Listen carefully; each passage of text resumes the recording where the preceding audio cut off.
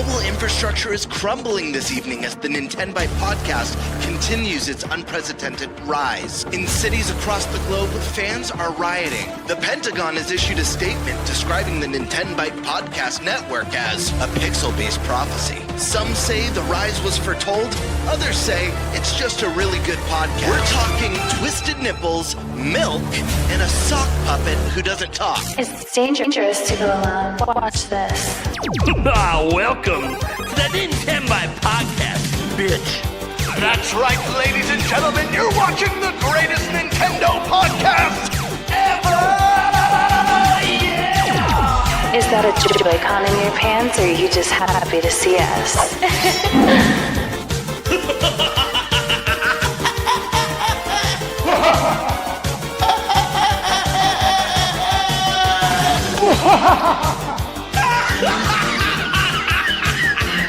Shut up! Now feel the power. Everyone, do you feel that? Oh my god, I feel it! You feel it too, Game Bird. What is it? It's the power of our podcast. I feel it! This is rad, Nintenbyte. So rad. Power.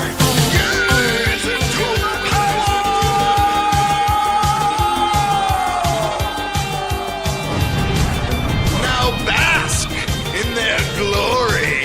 I'm Nintendo Prime. Oh baby.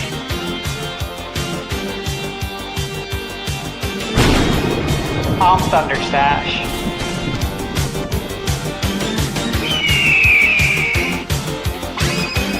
I'm Game Bird Classic.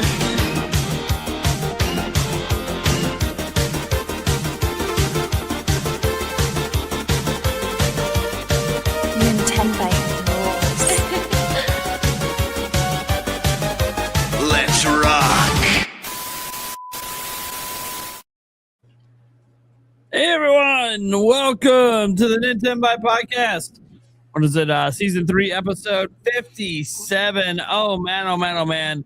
This show is always an exciting one when it is our reaction show to the latest Nintendo Direct, everyone. Oh man, we finally had our first Nintendo Direct after 9 months. Pretty crazy. Unfortunately, no Eric today. He announced last week he wouldn't be here, but just reminded everyone that he's not, but that's okay. We have a couple other guests coming in here. Let's go ahead and get them introduced. First off, we got to start off with the Deacon himself, Mr. Sandstorm McDowell. Yo, what up? I'm glad to be here, man. And it's at perfect time. It's the day after the Direct. It's a lot to talk about. Yeah, we've had time to sit on things and digest it and think about it. Speaking of thinking about it, someone who was so excited about the Direct immediately was like, "Hey, you have room this week?" I was like, get me on here. Wham! Chat, all I have to say is Deltarune tomorrow, guys. Can I get some Deltarune tomorrows in the chat? No, I'm excited. It's good stuff. I mean, obviously, I'm excited for Deltarune, but there's a lot of other cool things too. All right. And then we got to get over to the man who I've been waiting to hear from since last week. A man who at one point during my live reactions, I was like, a Game Bird over there must be changing pants at the moment based on what's happening on screen. Mr. Game Bird Classic. Is something missing? Are we missing something right now? Well, you know, the whole crew's not here. I forget things. My bad.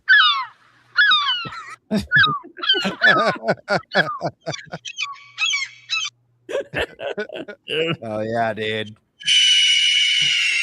Oh man, what is back? all right? What is up, guys? Happy Wednesday. What really happy freaking Wednesday. What a week it's been. Was I here last week? I don't even remember. Was I here last week? I don't think so. I don't even know. It's so blurred these days. Yeah, I'm very excited about tonight's show. There's a little light on the news, but still exciting. Right? Just a little light. What the fuck? All right. Well, definitely didn't expect to hear about a little light news today. Next time we got Thunderstash. Hey, everybody.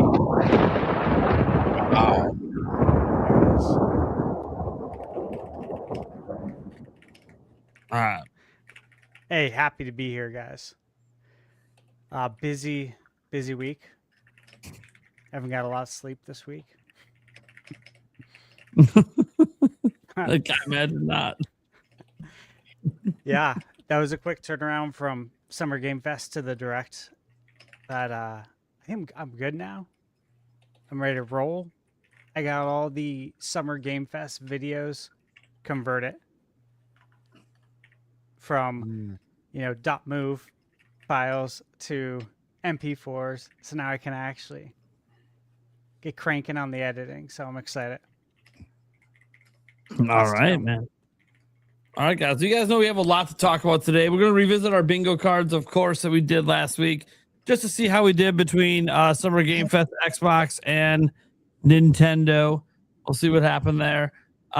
We are going to obviously have to talk about that Nintendo Direct. I think it's only appropriate, right, that we talk about the Direct. Of course, we'll talk about some of our favorite announcements from it. Ocarina of Time, of course, getting some time as well. And then, hey, look, it's been 1 year since Nintendo Switch 2 came out, a little bit past 1 year technically. So we're going to look back on the first year, some of our favorite things about the first year, some things we wish were better, and maybe some things we hope change in the future. So kind of reviewing the last year. And look, I don't know if we get to a fourth topic. I don't know if we need a fourth topic, but dealer's choice is just kind of floating out there just for fun. All right, let's go ahead and go all the way, as far away from me as possible, to Game Bird. What topic? Yes, shoot. Let's see. I guess I'll take bingo card. All right, sure. Get the bingo cards out of the way. The bingo breakdown. The bingo breakdown stash. It's like what do you want? You want year in review, or do you want the Don't really Direct? You have matter to me. preference? Nope, don't care.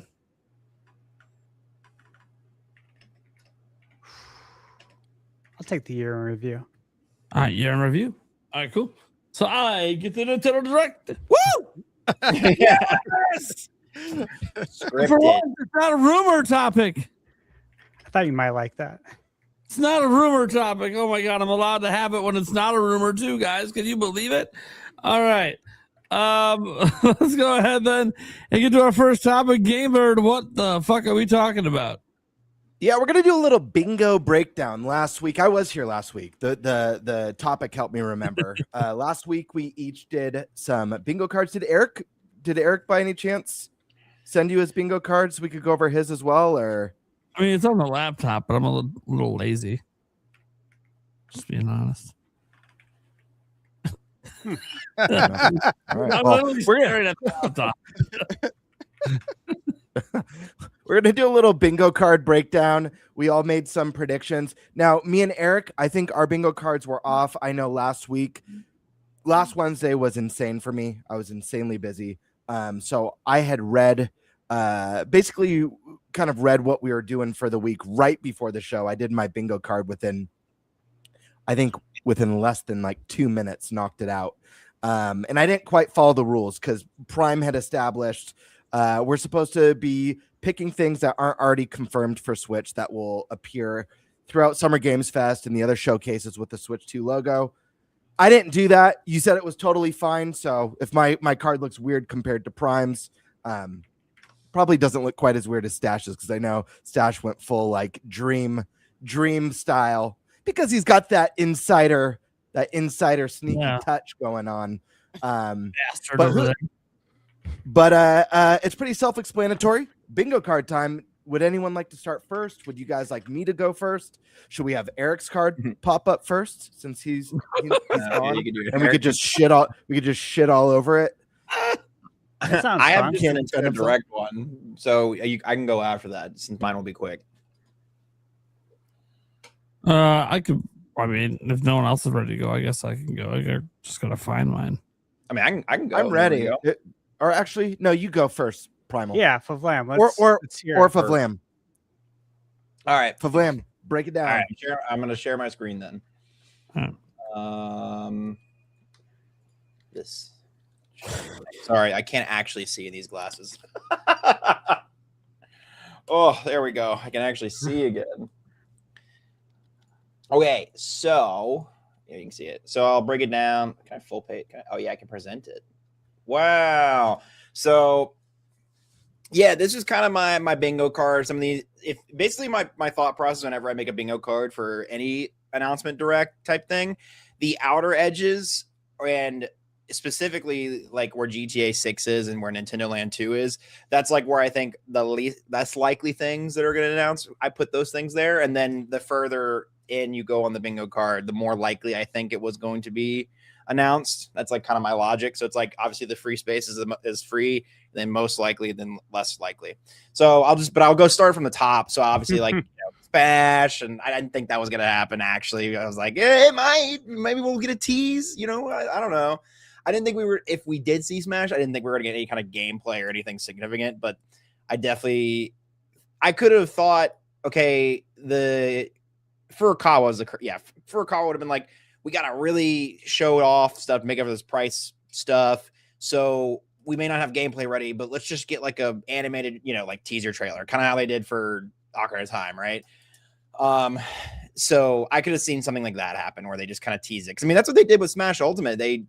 We saw for a while with Smash Ultimate was like, it was a Splatoon trailer, and then we saw the Smash logo in their eye, and then we didn't get anything until like the next presentation or direct or whatever. So, the one next to that is just a fan favorite, but also a favorite of mine, a port of Pokemon Mystery Dungeon Explorers of Sky, especially it being remade in the style of I think it was Rescue Team that they recently remade.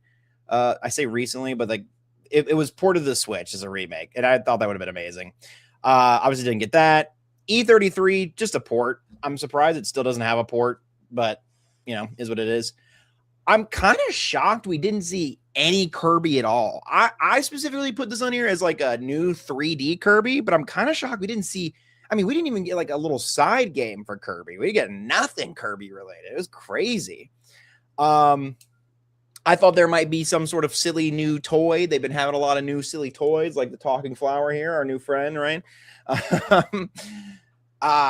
Cool mic drop moment could have been like, hey guys, we're actually not afraid of GTA 6 because it's coming out on our console. But I think that might be a September direct moment. Even I could see that being a thing. Still no GameCube, man. That thing needs games. It needs games bad. But it is what it is. No Mario Kart World DLC, and then of course my biggest ass pull, but thing I want the most, the Nintendo Land 2, the continuation of Nintendo Land, everybody's favorite Wii U game. And then I'll go through really quick kind of the things we did check off. So like Star Fox, I figured we'd get a little bit Starbucks hype, maybe like an extra thing shown. Demo's cool to see. I haven't played the demo yet. I need to, but that was always fantastic to see. Fire Emblem, of course, release date. We got that finally. Dust Bloods. I was kind of let down by the amount of Dust Bloods that we got, but at least it was there. But I'm a little scared at like where it's at in its development process. Like I don't, if they're doing the test thing and basically how little they're showing us, but whatever.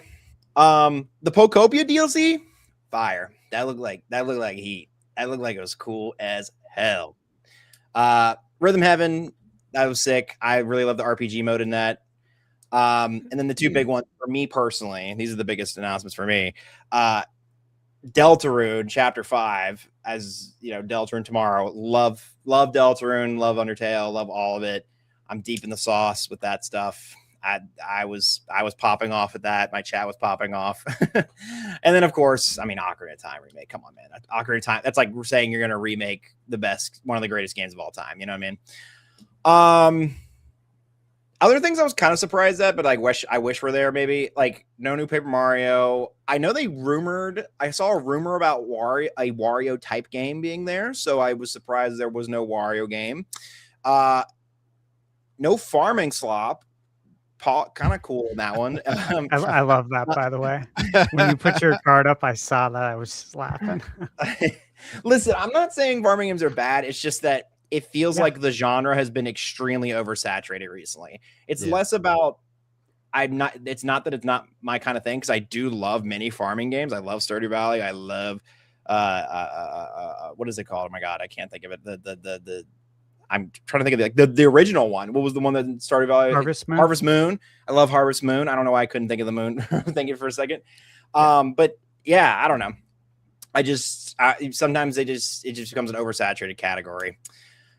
Man, we need a Mario baseball, man. I feel like that's the only way they're gonna like redeem the sports games in general from people buying it, because Mario Tennis Fever was a really good game. It was just not a $70 game. But it was a really good tennis game. Like I had a ton of fun playing that with me and my friends and stuff. But yeah, that's my bingo card. There's a couple other things on there, like the Nintendo DS screen, and I know I have Super Mario Titans on there. I know it's AI generated, but I thought it'd be funny to put it there because it's become like a meme at this point. So, anyways, They keep putting out new stuff too. Like, new footage of Mario Titans. I'm like, man, they're like still sticking leaning with hard into it. Pretty funny. I love it when a meme like that just becomes completely unhinged, and yeah. I do too. But yeah, I don't know. What do you guys think about bingo card? Do you think I'm crazy for having any of these on there, or like? No, I think this. I honestly think this is a pretty solid card, and it's funny because when we all presented our bingo cards last week, someone got really like offended by our bingo cards in chat. It was like, "This is insane. You're only going to get like 4 or 5 of these max." I'm like, well, that is bingo. Like the goal is to get 5 in a row. So getting 5 would be epic. I think they thought that bingo means like everything on the card we're expecting to be there, which is not the case. You're just trying to get 5, 4 if you include like a bonus space. But pretty solid card. I'll go next. Oh yeah, let's see it. So I don't have that many. 5. I have 5. I got right. So Final Fantasy, that was a layup. That was easy. Given. Right. Thanks, Nate the Hate. Ocarina of Time. Again, thanks, Nate the Hate. Another layup. Yeah. Tales of Eternia. Wasn't a layup. Was happy to see it. Lords of the Fallen 2. Been calling that one for a while. And the latest Toys for Bob game coming to Switch, Spyro. So there you go. That's all I got right. Everything else is wrong. You know what? I'm good with that. No free got space. 5 though. You thought Pikmin was so free that you put it in the free space? I like to live on the dangerous side. I mean, hey, there you go. That's not bad. I would just put. Is it Koizumi? Is Koizumi who does, or is it Furukawa also does? Who's at the directs? Put their face on it in the middle there. I think it'd be good free space. Yeah. Prime, real quick before I throw my card out here, was there anything on your bingo card that you're surprised or like disappointed wasn't in any of the presentations? I could see like Zelda 40th being one of those items because I think a lot of us expected to. I think with maybe the exception of Stash, who didn't quite think they were going to do 40th anniversary yet. I could be remembering wrong, but I feel like that's one that like I was a little bit surprised. That's correct. All those major presentations and no Beast in Reincarnation. Where the hell is that game?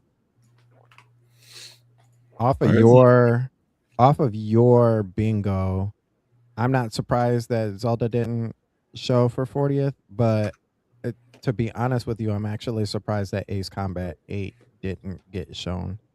I feel like that was a game that was going to definitely be there, especially because it's Namco Bandai. But they're really up and down sometimes. So, Was it confirmed afterwards for Switch 2? I don't recall. I had to catch up with the news because at least post Nintendo Direct, I had a big job interview yesterday. So the moment I had to travel to San Diego, and so the moment the Ocarina of Time got revealed, I hit the road. Oh wow. Not that I saw. I don't think it's confirmed yet. What, Beast of Reincarnation? No, Ace No, Combat. Ace Combat. Oh, for Switch 2? Yeah. Hmm.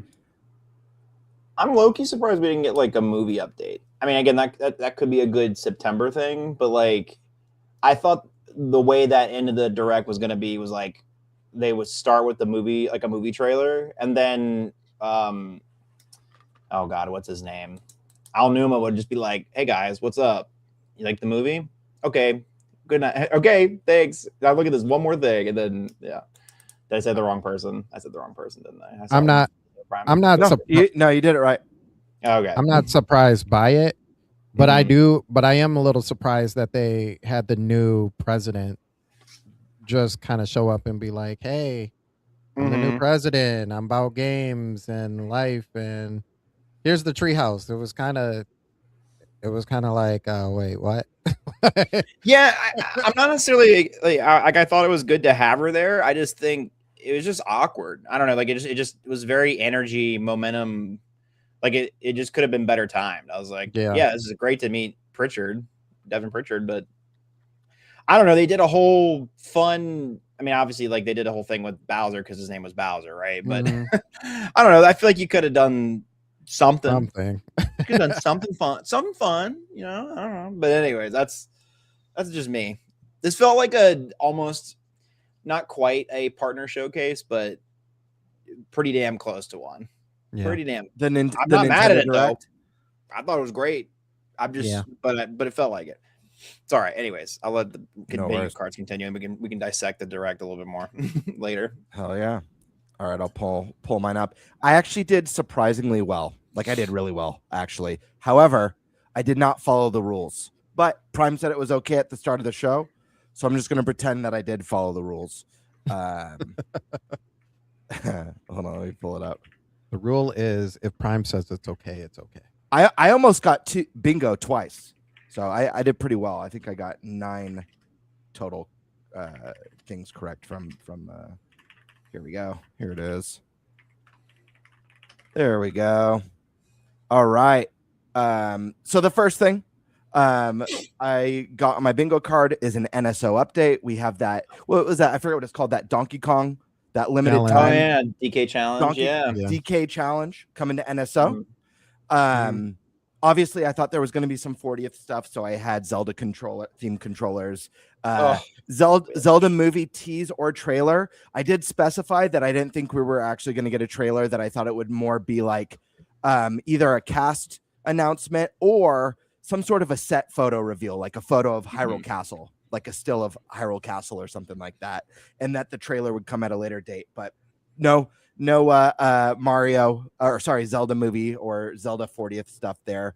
Themed Switch 2, again, I thought this might tie in with Zelda's 40th anniversary. Chrono Trigger, this is one that was a little bit of hopium, but also something that I do believe is a potential possibility at some point. NSO Twilight Princess, again, this kind of ties in with Zelda 40th. I think we're going to get the NSO edition other tone a Switch 2 version of the Twilight Princess HD, personally. Bradley the Badger, I thought we would see this there. This is one of my favorite announcements from the last Game Awards.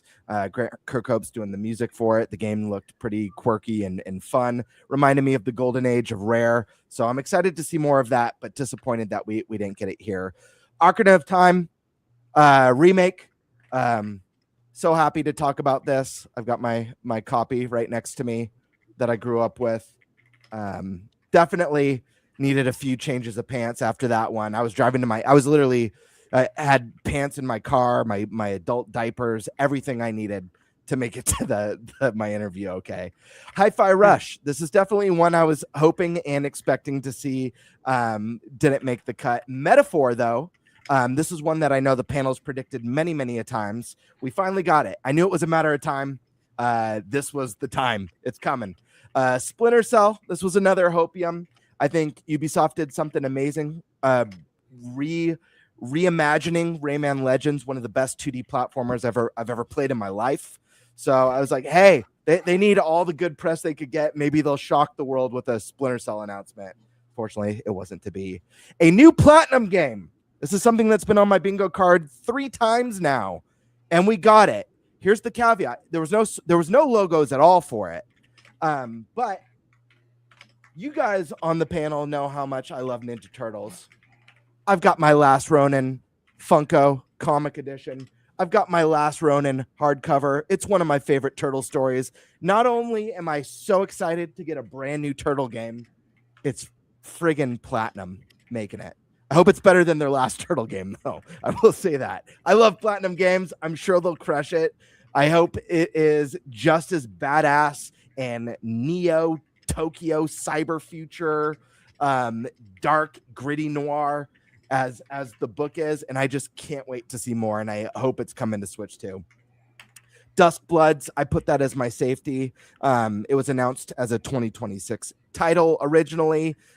I hope that's still the case. We got the playtest announcement.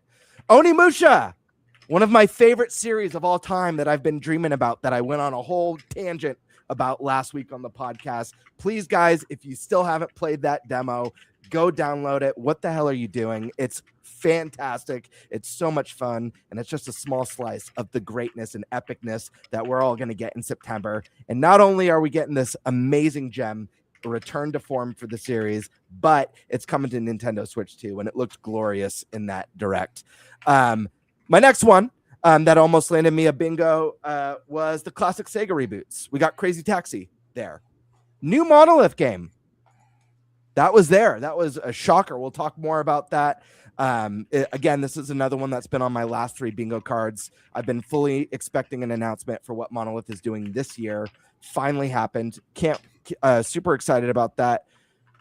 Why do I have... Whoops. Ignore that other X. Sorry, I have an extra one. For some reason, I have New Luigi's Mansion. We did not get that announced. My apologies, guys. I don't know how that got X.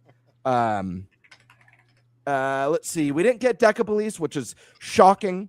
You know, this game was announced like 2 years ago now. It was originally supposed to come out in 2025.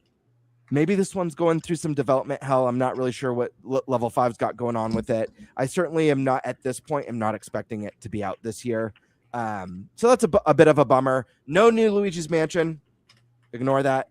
Doom. This one was very surprising for me, actually. Doom has always been a constant on Nintendo consoles. When we got the announcement for the new Doom DLC, I thought for sure this game was going to be at the Switch 2 Direct. Wasn't there. Diablo's another one.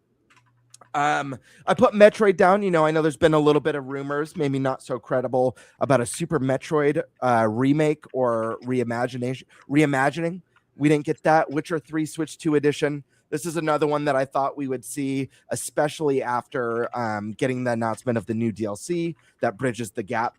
Orbitals 2, I thought we'd get one final look at that one. That was there.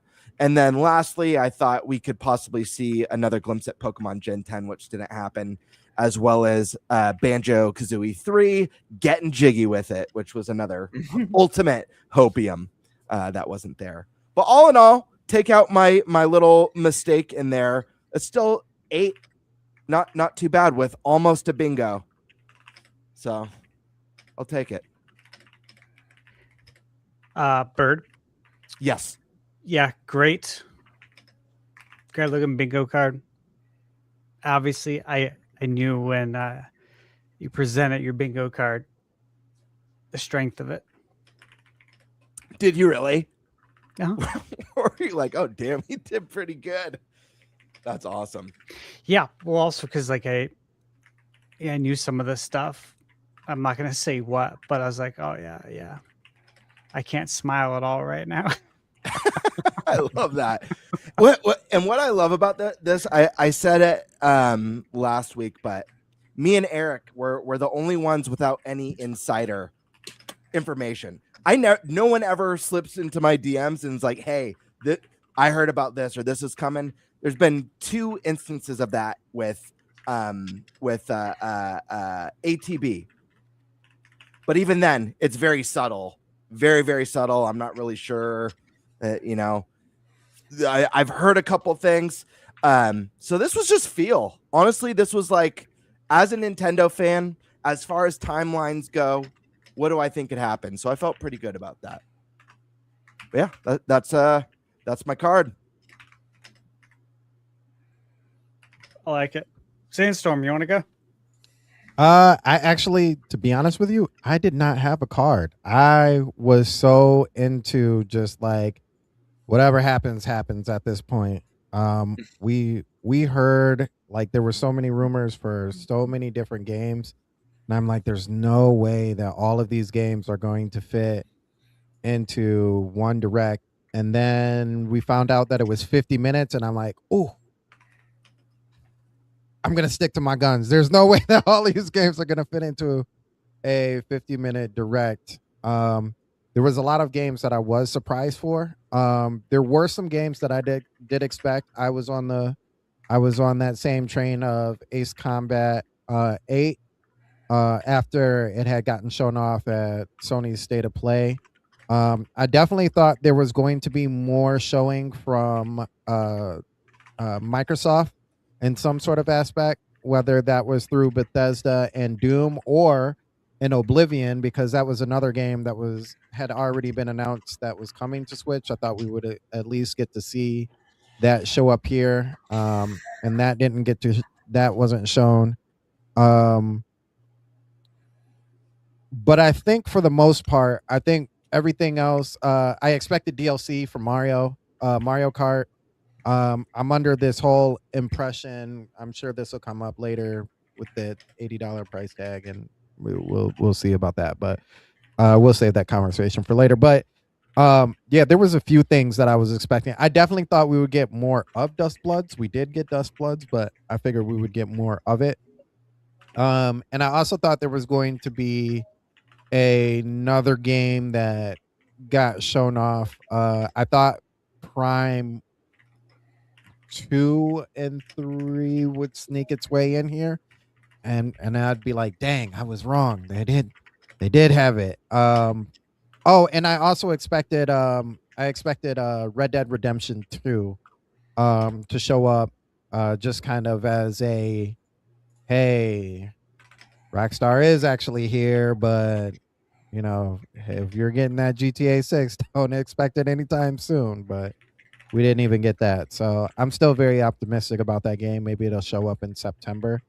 One that didn't show up in here, even though it already got an announcement, I thought we would see Elden Ring again, one more time before it actually came out in August, just as like an update, you know, because the last time that we saw it, like the public in a direct has seen it, you know, was a little sluggish. And everybody has talked about how much improved it's been over the time that they've shown it off and people have actually played it. So I thought we as a whole would get to see that actual update, especially when Dust Bloods is kind of their next venture for Nintendo. So yeah.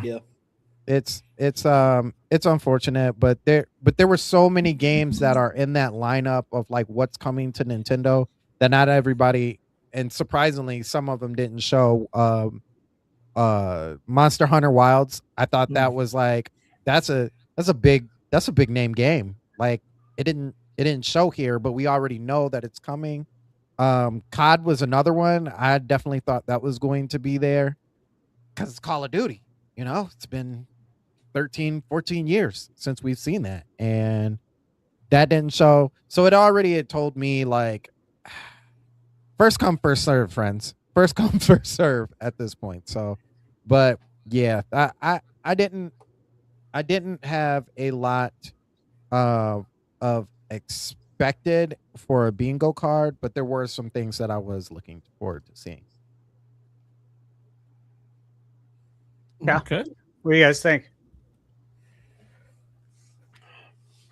Can we go? Yeah. Go for it, man. Let's do it. You're the last one up. Let's see it. Okay, now let me preface this for anyone who wasn't here last week. This was a hopes and dreams bingo card because it didn't make sense for me to do one because there's too much I can't talk about. So this was the best way to do it. And I got some things right, even though I didn't want to. Dragon Quest. We got Dragon Quest Monsters. I'm really excited for that because again, I played part 3, loved it. I think I put like 80 hours in on it. Had zero intentions of doing that. It was just that good. Let's see, Castlevania. Again, this is coming out already on Switch. For anyone who doesn't know that, when it was first revealed, it showed the Switch logo. So, and I also have it pre-ordered physically at Best Buy. But I heard there were some people that were hoping that it would be announced for Nintendo at the Direct. But it was last year. And again, I have it pre-ordered. So, if you're excited for that, if that's news for you, it's out. It's coming out for that. Let's see. Resident Evil. We did get Veronica. Dude. I texted you about this, Dash, because we chatted a little bit. But dude, you kept such a straight face because when I saw Resident Evil, I was like, oh yeah, I bet Code Veronica could be there. And you're like, I don't know. Like with such a straight face. So it's under embargo still, but like I can at least say that I met the producer of Resident Evil Veronica, and I got to do an interview. Yeah, so cool. There's a lot to be excited about, but I can't say anything. Was it Tales of Eternia? That of course happened. I didn't have confirmation on that. I had a good feeling that was coming though. Excited for that one. Let's see. Metaphor.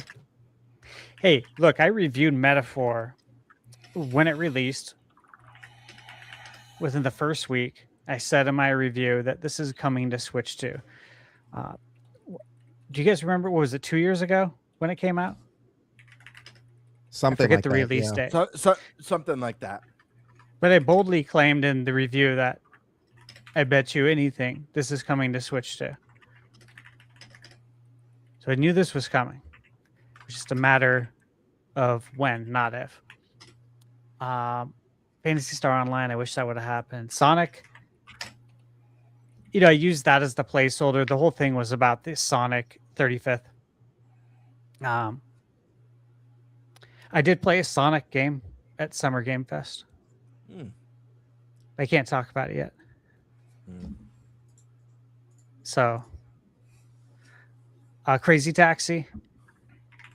I met the creator of Crazy Taxi. Oh, that's cool. I got a picture with him. Yeah, I'll post it at some point. He's cool as hell. Michaela got to meet him too. She thought he was really cool. I thanked him for being a part of my childhood. Said I was there on 9/9/99.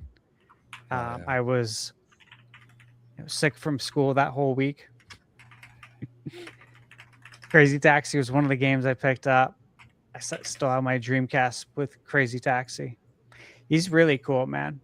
Really cool dude. That was it. But I want to show something more important. Okay, and that's, let me pull this up.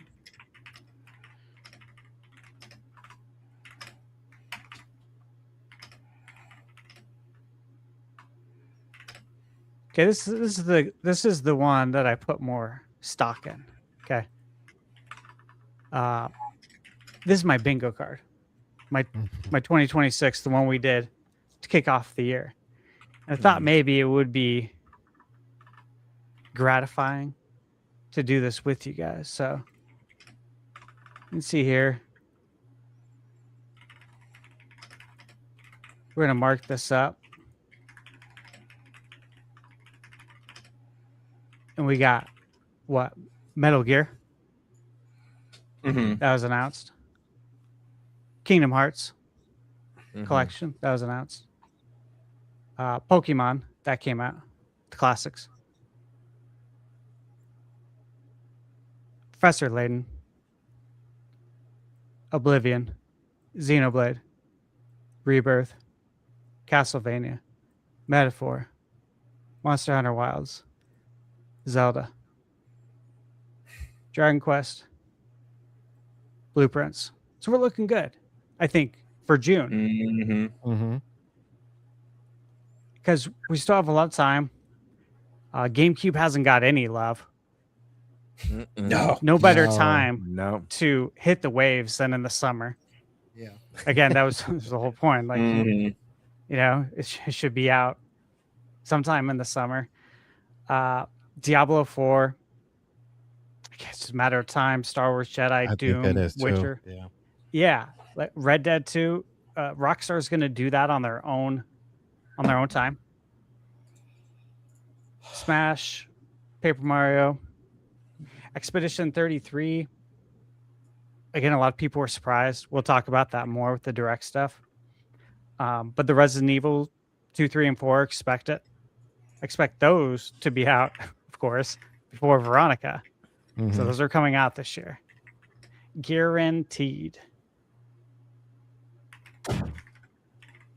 And I know some stuff about Silent Hill. The new Silent Hill. But I have to be silent about it. Let me just say, it would make a lot of sense to have Silent Hill 2 come to Switch too. For various reasons. All right. So that's my card. What we got? AJ Rax. You want to read that off, Bird? Yeah. AJ says Switch 2 Sports Resort has a jet ski game in it for Stash. I literally thought of you when it showed that mini game in the direct. I'm like, oh, Stash is going to love this. Well, I thought about it and I was like, you know, this is really cool. What would be even better is if when you're on the water, like when you're doing that, you can use the wave race music. Like that's an option. Yep. Yeah, And like when you're flying, let me hear Pilot Wings music because we know that's why you're putting that in Switch Sports and not a standalone. Switch Sports is a catch-all. So since you're doing that, why don't you lean into it a little bit? Maybe even give us some wave race skins. Yeah. You know what I mean? Let me choose was it Dan Mariner? Yeah. The big dude. Yeah. Heavy set guy. Yeah, the heavy set guy. Instead of those generic Mii's. Yeah. Listen, can we talk about that though? So the Mii's though in this new Switch Sports game, right? They're really pushing those? What are they called? I don't know what they're called. The Mii's that aren't Mii's. You know what I'm talking about? They're only in the Switch Sports game. These new ones. Yeah, what do they call they them? look different. They look different than traditional Mii's. Right. They have a name. I know they have a name. Sports Mates. Yeah. I'm like, you have Tomodachi. Like, I understood it initially because it was like, okay, Mii's are kind of this. They're almost a decade old. They were part of the Wii era. We're 2 consoles beyond that. So it's like, all right, yeah, I get why you want to move on from it, but the Sports Mates definitely weren't the best. But now you've like reintroduced Mii's into the public zeitgeist. You know what I mean? Like, we have Tomodachi Life here now, and that's like the standard now. People will think they've transcended the Wii era. I feel like with the new Tomodachi Life game, So it's just interesting to me that, and I know they made it an option to play as like this amalgamate. You have the Mii head and then the Sportsmate body, in the new games. But it's just really interesting to me that they don't just like full send the Mii's again and just say, because I really don't think there would be a single person out there that would have been upset if they were like, it's all Mii's, and the Sportsmates just disappeared, I think people might have been like, well, that's weird. But otherwise it would have been, I think people would have been like, hooray, the Mii's are back. I actually agree with you, Favlam. I still think that Mii's are the gold standard for like console avatars. And I forget if it's been a while now, so please correct me if I'm wrong. I believe that Xbox 360 was the gen that introduced the Microsoft avatar characters where you can make yourself right. Yes. And Correct. it just didn't hold a candle because there's something kind of like quirky and odd about Mii's, you know? And Tomodachi Life, I think you make a great point of bringing them back into the world and the popularity and kind of that social media presence, because that game is so whether it's TikTokable or Instagram shortsable or YouTube shortsable. They just come back full force with it. Right. Yeah. Someone described Tomodachi Life as it's Mad Libs for friends and family. And I was like, that's honestly like the best way to describe that game is it's like the best Mad Libs you've ever done ever. Yeah, no, it's really strange to me. I mean, like I get it, but I don't like the sports. I think they look, I don't know. They're just too like corpo. They feel, you know what I mean? Like they feel very generic.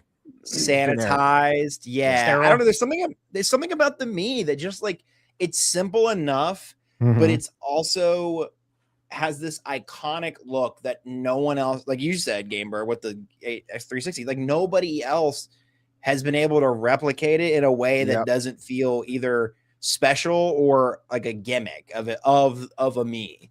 And I think that's pretty cool that they've had something that stands the test of time this far with the Mii's. But I don't know, I don't know. Anybody else have any comments on the Mii debacle and what we're doing with these Mii's? No, I mean, where the hell is Miiverse? Yeah. It now makes me wonder because, like you said, Mii's are such a staple now that they're even in Smash Bros. As how they are in Smash, you know? Yeah. So, like, looking at them in this game, it's like, is that how they're going to look in Smash? Because I don't want them to look like that in Smash. I know. Are they going to make up? Are they going to put the sports mates in Smash instead of the? Oh, that would be the bad timeline.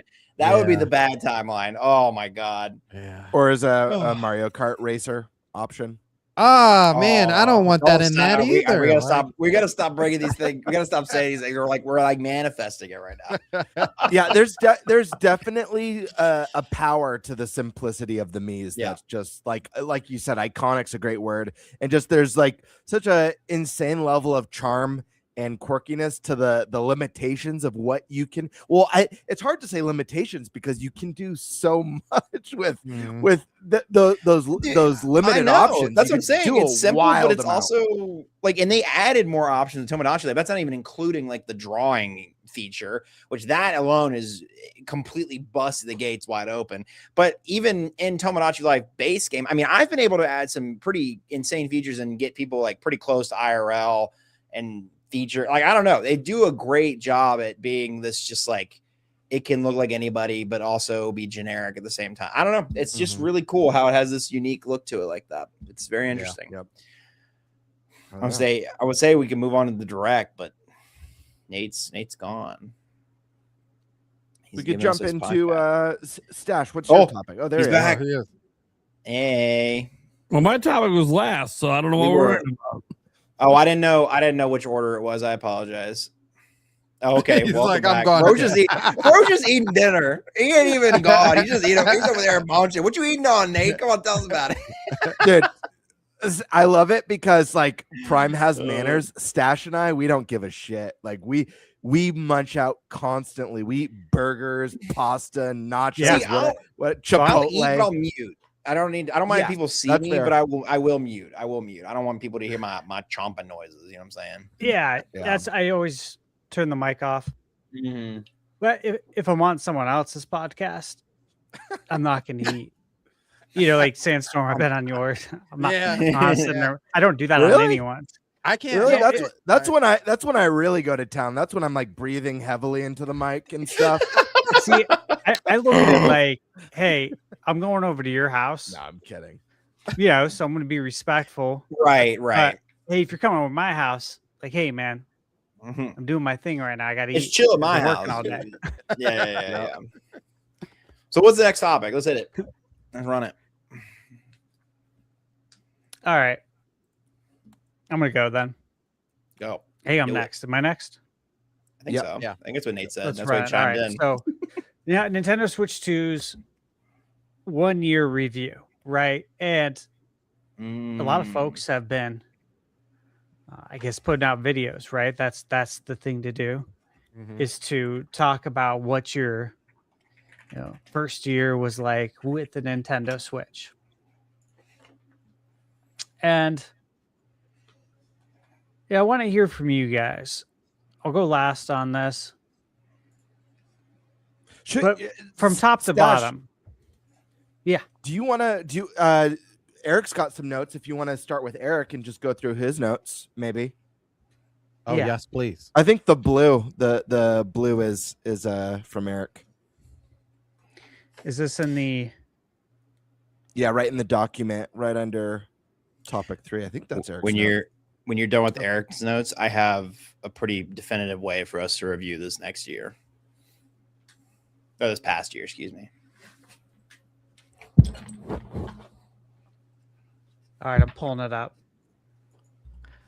I like to, once the notes are done, I download them to a Word doc, and then I add my own notes. Okay, so I got to pull it up. All right, so guys, we're going to do Eric's thoughts to kick us off, okay? And let's see, this is on, there it is. All right, Eric said the good is the amount of games that were released and or announced. And another thing that was good, he said, is this last Nintendo Direct. The bad, the seeming lack of direction, to me, as he says, on how, when they were going to release or announce their games, having so many games that we didn't know anything about. And on the future, Eric says, I am not sure how they are going to beat this last Direct because it was a banger, but hopefully they figure out some way to do it. Just keep bringing the games. And when we do have the Direct topic, Eric's got notes on that, so you'll understand why he thinks the last Direct was a banger. He's got some detailed notes on that. All right. So that's Eric. Now, Flavlam, you said you've got a definitive way. Share my break this screen, down, baby. right? Share my screen. I'm ready. We're gonna do nice. Let's see a this. definitive podcast. We're gonna rank all of these games, and I think that'll give us a pretty good average of this year's score. I love it. I think so. I'll break it down. We can start. We got to start with we got to start with Mario Kart World. That's just like that's our system. Basically, it's Wii Sports. I want to hear what you guys think about it first before I give my opinions on any of these, but I'm going to just tee them up and you guys knock them down or what you think where they belong. And I'll break the tiers down real quick before I go any further. So S tier, I think, is like a system seller. It's like a must-have game. A would be like, it's a solid entry. Maybe not every single person gets it, but it's like most people often not have it. B is like not for everybody, but it's not a bad game, you know? C would be like, it's might be overpriced. It's really not, it's kind of And then F tier is obviously just, it is yikes. It is just in the toilet. So, and then it's not out yet because some of these are not out yet. Favlam, for this tier list, are we supposed to be as objective and unbiased as possible, or are we supposed to I think let you our should, feelings motivate it? I would say I say bring your feelings to light to say, so you could be like, I personally will put it here, but objectively it probably goes here. I think that's I think that's what you should say. Sorry, I'm cool. I thought this would be fun. This would be a fun way to do this. This is easy. All right, Nate, where are you putting it? You're back. You came back strong swinging. Where are you putting it, Mr. Prime? What, Mario Kart World? World? Yeah. System seller. If it's not a system seller, then system sellers don't exist. Wait, are we voting on this, or are we each going through each game? I think we'll I think we all say what we want about Mario Kart World, and then like if the consensus seems to be like, okay, yeah, it's S tier. I'll put it up there. And then like, but if we Got start to have like some debate, then it's like, okay, maybe we debate a little bit and then we can like vote. Cool. Best out of Yeah. 5, let's say. Yeah, but like we just say your piece about it. You know what I'm saying? What about you, Stash? Where would you put this at? Mario Kart World system seller. Absolutely. Mhm. Oh yeah. Game Bird. System seller. Listen, I'll say my piece really quick. It's Say it. Mario Kart. Everyone loves Mario Kart, regardless of what you think about the price. This is a fantastic game to launch a system or bundle a system with. Everyone loves Mario Kart. On top of that, this is a game that's going to be expanded throughout the generation through DLC. It's only going to grow, maybe even double in size by the end of this generation. So yes, system seller. Sandstorm. Do you concur? So okay, so I'm gonna say this, and because there's pieces in this puzzle of Mario Kart World. For me, it's not bad, but not for everyone. Objectively and honestly, it's a system seller, but it is. I don't think that it's actually overpriced, and I know somebody out there is like, yeah, but it's overpriced. I don't think it is. The more I see 80, I'll just throw this out there because it's gonna come up again, and I don't. I think at this point in time, games that are $80, and this is just my theory right now. Games that are $80 are games that are going to have a lot of DLC. Or a fair bit amount of DLC, and instead of you having the option to pick whether you want to buy the DLC down the road, it is surcharged right at the beginning. And so as time goes on, the DLC will be free updates as it goes on. So I think Mario Kart 8 or Mario Kart World is one of those games that will have DLC that comes down the road. But that $10 extra that you're putting into it is part of that. And I also think Fire Emblem is that way too, because Fire Emblem has a lot of DLC as well. Oh man, that's a whole can of worms in itself. So I think it's like a surcharge. But right. I say all that to say, if you had to pay $80 day one for Mario Kart and it comes with all the DLC in the future and all of that is free updates, it's a system seller easily a system seller, right? But I still think objectively it's a system seller. Yeah, and I kind of agree with the premise that I don't think it is S tier in terms of like for me personally. I think it's very close, and I think, but then I have to ask myself, I am comparing it to 8 Deluxe in its current form, which was like an S plus tier, a generational Mario Kart game, objectively one of the best, if not the best Mario Kart, but it is a system seller also just in concept because of the way it was packaged in with the Switch 2 as well, with the $30 discount and everything else. But I also think it's just it is a great game. It's a very, very solid game. I think there's just a little bit more they could have done with it as a package in itself, but I think that it is still S tier system seller for Switch 2. Welcome Tour. I'll go reverse order. I think it should have been free, but I don't think it's bad. Like I think this like belongs in C tier because of the overpricedness, because it should have been free. It shouldn't. I think it was a great little tech demo. It had fun little quirks about it, but I think the fact that they charged money for it is pretty rough. I don't know. That's just me though. And if we don't all have to give like a super big piece, I would just say if you have something you feel like you're compelled to say about it, give it there. I'm compelled. Oh, hit me with it. Well, I reviewed the game. Right. I don't think many people actually reviewed the game. I think a lot of people probably didn't even want to touch the review aspect of it because of how people were feeling. But hey, I think where you put it, what you suggested, C, is right. That's what I said in my review. It's not gonna be for everyone. For someone like me who is a total tech nerd, loved it to have Nintendo openly,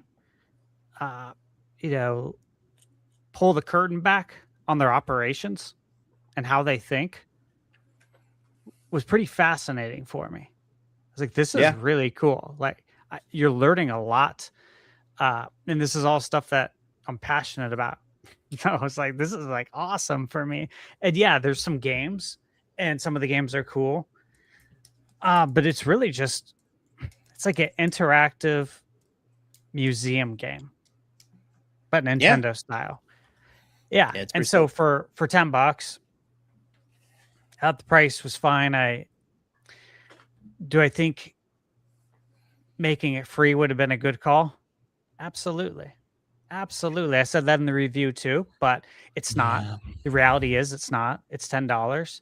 But at the same time, the reality is you're going to spend more than $10 when you drive through Taco Bell. Okay. So. That's true. You know what? You got me there. And going to regret it afterwards. You totally are. You totally are. Yeah. You're going to pass out. You're not going to play any video games after you eat that. So that's where I'm at with it. Yeah, I can see all sides of the opinions that it should be free. And that and I've heard the case that if Reggie was still there, it would have been free. Right. I don't argue that. Reggie would have pushed. He's said that in interviews too, that he would have made it free as a pack-in. But yeah, I think it would have been a great pack-in, and people would have viewed it differently and with an open mind. And instead, nobody looked at it with an open mind. They're like, "Oh, screw this, $10." It's like it's $10, man. Again, all right. I saw someone say in the chat it should have been free for NSO members, and I think that would have been a fantastic compromise to still get money for it. But that's what I was gonna say in my piece, that it should have either been a pack in or switch to NSO members get welcome tour free. I'm like you. I'm stuck between yikes and someone might like it overpriced. And the reason why part of me feels yikes is, one, because it feels like a missed opportunity, but also I don't think Nintendo marketed the Welcome Tour very well. In fact, all of the exciting stuff I heard about Welcome Tour, or like interesting information I heard about Welcome Tour, came from Thunder Stash, not from any Nintendo presentation.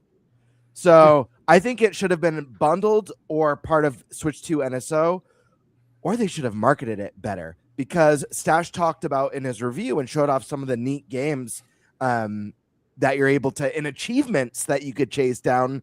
That was like, I was like, where was this when they were talking about the game? Maybe I missed it. Maybe they did dive into that stuff, but I don't recall them building any excitement around Welcome Tour personally. But I do think some of the mini games, and Stash, it has got one of the best review channels in this space, and so when he gives something a seal of Thunder Stash approval, there's something good in there. So I'm gonna stick with the C. Some may like it, but overpriced. Thanks, man. Do we have any other compelling arguments? I'm gonna say that it's I do say that it's C. I lean on the opposite side of Gamebird. I think it's CB actually, because it gives off this historical piece of like not only the system but like where they've kind of been and up to, and like Stash said, you kind of get to pick Nintendo's brain without directly asking them questions. To me, this game was really close to 1, 2, 3 Switch, but like on a more ask Nintendo Q&A type of level without actually asking them. This was like, for me, this was, so the one thing with 1, 2 Switch, there was a particular game, and I did the same thing with Switch 2. I would go around at like my job. I would go around to like my kids' friends, mother-in-law, just different places with my Switch. And I would be like, hey, play this ball in the box game. And they'd be like, ball in the box. And I'm like, yeah, you got to figure out how many balls are in this box, like metaphorically. And they're like, but you have to hold the controller.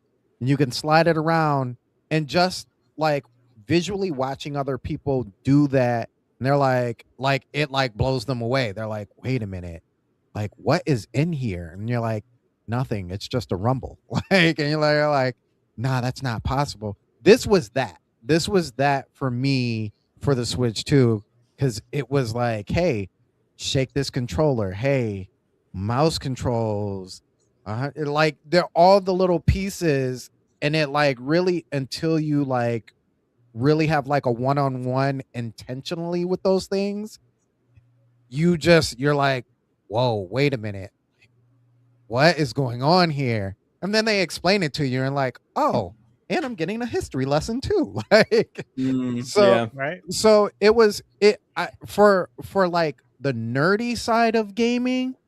That's why I think it was really good, especially for us. And I think it was also good for people who like really talk about frames and graphics and all that other stuff, to like get this piece and see what actually goes into hardware. Unfortunately, that's not for everybody. But like you guys have said, and why it remains in C for me, it was overpriced. I do think it was something that should have been free for everybody to really like engage into. But they chose to slap a dollar sign on it, and that's what it is. So yeah, it's a C. Any other arguments, or are we happy with it in C? Prime. You got something to say about it? Dude, okay, guys, this is welcome tour. Are we gonna be at this topic for like the next 5 hours? That's why I was like, that's why I said if there's nothing else to say about it, you don't have to speak. We could just go on to we could just like, if you have a compelling thing, you're like, I really want to say something about it, we'll say it. But otherwise, Okay. we just Welcome tour was on. divisive, right. which is why I think we had to give some nuance into like Right. why our opinion is probably different Mm-hmm. than the masses. And to the masses, I believe you have not played it. I believe you judged this book by its cover Mhm. immediately and said no. And you turned your brain off. And I'd put money on it that the majority did that. Mhm. Yeah. If I could prove it. So that's why I don't- want to give some nuance. No, that's fair. That's fair. All right, next one. I don't mean to go first again, but I just have something to say about this one. The mere existence, but it's my of turn, this- so I will. Yeah. The mere existence of this is an S tier. However, the current state of it is a yikes, in my opinion. It is. There's not a lot on there. I mean, there's some cool games. I think it definitely could probably be higher. But me personally, I'm like, dog, we need some games on this. This thing needs to be updated. But I'll let you all, if there's anybody who disagrees or thinks we need to go higher. Yeah, I'm gonna say you're right, and in theory it should be a S tier system seller. Mhm. I think in reality it's a B. There's still a lot of content there for like even the younger generation. Mhm. Wind Waker, even though you're not getting the best version of it. Soul Calibur 2, you are getting the best version of it. There's just, and then they just announced well, not just, but Pokemon, what's the Pokemon game? Can't think of the name, the subtitle for it. Gale of Darkness. Gale of Darkness, thank you. It's on there right now. Yeah, a game that we haven't seen since Yeah. GameCube. So like it's I think it has a lot of potential there, and there's a lot of stuff for people who are not us, who grew up with it. Mhm. So I do think it's not bad as of right now, but it's just not for everybody yet. I think I could agree with the B. I don't know. Does anybody else disagree with the B? I think If you don't, Go ahead, speak Bert. now, forever speak your piece. I was gonna say I think B is a great place. Initially, I was thinking A, solid entry. More specific, obviously, GameCube is a cherished console. More importantly than that, without GameCube on, actually, no, I'm gonna bump it to A. To be honest with you, and Really? the Really want reason A? why, Yeah, one, because despite having a limited library right now, I think it's going to grow throughout the generation. I think it's going to be evergreen. Secondly, Right, but this tier list is about grading it on its past year. Right. The fact of the matter is, this did not up the cost of NSO, so this was a free add-on to the expansion pass. And without this, if you want to play a lot of those iconic games, it'll cost you, depending on what ends up coming to this. Some GameCube games are very expensive now, more than retail at that, if you can hunt them down. So I'm gonna say A, and I am gonna factor in potential. I understand it's a limited library. It's got my favorite game of all time on it, Wind Waker already. So I think there's room for improvement, but I think the sky's the limit. So I'm gonna say A.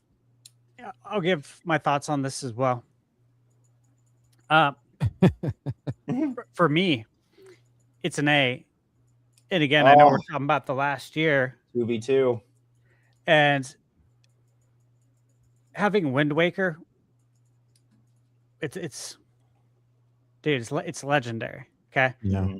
You got Luigi's Mansion. That's true. Which Luigi's Mansion 1 isn't available. And it's not on Switch 1. Yeah. Only way to play it is on GameCube NSO. Dreamcast. I'd bought Dreamcast on day one. I bought Soul Calibur. It's an amazing game. That ended up being like my favorite game of all the launch titles I picked up. And I think I got 6, which was a lot. But again, I had my own job. So I had my own job as a kid with no rent. Right. You're buying video games, bro. We're gonna be here forever. Wow, Chad, we're gonna speed it up. Don't worry. So Soul Calibur 2 with Link, all over that. F-Zero GX again, amazing game. Mario Strikers, you got the online play. You got Chibi Robo, which is a deep cut. Wario World, Pokemon XD. Looked it up. Gale of Darkness goes for like $250 to $300. Yeah. GameCube Wind Waker right now is $100 on eBay. That's true. That's like that is 2 years of NSO right there. And then, hey, how much is Path of Radiance? Fire Emblem? Oh, that's got to be way up there too. A mortgage. Yeah. So I look at it that way, knowing that that's fair. Nintendo's going to drip feed us. Did they give us solid games in the first year? That's how I'm framing it in my mind.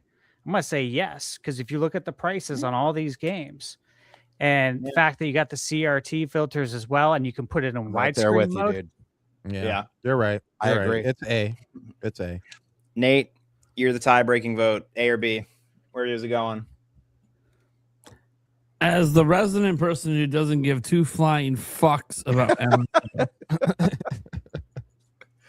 I'm gonna summon my inner puppet master, the Spice Lord Eric, and give it an A. There it is. Wow. A is where it shall live. Then A is where it shall live. I don't mean to rush everybody, but like, yeah, we just hurry. If you don't disagree, if you don't disagree with the rating, then we can just move on. That's all I'll say. I'll start with Game Bird. Where do you think Donkey Bonanza should go? DK Bonanza, I'm putting S tier. Return to 3D Donkey Kong. New design, amazing music, great game. Keep it nice. Does anybody here disagree with S tier? All I can say, compelled to talk. All I can say is ditto S tier. 100% agree. I think I'm on that too. Pretty easy one. It's just a generational kind of game, but Drag X Drive. Let's start with Sandstorm. You give me, where do you think it deserves to live? I was really hoping that none of these hit this, but it's definitely on the F for yikes. Yikes.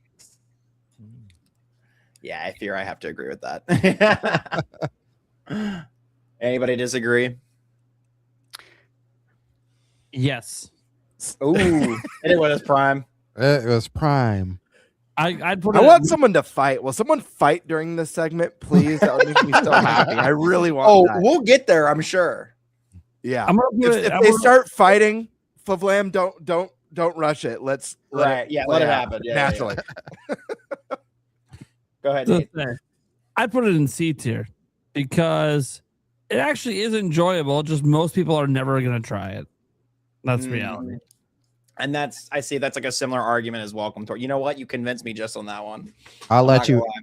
I'll let you have it. I'll let you have it. You flipped my vote. Yeah, I'll let you have it. So I reviewed this game, Yeah. and again, in my review, it's not for everyone.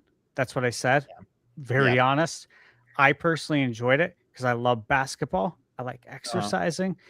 But again, people are going to judge it, and they let the internet decide if this game was good or not for them. Right. They did. They were a bunch of followers. So it's facts. Yeah.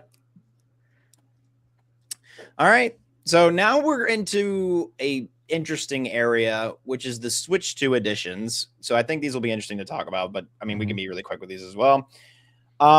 We have the Zelda. I'll kind of lump them into one package because I feel like they were kind of one package. Zelda, Yeah, Breath they of the were together. Wild, Tears of the Kingdom, Switch 2 editions. I think they live in A tier. I think they're solid upgrades. They didn't. Did they cost anything? I think they only cost something if you Yeah. didn't have NSO, right? Yeah, only if $10, you- and then free disagree. with NSO. Yeah, and I think out of the Nintendo Switch 2 editions of all of these things on this list, I think it might be the best one. But that's just me. I don't know. What do you, Nate gives thumbs down. Go I'd ahead. actually say it was S tier, but go ahead, Nate. I think I have to disagree with you on that one. I'm sorry. I don't think it goes that far. I think A is too generous. But Nate, if you want to go first, go for it. Yeah. I think this is F tier. And you guys are crazy. You guys are absolutely crazy. Okay. These are Switch 1 games. Yeah. All right. Let's just start there. They're Switch 1 games, right? What's one of the number one complaints on Switch 2? Oh, $80 games. When you go to the store, what's the only other $80 games you're gonna see on the shelf? All these fucking Switch 2 editions. Yup. That's true. Well, let me ask you this, because some of them will be like, oh, here's Breath of the Wild. Oh, it's $70. Doesn't even have the fucking DLC from 2017. Okay.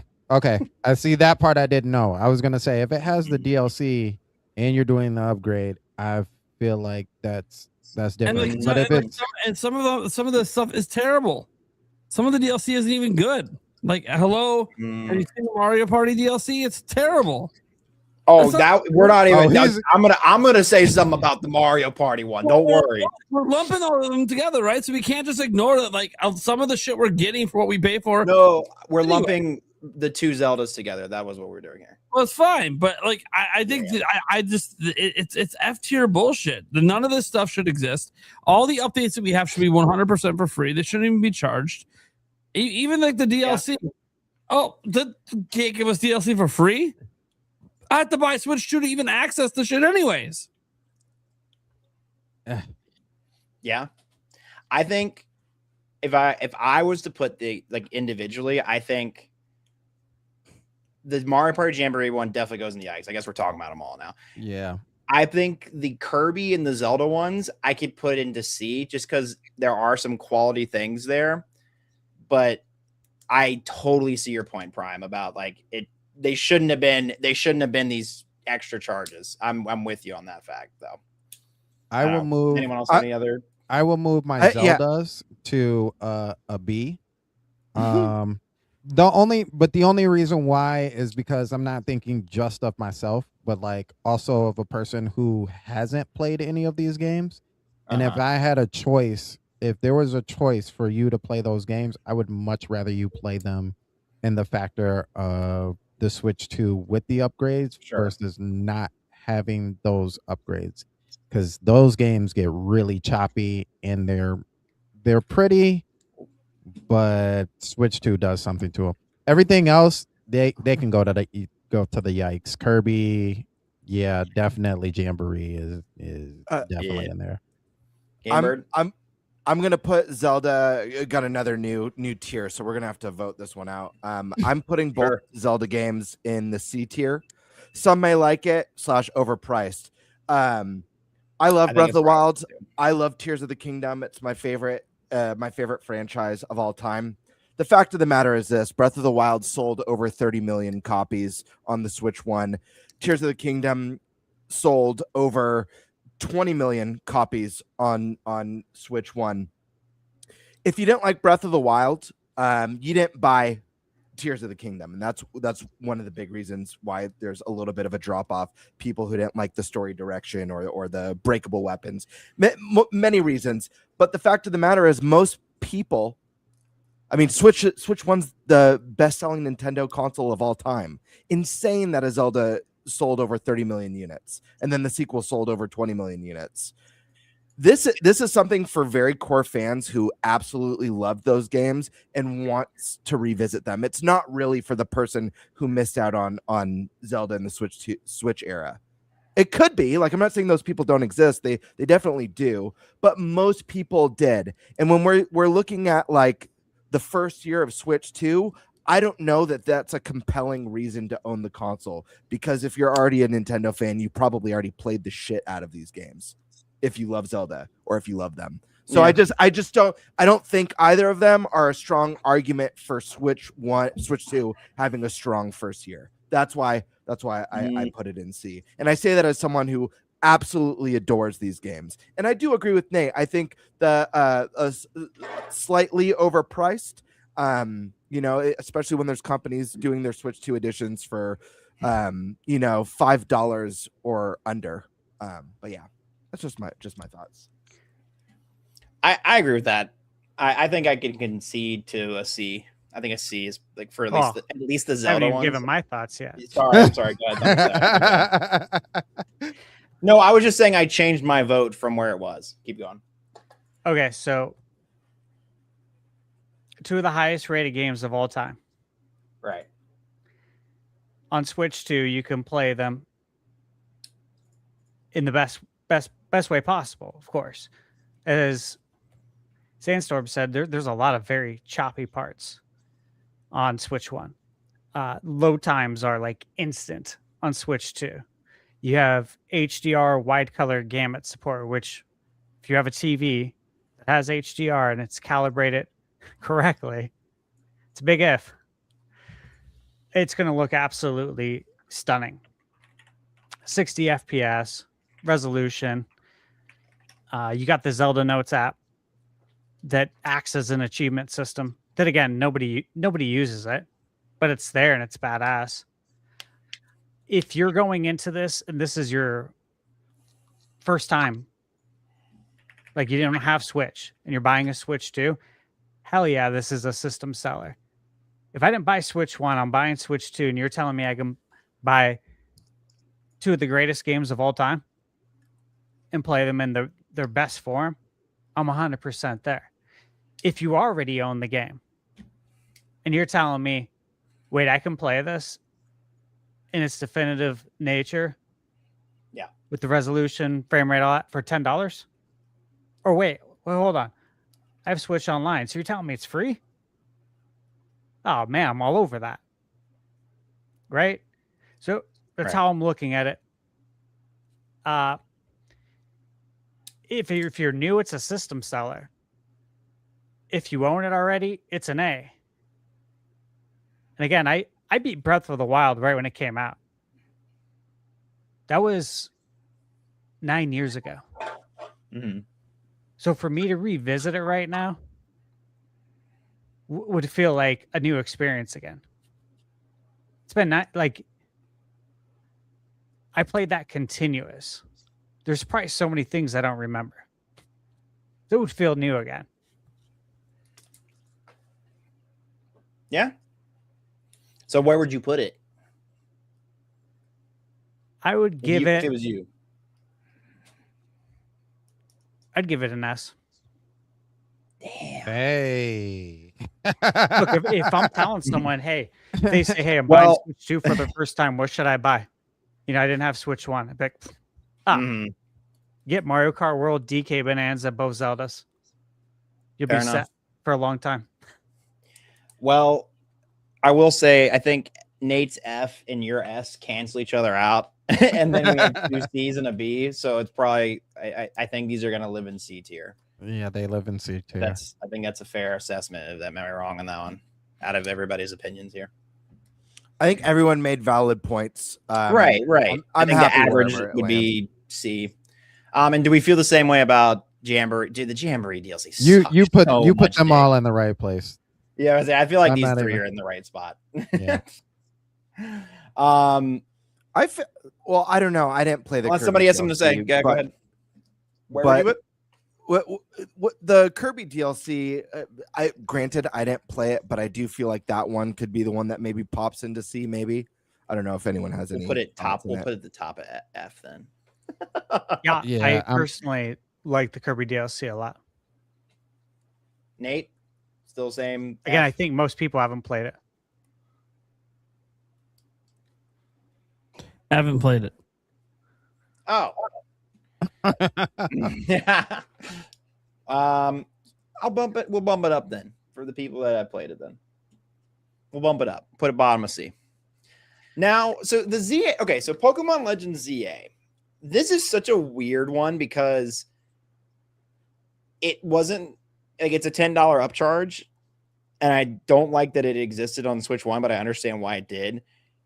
But there's no besides like you just get a more functional game with this edition. You know what I'm saying? Like it's like it just feels like the definitive way to play. It's not even like an upgrade. It's just you just get a more functional game. You know what I mean? I don't know if that makes any sense. I think it goes in yikes because of that, just because of it in pure concept is that I think it's a solid, great game, but I think as a Switch 2 edition, it's like, I don't know. I could put it in C tier just because the game is solid and it's there, but I could put it like top of C tier, but I don't know. I want to hear what you guys think about Pokemon because I feel like this one's a really big. I personally Post think I put it between B and A, to be honest with you. As an entry in itself, it's the first of its kind, if I'm not mistaken, to be like a live battle, not wholly turn-based Pokemon game. Like all the other stuff, like the performance and all that stuff. Me personally, I don't really care about any of those things in particular. It's mostly about the game in itself. And I think they did a really good job of adding new mega evolutions to the game. Yeah, some people hated that it was in just one city, but man, even in that one city, there's places to go. There's actually things to do as far as like catching Pokemon and stuff like that. I had a terrific time with it. I got to see my boy Total Dio again and move him into the mega evolution space.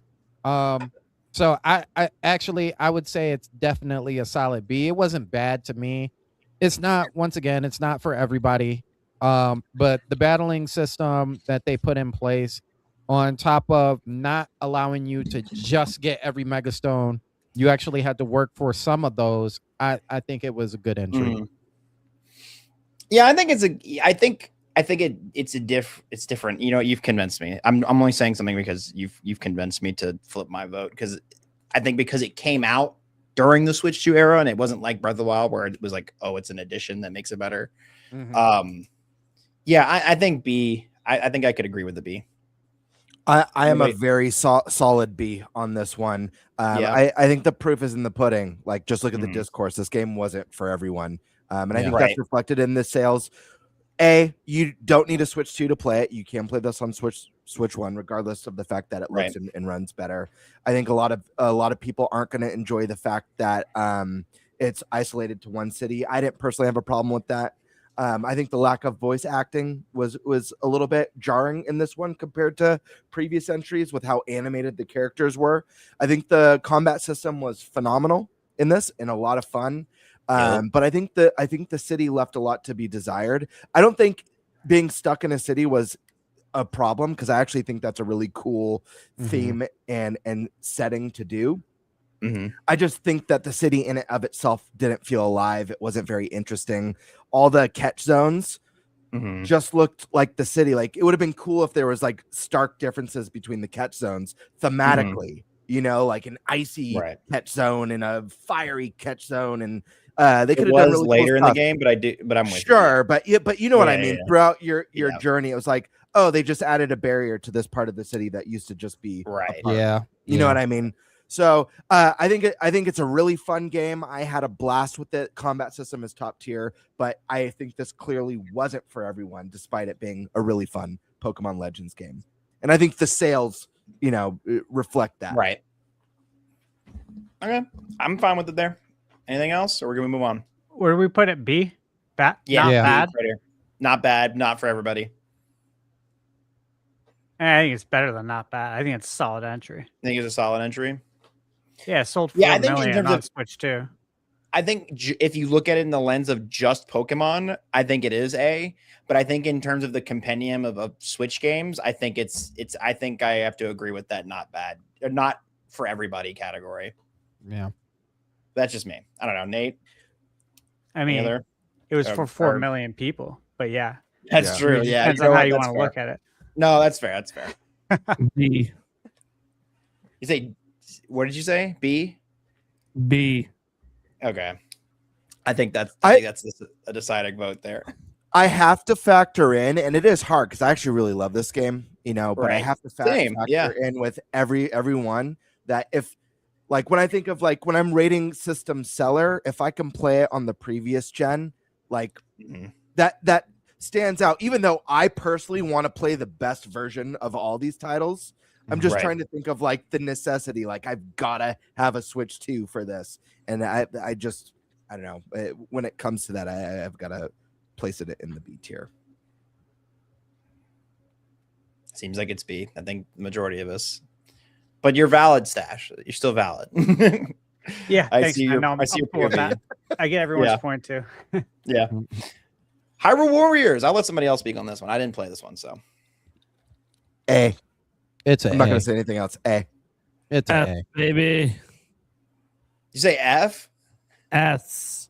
Oh, I thought he said, I was thought he like, said what? F too. I I thought he said said F. I was too. like, what the hell? S? Where are we between S and A? Do you think it's a system seller? It should be. But look, realistically, it's going to be an A, but it should be a system seller. People just aren't going to try it. Okay. Yeah, that game is really good. It is very good. I would yeah. say an S as well. Ooh, We 2v2. got 2 and 2. I haven't. You know played it, what? so I can't Zelda really give an Zelda opinion is my favorite franchise, so you can move it up to S. I'll flip it up. I'll flip with you guys. Put it in S. on it. All right. Dang, you Oh, yeah, guys nice. are hardcore. I love that game. I'm so But- happy right now. Seriously. It's only on Switch Look at 2, you that know? Cody It's not a game Switch 1 last year, game. and no, That everyone is me. true. This Yeah, was my Cody last year. Everyone laughed at me, and here it is up in S tier. There it is. I don't think that's a terrible thing to say. It's your goatee. I think it looks like a cool game, but I mean, I don't know. Yeah. That's all I can really say. All right, Kirby Air Riders. Me personally, it's an S tier, but I think for most people, it's an A. If I had to take a guess, I don't know where you guys stand with it. I'm gonna say A. Yeah. You just, It's- Game Bird, I'm an A. I'm a solid, A, solid A. Hey. on this Sandstorm. one. What did you said? A as well. I was Hey. gonna say A. If it was me personally, I would put it at. To be honest with you, I'd put it at C.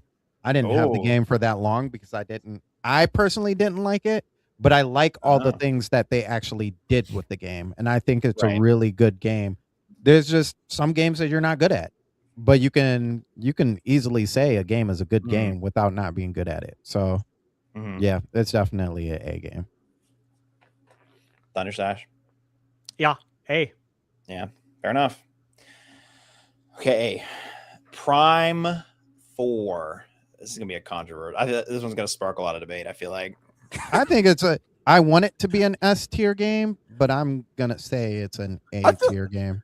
I I feel like Hyrule Warriors should have sparked some debate. I'm sorry, guys. I love Hyrule Warriors, but it's a Warriors game. Warriors games aren't universally loved, even though I love the Hyrule Warriors games. And You're I feel not like supposed putting- to like this game that much.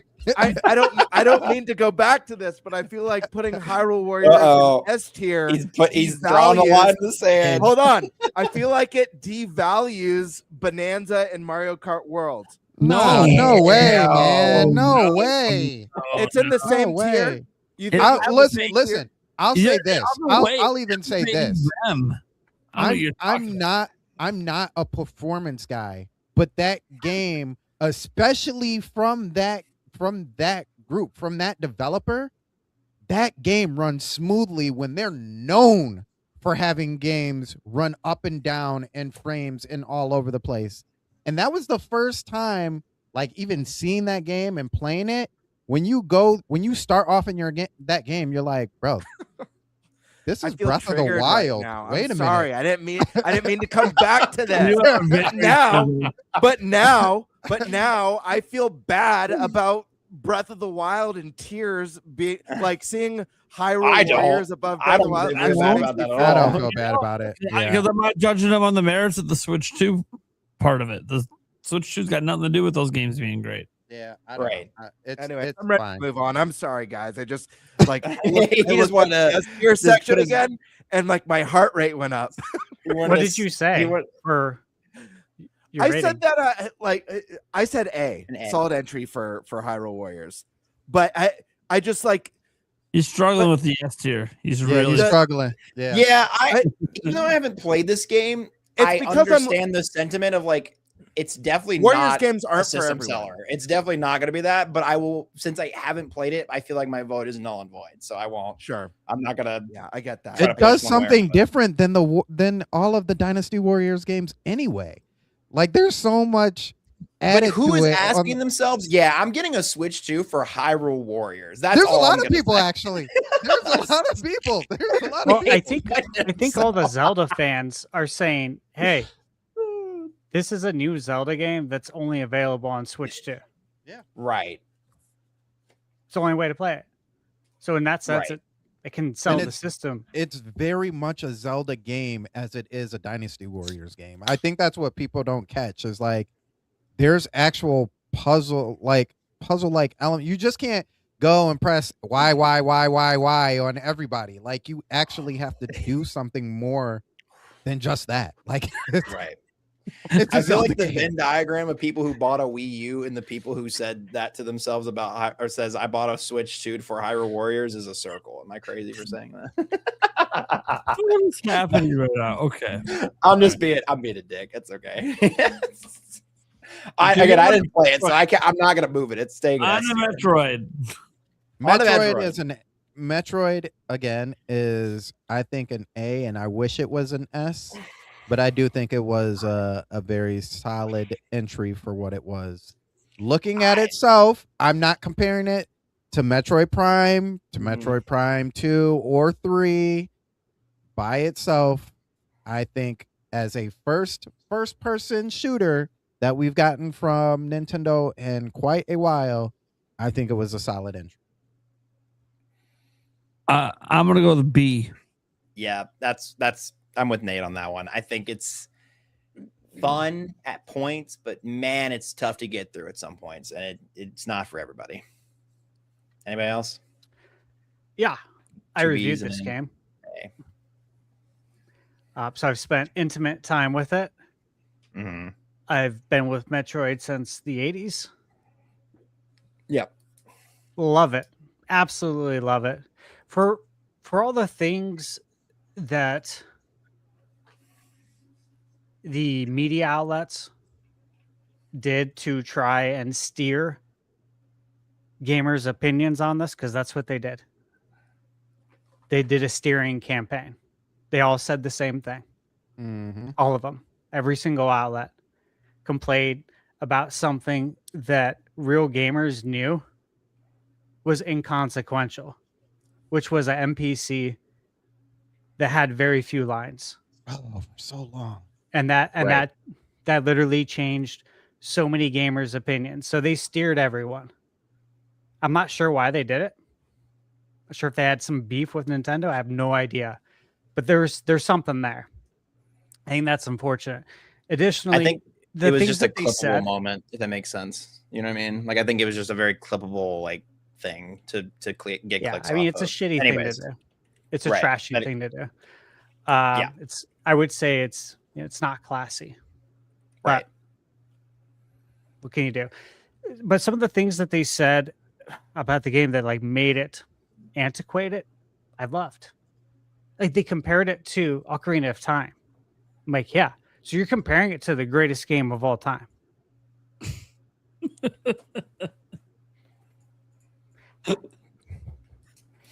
Mind-boggling. There. My experience, absolutely loved it. I The- don't think it's a system seller because Metroid never has been. Okay, but is it a solid entry? That definition, yeah, solid entry, totally. My issues with it weren't even with the NPC people. I think it's just a fundamentally like I don't know. I think the open world desert thing was so unnecessary, and there's just aspects of the game that are just really unnecessary. I think that's just the biggest. I mean, it's Hyrule Field. Yeah. Yeah, but it's like, That's, how many Hyrule Fields do I what gotta some go people through? said were antiquated. Yeah, Which at least like Hyrule Field was like interesting, and the music wasn't paywalled. I don't know. That's just me though. the music part was, I don't think, a good move. You know what I'm saying? Like I heard the music. I was able to spin this one. There's no fucking way. Yeah. I Well, was okay, waiting for it so- too. I think that one got. I think I got him on that one, guys. No, dude, you're right. I said it in my review though. No, yeah, I It know, was I'm just- unfortunate that's it. that this was pay. Like you should Yeah. never paywall music.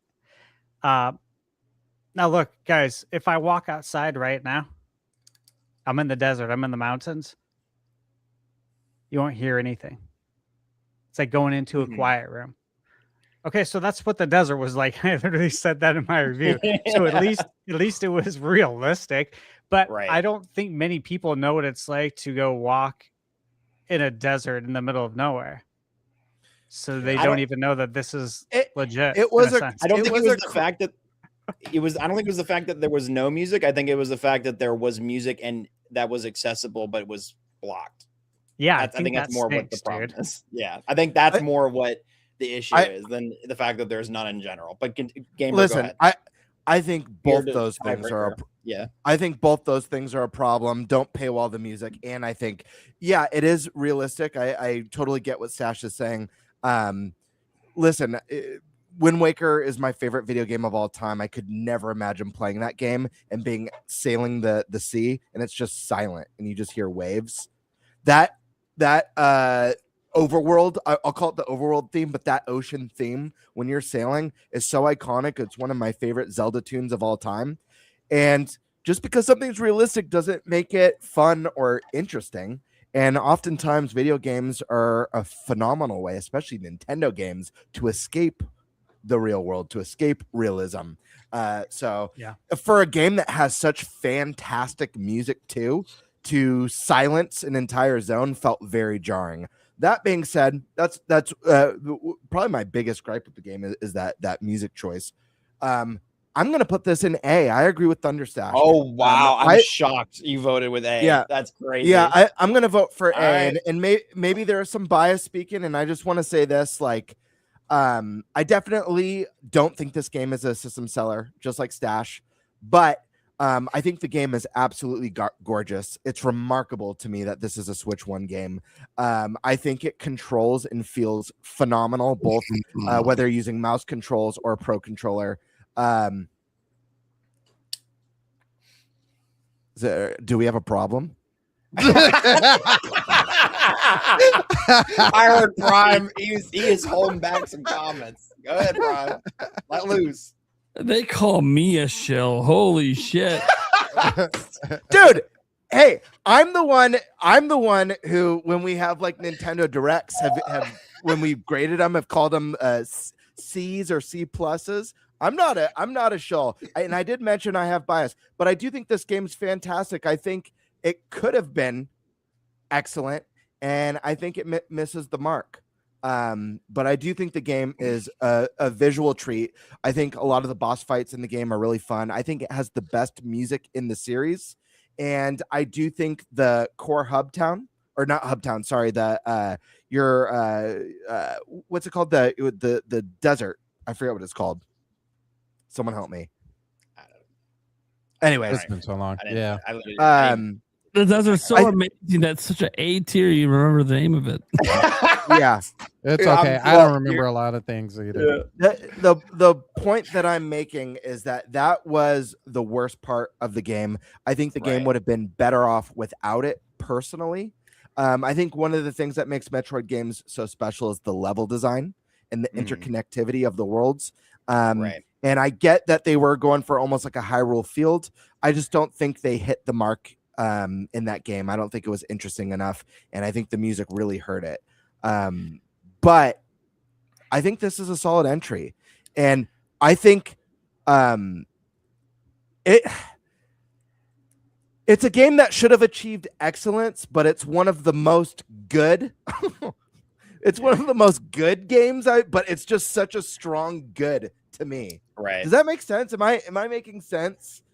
Yeah, I can sense. concede that this game has very high highs but it also has very low lows. I think I can agree with that. There are very really cool moments in this game that I got to, like when you first get the bike and you're in what I forget, it was like the Thunder area or whatever.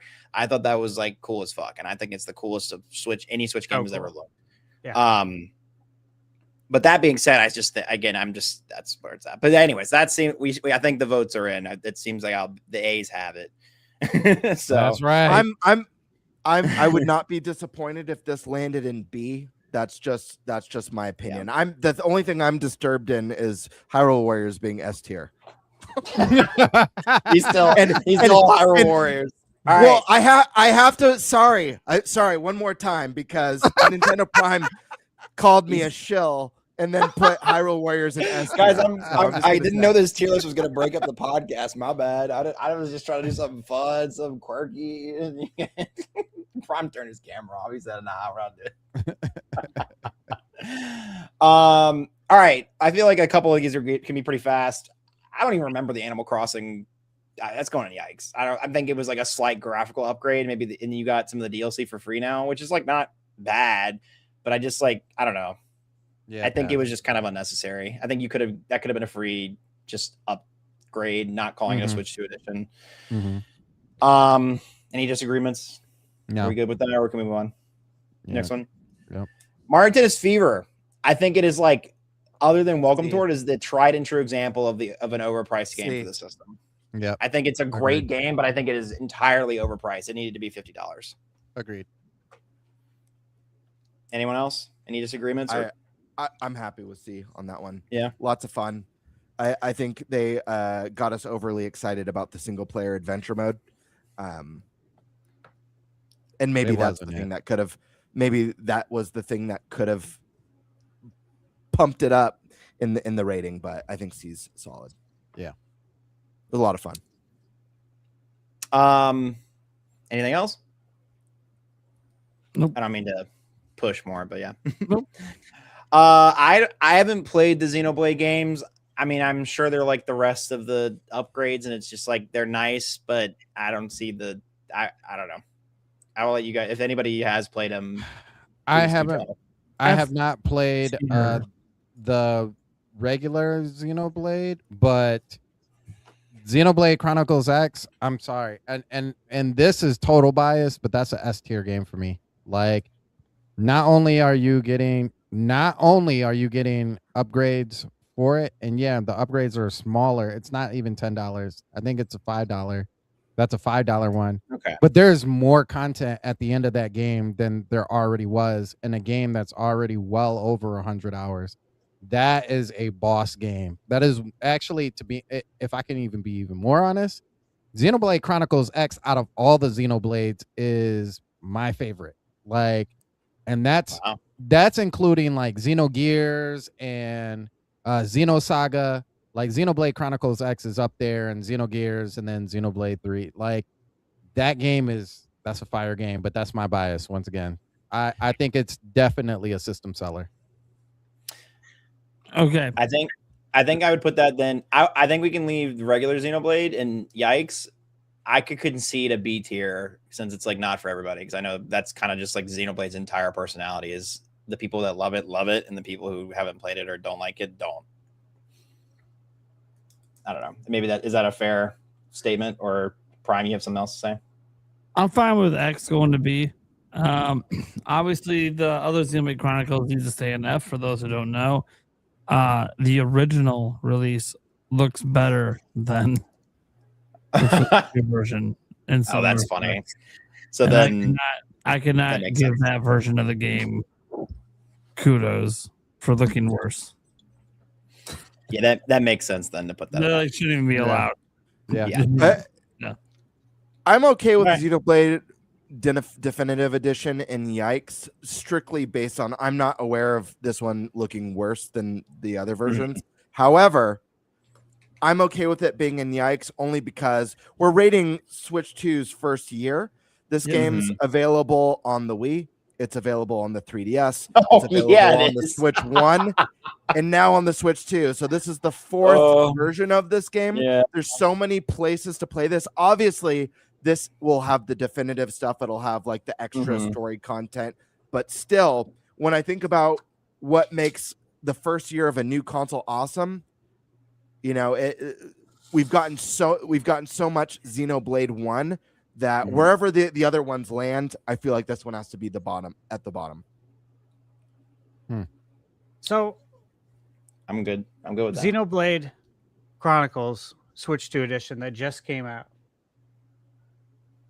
We're saying that's a F. Well, I don't think it's an F. I'm just saying I'm okay with that being on the lowest out of all the Xenoblade games, wherever they land, just because we've gotten it so many times. Yeah, because this is still out. It's not necessarily just the game independently, but it's also like how it contributed to the Nintendo Switch 2's first year. It's kind of I'd like probably put it in C, to be honest with you. Well, it just came out. Gonna give it one. Yeah. This one. Oh yeah, it came out yesterday. It didn't even come out like in its first year. We're already. Yeah, in I don't year think- two. Yeah. It's technically on the not out yet list because it would be before. Oh yeah, not even all the features are really out with it. Like some of the Yeah. features are, but not even. All right, I'll keep it a not out then. Yeah. That's a fair. I feel like that's a fair. But Yeah, Xenoblade the story Chronicles still X. needs to be told there. Yeah, we'll put that there. Okay. I feel like Pokopia. I mean, I would say it rivals in some instances Mario Kart World. There's no way Like you a- can't put that in an S tier. There's no way. I And you think can't no. do This the is other a way. gangbuster system seller. Pokopia. S tier. People S tier. people bought Switch. It made the Switch 2 selling. Like I'm pretty sure it sold like 4 or 5 million. Like it Mhm. was Just an like- insane system seller. Like it is Yeah. like Just like- it's like yeah. Tomodachi Just like Life. Hyrule Warriors, right? No. Pokopia moved Yeah. moved consoles, and it will Yeah. continue to with all the DLC. Yeah. Yep.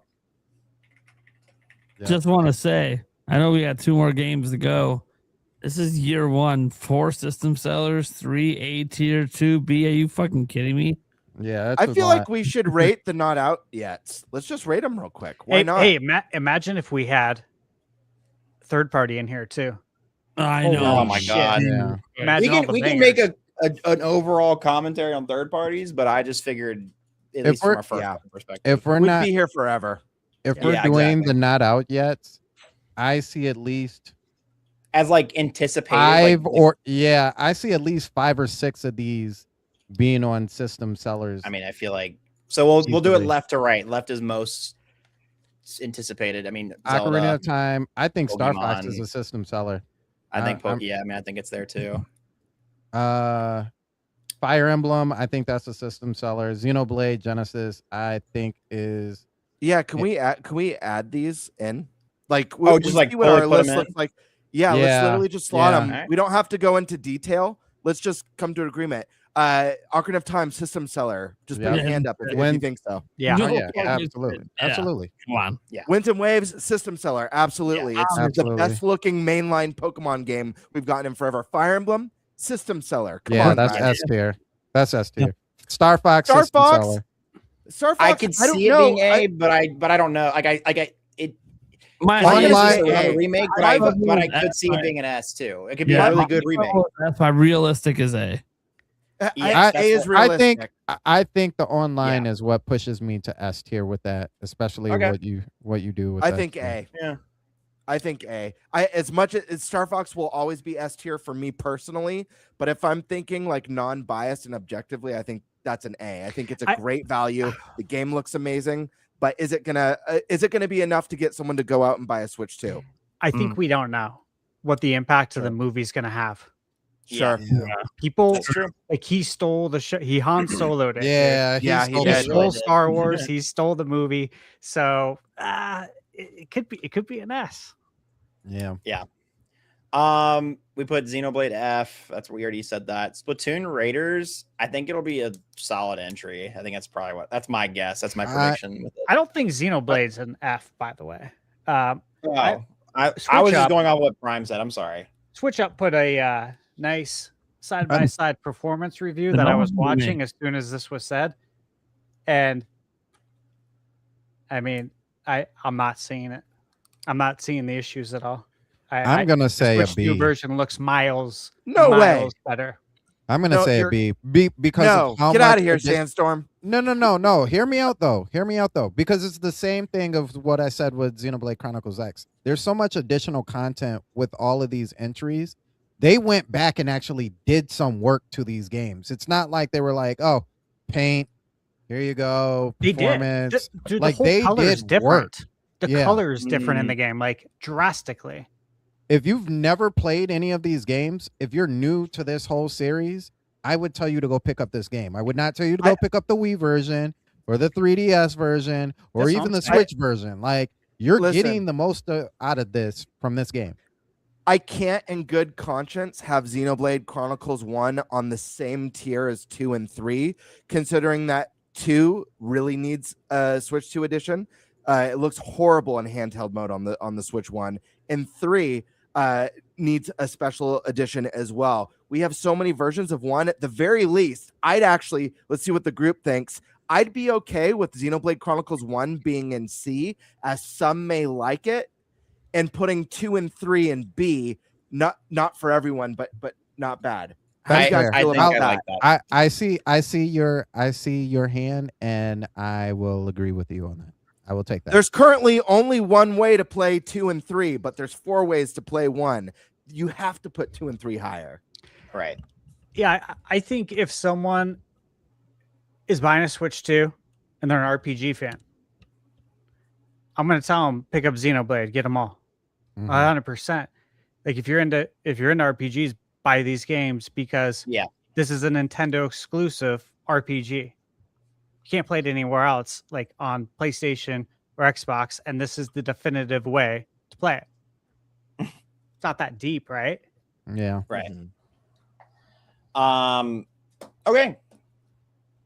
Resort. That, I'm putting that. I think I'm S tier. S tier, bro. S tier. It's S tier. I can't get over the I don't know, man. Switch Sports burnt me so bad.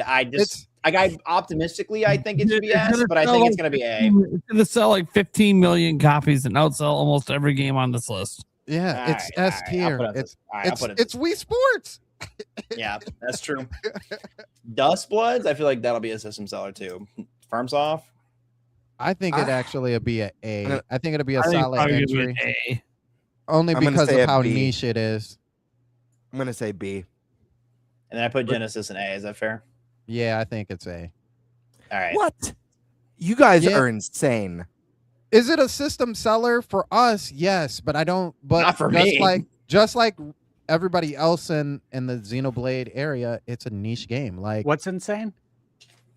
Xenoblade Genesis. Genesis? Like putting Xenoblade. Oh my gosh. It's a brand new Xenoblade. I feel like that alone would put it in it. I feel like that's like it should be. I don't know. I mean, obviously we don't know the quality of the game or like where I it feel goes, like but Monolith be a has game. gotten. I think Monolith has gotten more popular with time, and I think what they're going to be able to do with this new Xenoblade game is going to go above and beyond what they were able to accomplish with the original Xenoblade trilogy.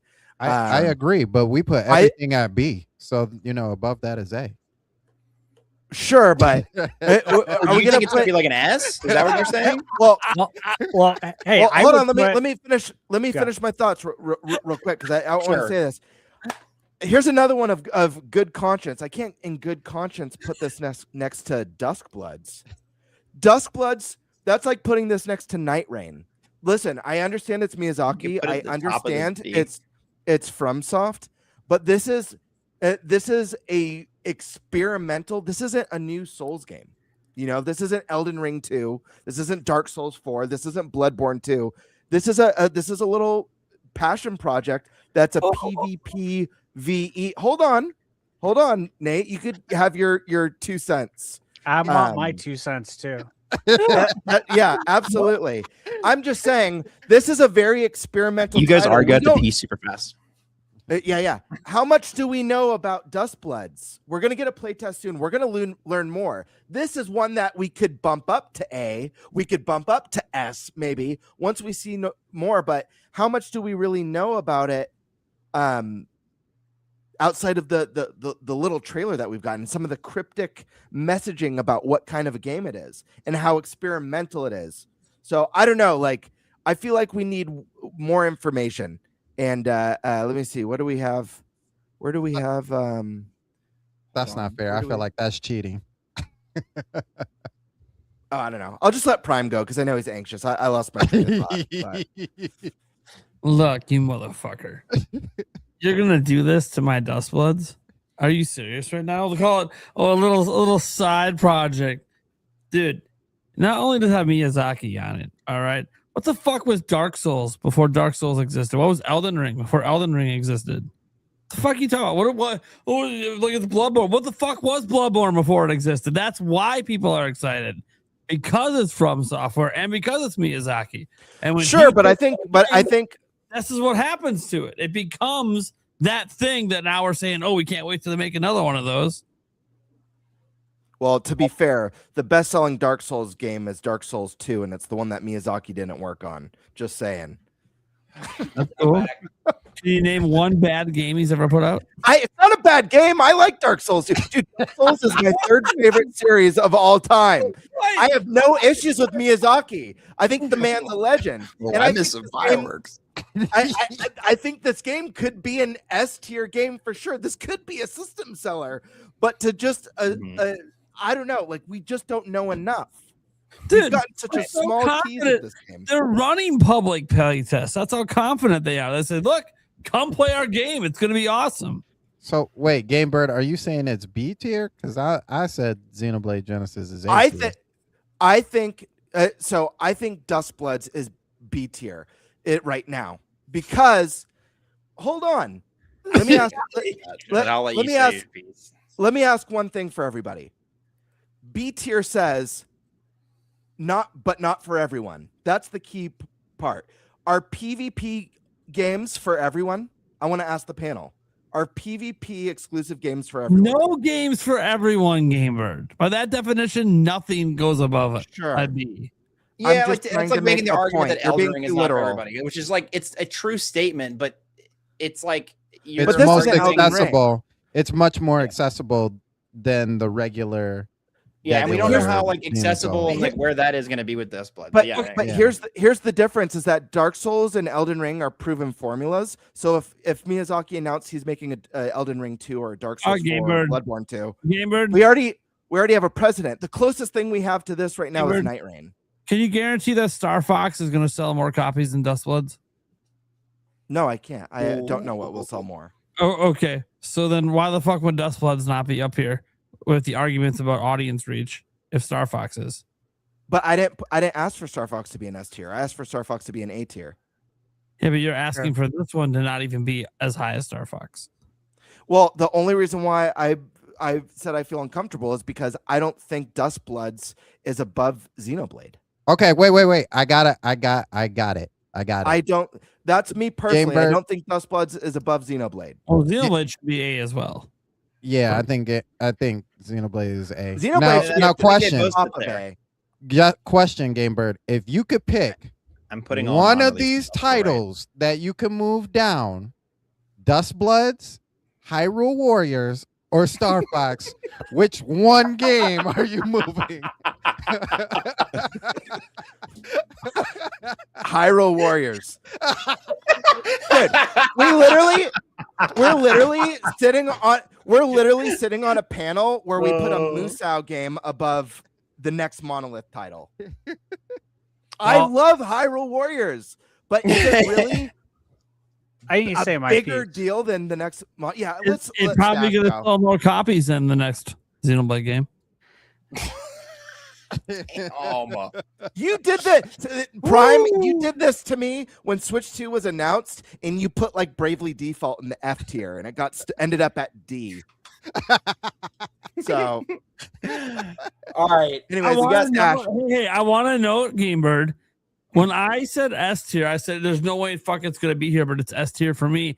I didn't immediately expect. Actually, it's S tier for me too. Actually, it's also S tier. To be fucking fair, it wasn't just me. Yeah, that's true. It wasn't only him. Three-fifths of this panel had it in S tier. That's how it ended up there. Beard, at least I agree with you, but I haven't played the game, so my opinion isn't very valid. So I want to hear Stash's thoughts. Yeah, Stash. What I'm you getting got? my blood's boiling. about what? What are we on now? Xenoblade or Xenoblade? We're on Xenoblade. Yeah, so Xenoblade. I think Xenoblade Genesis. So the new Nintendo Switch 2 only Xenoblade is a system seller. Thank you. Yeah. Easy. Thank you. Easy. I think in some senses, Duskbloods for people. I think there's people monitoring it and looking at it, saying they know this is a Switch 2 exclusive, and that if this game's good, like if it reviews good, I will buy a Switch 2 for it. There are people that are monitoring this very closely. That's fair. I also agree, though, with Bird, that we don't know enough about it, and that PvPvE is not for everybody. It's true. It's like, hey, I love Elden Ring. I played Night Rain. Didn't hit for me. Okay. But I love Elden Ring. So these different forms of games aren't for everyone. I'm fine with where it's at. But I think Duskbloods can move around based on what we ended up finding out. Yep. That's fair. Okay. Good discussions. Voice of reason. It finally happened. Finally happened. Pretty easy one here. This game this Switch 2 edition fucking sucked. Yeah, I think it's the worst of all of them. To be honest with you. It's probably on the same par as like the Jamboree one, man. Like it is rough. Yeah. I was really sad too because they made a huge deal out of it, but whatever. I haven't played Yoshi games, so I'm gonna leave that to you guys. I think Yoshi's a B. I think it's undeserved of how much people actually hate on it because it actually is a solid game. But even still, I don't think it's for everybody. I think Anyone B's else? a fair place for it. I haven't played it yet. I have it right here. It's B. just I have other games I'm Didn't get working it. on. B. It sounds like a solid entry for a Yoshi game, compared to based on what the masses are saying compared to previous entries. But again, I mean, you guys already said it. It's Yoshi. It's not for everyone. Yeah. People are immediately going to be like, "Oh, this is for a younger audience, not for me." Yeah. Prime B, happy with it? Haven't played it, so. Okay. All right. Last or not least, I added this one to this list because I know it's a Switch 1 game, but I feel like since it came out in this generation, it's so impactful. And it's an S tier. It deserves. Yeah. I think it's a system seller. I think it could be argued. Me personally, I put it in S tier. Yeah. Is it objectively though? If their argument is made for A, I can understand A. I would put it top of A though. I know what Gamebird's gonna say, and because of what Gamebird's gonna say, that it's out on Switch as well. I agree with you, Vlam. Like A is fine with me.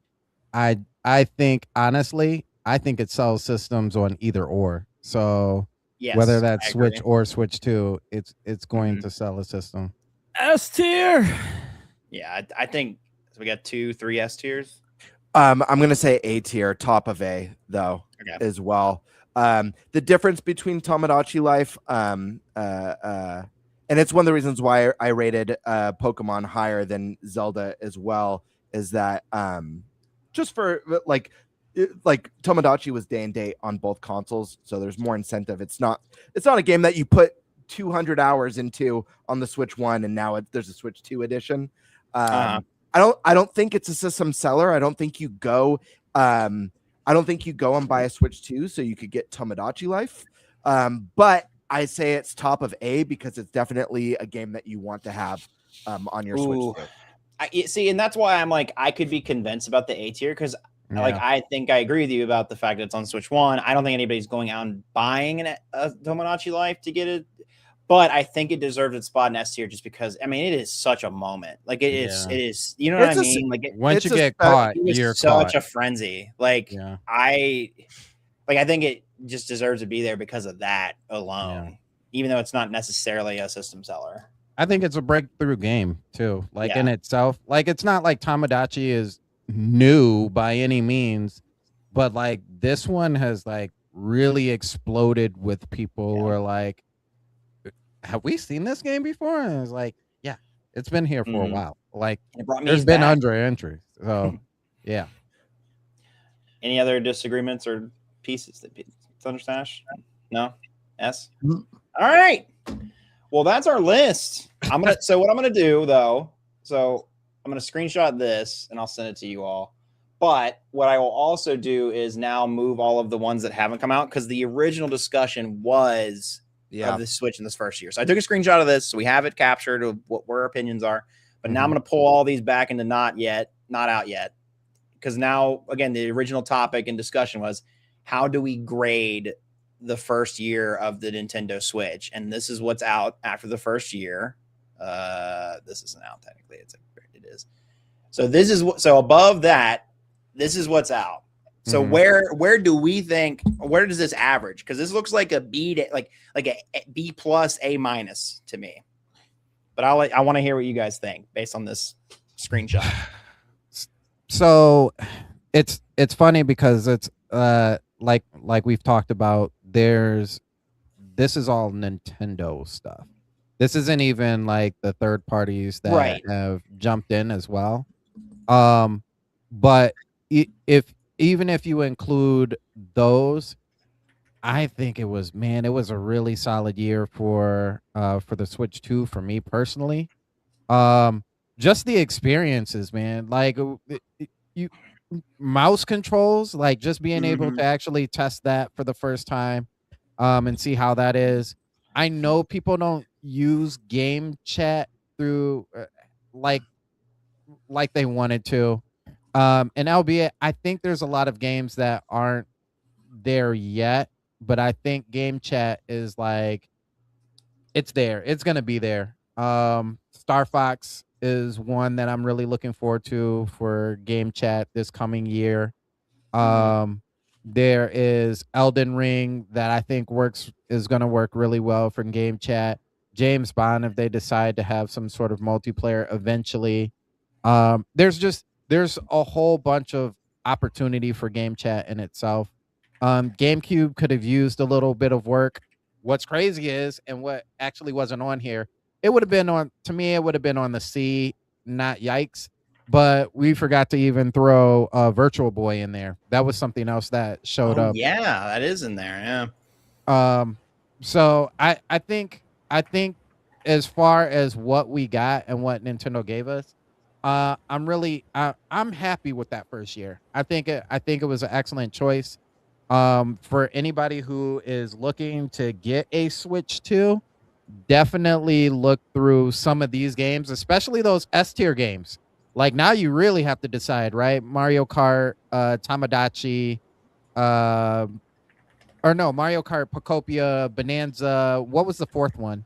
That you get the option of picking. Sorry. But if you don't have a Switch 2 yet, I definitely think you need to pick it up, especially if you see where we landed all of these games in the next coming year. I had a lot of fun, man. I'm enjoying it. The only reason why my PS5 is not collecting dust is solely because of Crimson Desert. Because if Crimson Desert never came out, it would still be the outside of my PS5 would be gray by now. But so what is your overall if this list can factor in, what letter grade would you give the Switch 2's first year? Man, if I had to give it a grade, I think If you had to put it somewhere on this tier list, basically. I think a solid. Oh, I was gonna say 89. Yeah, I'm gonna Yeah. stick with 89. I think a solid 89 is right where I want to put it. Plus. I don't know if I can quite put it at A, but at 89 I think is really good. There I do think there are some missing titles or some areas that they could have added a little bit more. For me personally, but overall, yeah. No, I'm gonna put it at a 90. I'm gonna put it at a 90. Just barely up. Cause GameCube, the one thing about GameCube, and I think this is what puts it at a 90 for me, is that I keep forgetting that all of these games that they put in NSO also have online features added to them. And so coming from that aspect of playing like games like Soul Calibur that's now online and F-Zero that's now online that you can just play instead of having that piece under your GameCube now and it's just available for you. And you get game chat with that and talk to people. Yeah, it's got it. I'm gonna say a 90, solid 90. Game Bird, excuse me. What letter grade would you give Switch 2 this year? A-. I actually think the Switch 2, despite a lot of the discourse online, I think the Switch 2 has had a phenomenal first year. I think the only thing holding it back from being masterful is that we didn't have a big holiday game last year. I really think that's the only thing that's keeping it back.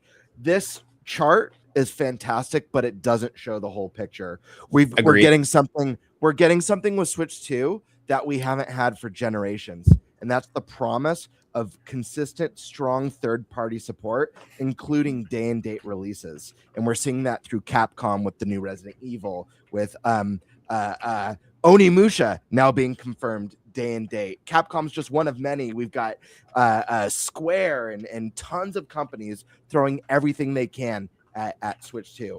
And who knows what's going to come next. And we're going to see less and less ports of the past and much more day and date as we move forward. But we've already seen a lot of it. It's been such a strong promise of third-party support.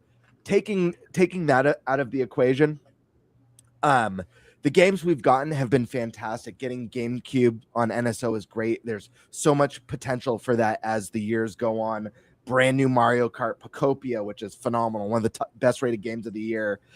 Donkey Kong Bonanza, phenomenal. The return to 3D open world platforming for DK, so cool. And both of those nominated for, well, Pocopia hasn't been nominated, but those are both potential Game of the Year games. You know, Yeah. DK got its nomination. Who knows? Pocopia might as well this year. That's a big deal within 12 months. But just so many solid titles. Take away everything that we've gotten so far within the first year. Some of the announcements, like we're getting Fire Emblem soon. We have a brand new Monolith game that looks unbelievable that's been announced. We got the official confirmation announcement of a full modern remake of one of the greatest video games ever made. Period. Yeah. Ocarina of Time. We're at year one. Just think about the things that we know are on the horizon. The return for Star Fox, so cool. Take all that stuff out of the equation and look at the price point.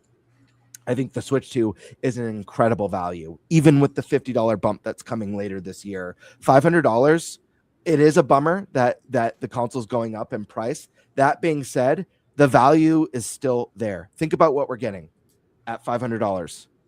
We're getting a phenomenal machine that's more affordable than Sony's current consoles and Xbox's current consoles. It's putting out games that look and perform close to the Xbox Series S, and it's a hybrid console. On top of that, it's the only one of the big three that comes with two controllers out of the box. A lot of people forget that part. The Joy-Cons, they break off into two controllers. Might not be the most ideal way to play, but technically you get two controllers with your console. It's a great value. And yeah, I don't know. There's a lot of praise. I think you guys know how it is. Every new generation, it takes a while for developers to find their groove. I think Switch 2 is hitting its stride quickly. I think on the lesser exciting side, we're seeing a lot of Switch 2 announcements. It's less exciting because Switch 1 is the most popular Nintendo console of all time.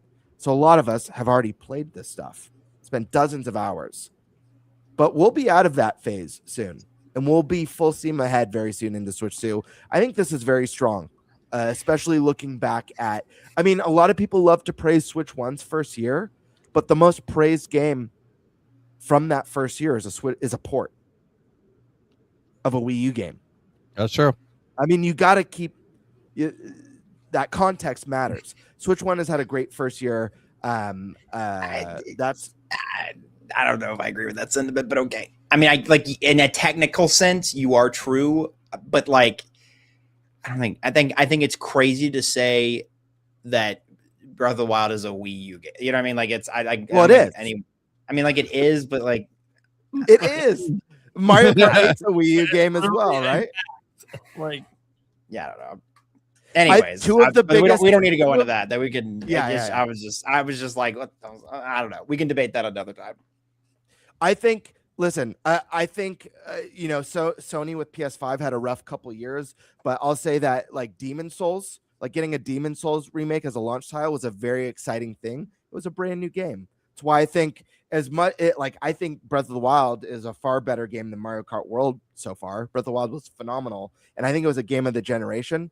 But I give the edge to Mario Kart World as a new release because you could only play it on Switch 2. It literally is a Switch 2 exclusive. But yeah, that's a whole other argument. But anyways, long story short, it's an A- for me. I think it's had a fantastic start, and I think people forget about how a lot of consoles have launched throughout the generations, and for some reason Switch 2 gets a really bad rap, and I think the only weak spot in its first year is that it had no big holiday title in its first holiday. I agree with that. Thunder's Ash, what's your overall grade?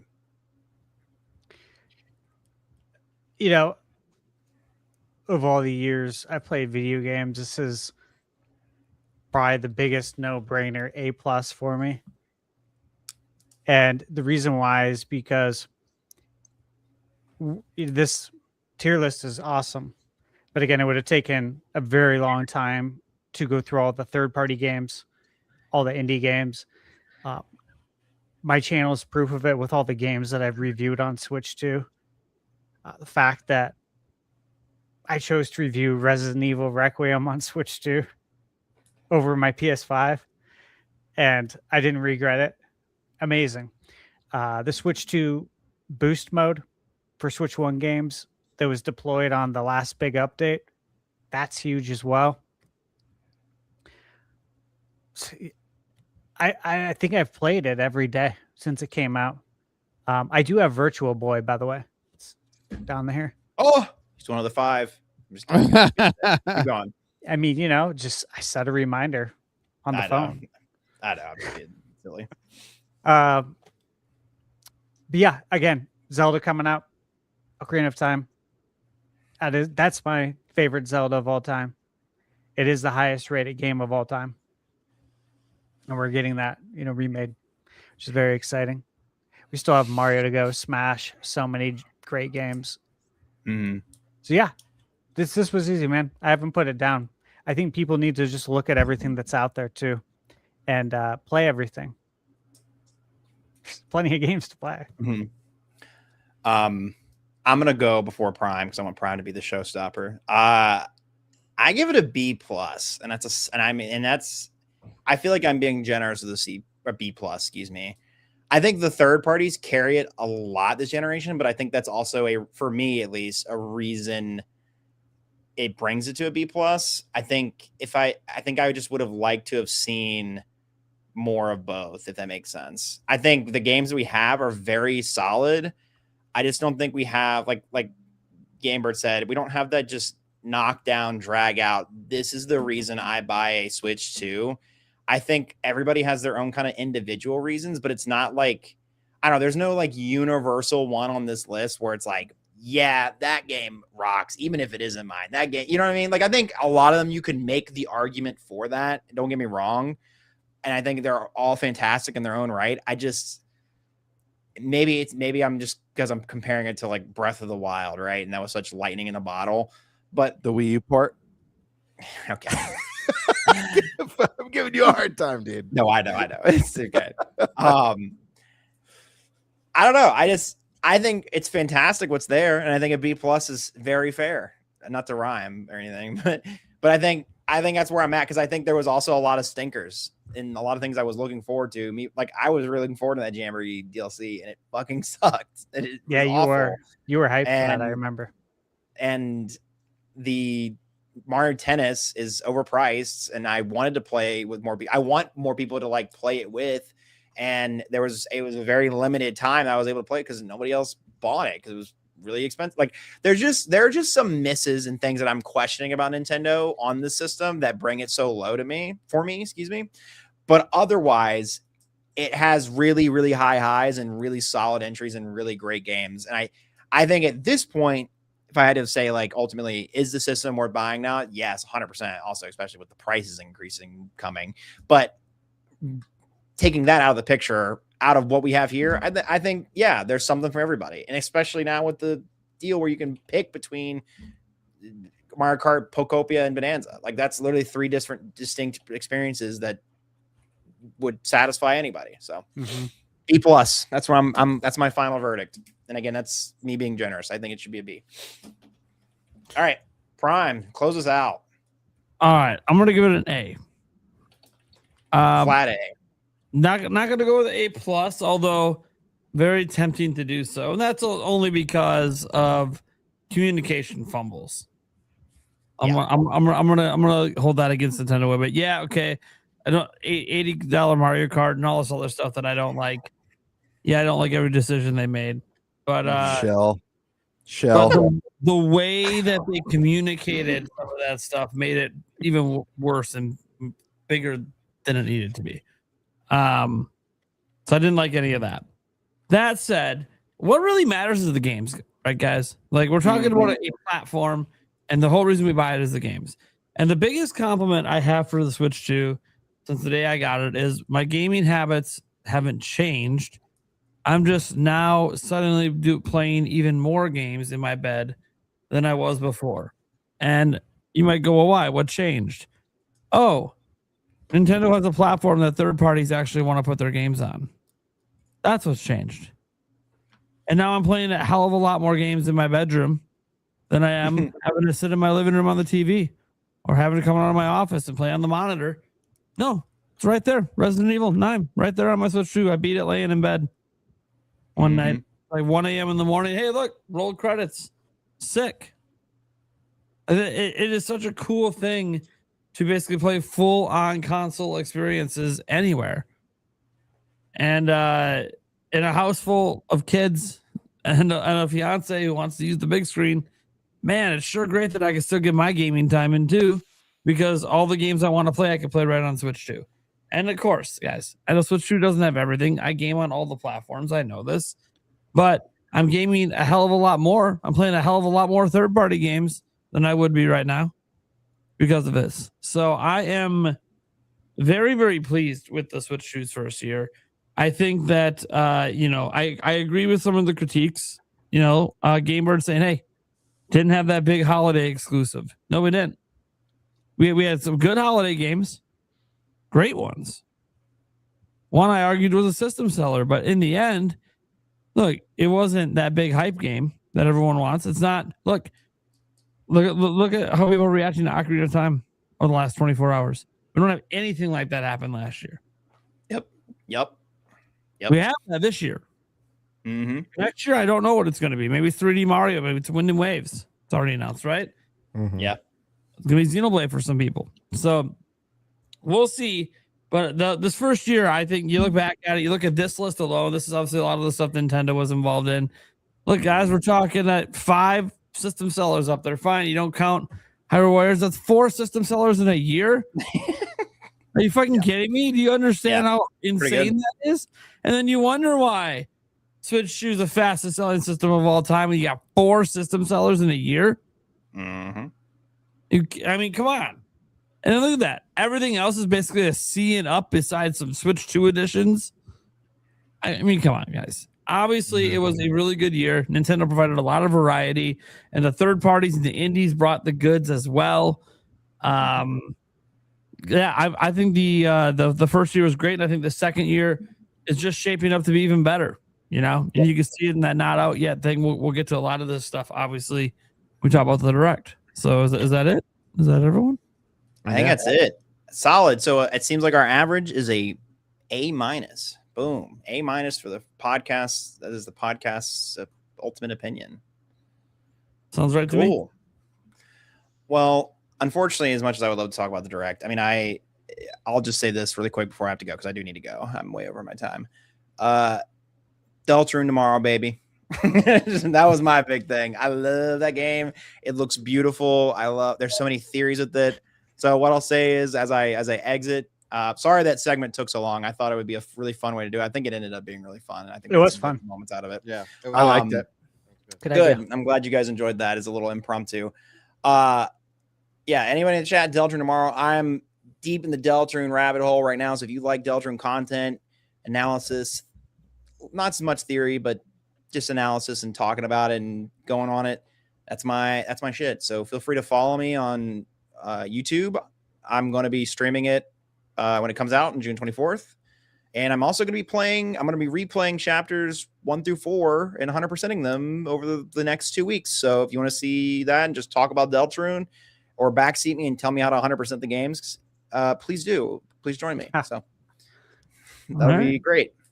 Otherwise, thanks, gentlemen. It's been fantastic talking with you all. Sandstorm, pleasure seeing you again. And I hope you all have a great night. Thanks for putting up on my tier list. Thanks, man. That was fun. See ya. Thanks, brother. All right. See you, everybody. Have a good night. All right. Well, guys, we have one other big thing that happened. It's called the Nintendo Direct. And look, we talked about our bingo cards, went over all this stuff, but now we got to talk about the Direct itself and what actually happened in it. A whole bunch of stuff went down.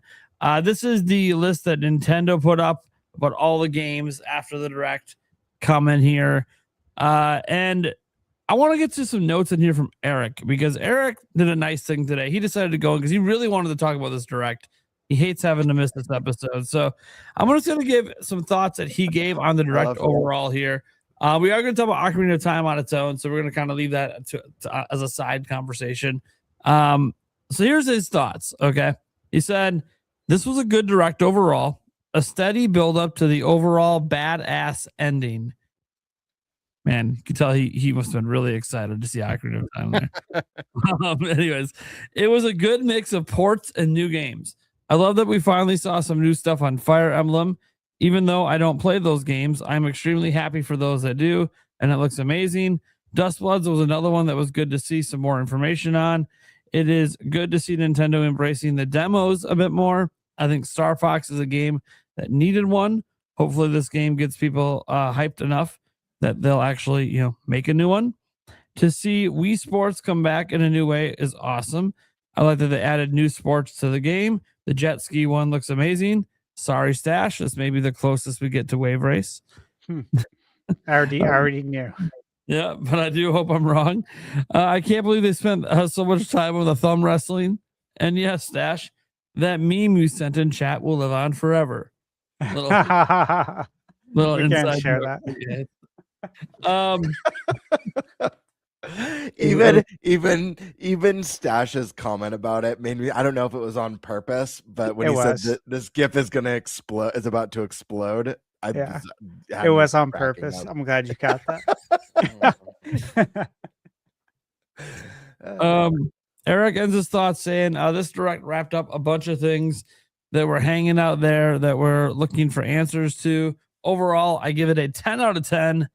Mainly because of the ending, which he does have some words on that ending, which again, we'll get to the Ocarina of Time stuff in a little bit later. So setting aside the Ocarina of Time stuff, what did you guys think about the Direct? Eric gave his thoughts. Who wants to give their thoughts on the Direct?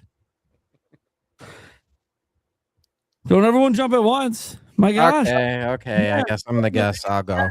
The main topic of the whole show. I don't know what else like you don't give a shit. What the fuck? I guess I'll go. So, before this direct, I didn't catch everything, but I tried to take as many notes as I possibly could. There was already over 70 announced games that were coming to Switch 2 at this point in time. A lot of them didn't have the Switch 2 logo until afterwards, but so I was already excited because I'm like, dang, we've got a lot of games coming. And then the Switch 2 Direct happened. Now, if I can read over this list a little bit, my eyes are really blurry. Sorry, guys. I'm gonna have to put on my reading glasses to get all of these, if you would. So there we go. Read a little bit better now. There we go. All right. We've got Zelda. We've got Nintendo Switch Resort, Xenoblade, Genesis, Fire Emblem, Splatoon, Star Fox, Minecraft, Onimusha, Kingdom Hearts 1 through 4 now, Orbitals, Pokopia, Dust Bloods, Dragon's Dogma, Lies of P, Stella Blade, Rayman, Big Wog, Devil May Cry 5, Lords of the Fallen, Tomb Raider, Ninjala, Jujutsu Kaisen in the form of vampires, Pikuniku, additional content for Bonanza with the DK Challenge, RuneScape, Fitness Boxer, Atelier Caria, Space Marines, Observers, Everbloom, SnowRunner, DayZ, Deltarune, Grand Gourmet, One Piece, Monsters from Dragon Quest, Muramasa Blade, Tales of Eternia, Metal Gear Solid 2, Final Fantasy Resonance, and Hello Kitty, as well as Rhythm Groove. Now, this was a crazy direct. Like this was a crazy direct. And the fact that they started off with Rhythm Heaven, I liked. I was already for it. I love Rhythm Heaven. I really love that game. And like they were like Rhythm Heaven. All right, now we're gonna go ahead and go really hard on this one. Pause. They started off with Muramasa Blade as the next game, and I'm like, whoa, like you're you're gonna start up here. You're not gonna like ease us through this. And they're like, nah, we're not gonna do that. Dragon's Dogma is coming up next, and it was like, whoa, whoa, can I have some time to breathe? A lot of these games I think were Nintendo just flexing muscle like left and right, really. There were some petty moves in here. Stella Blade no longer being an exclusive to PlayStation as a console exclusive, I think that was huge. I know a lot of people have already talked about how that game was going to be coming. I'm going to be honest with you. I never thought Sony was going to let that game go, and it turns out they let that game go. Devil May Cry 5 was one that I really wanted to see, and I've been holding out heavy for that game to show up possibly on Switch, and now it's here. One game that I'm like super excited for, and it's actually been sitting in my wish list for at least the last year and a half, was DayZ. Like I've been waiting to just push the button on a sale for DayZ to show up, and now that it's on the Switch, I am all for that. Another petty move, I'm like going over these really fast because I'm actually excited about all of these. Um, I'll save that for last, but showing off Xenoblade Genesis, man, after you talk about Xenoblade 1, 2, and 3, and then you go into Genesis and show us what we're gonna play with next. That was crazy. That was crazy. I just, even looking at the world and looking at the inverted world, it was like my mind, even watching it, I'm like, how do you do that? Like how I don't it just couldn't compute with how crazy that game's going to be. So I'm really excited for that game. Now, one game that we talked about the last time that I was on here, which I was saying was like Nintendo's ace in the hole. Like this is the game that will sell easily was Wii Sports. And then they show off Resort. And I'm like, that's it. That's the one. That's the one that's going to get people back into buying. Updated graphics. It's not your Wii that you're playing with anymore. And online on top of that. So we got that for Switch with online, but now we have game chat with online as well as bowling. Boxing's back. I'm all for it. Basketball's here again. We've got golf. Like, and then, shout outs to Stash. We got Wave Race too in the form of Sports Resort. So that one I think is going to sell gangbusters. I'm going to be honest with you. If it weren't for the Ramageddon that we're still going through, I think that sells a lot of Switch 2s.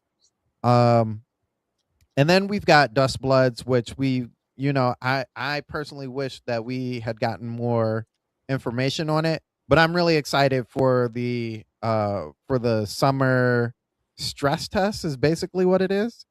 I'm definitely gonna be there for that. Liza P was cool. I've been excited about Liza P. I'm glad that it's coming here as well. But on to the petty move. Man, did we all think? No. Did Sony fans really, really, really think that this year was the year that Kingdom Hearts 4 was going to be shown off at the State of Play? They knew it. They knew this year was the year that Kingdom Hearts 4 was coming to the State of Play, and it did not show. And it automatically meant that Kingdom Hearts wasn't going to get shown this year. And for Nintendo, out of all companies, to be like, y'all want some of that Cage 4 gameplay? I have a fun theory about that. Because after the direct, I talked to one of my buddies on the phone. He called me up. He's like, dude, did you just watch the direct? I was like, yeah. And he said, he's like, I can't believe they got Kingdom Hearts 4 for the direct. And I was like, yeah, it makes me wonder if there was something in that deal when they brought Sora over to Smash. Like, yeah, we got Sora in Smash, but we want, we want a slice of that Kingdom Hearts 4 when you're ready to show it off again. That look and listen. That is a mega deal if that really was the case, because for the fact that one, everybody wanted Sora in there anyway, and they're like, yeah, but if you really want Sora over here, you know what you got to do. And I think just even for the fact that them giving them the gameplay trailer on top of that, it wasn't even like the original trailer that we got from the State of Play back then, and then been like, hey, this is Kingdom Hearts 4. It was like, nah, you're getting the gameplay trailer. It was like, whoa, wait a minute. This can't be Kingdom Hearts 4 because Nintendo doesn't get things like that. So it definitely speaks to how close like Square is now like, yeah, we can't leave Nintendo alone now. We definitely have to show up. And that was true with Resonance too, because that was the first time we got to see Resonance. Now, side thing, and this is the last thing I want to talk about, because this was a major deal to me. I know there's some people, you young tykes who don't know anything about this, but for us unks, if that's what you want to call us, for us unks out there, this game right here was a big deal. This game right here was a big deal. Mm-hmm. For it to show up, oh my goodness, I went crazy. This is an art form. This is an art form right here. This game is so beautiful. If you do not pick up this game, I'm telling you, you're not a real gamer. And I'm not even saying pick it up for Switch. Pick it up for anything and play this game. This game is absolutely amazing. This is Muramasa Blade. Pick it up, please. Please, you're doing yourself an injustice if you don't play that game. That's all I'm going to say. Pre-ordered on Wii. Yeah, that game is. I give a hard agree with Sandstorm on that one. That's a phenomenal game from the Wii era. And Mhm. I also suggest you pick up anything from Vanillaware because Oh, all yeah. the games Oh, are yeah. gorgeous and kick ass, to be honest. Yeah, they're amazing.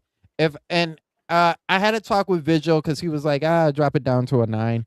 I can't justifiably drop my score down from a 9 from a 10.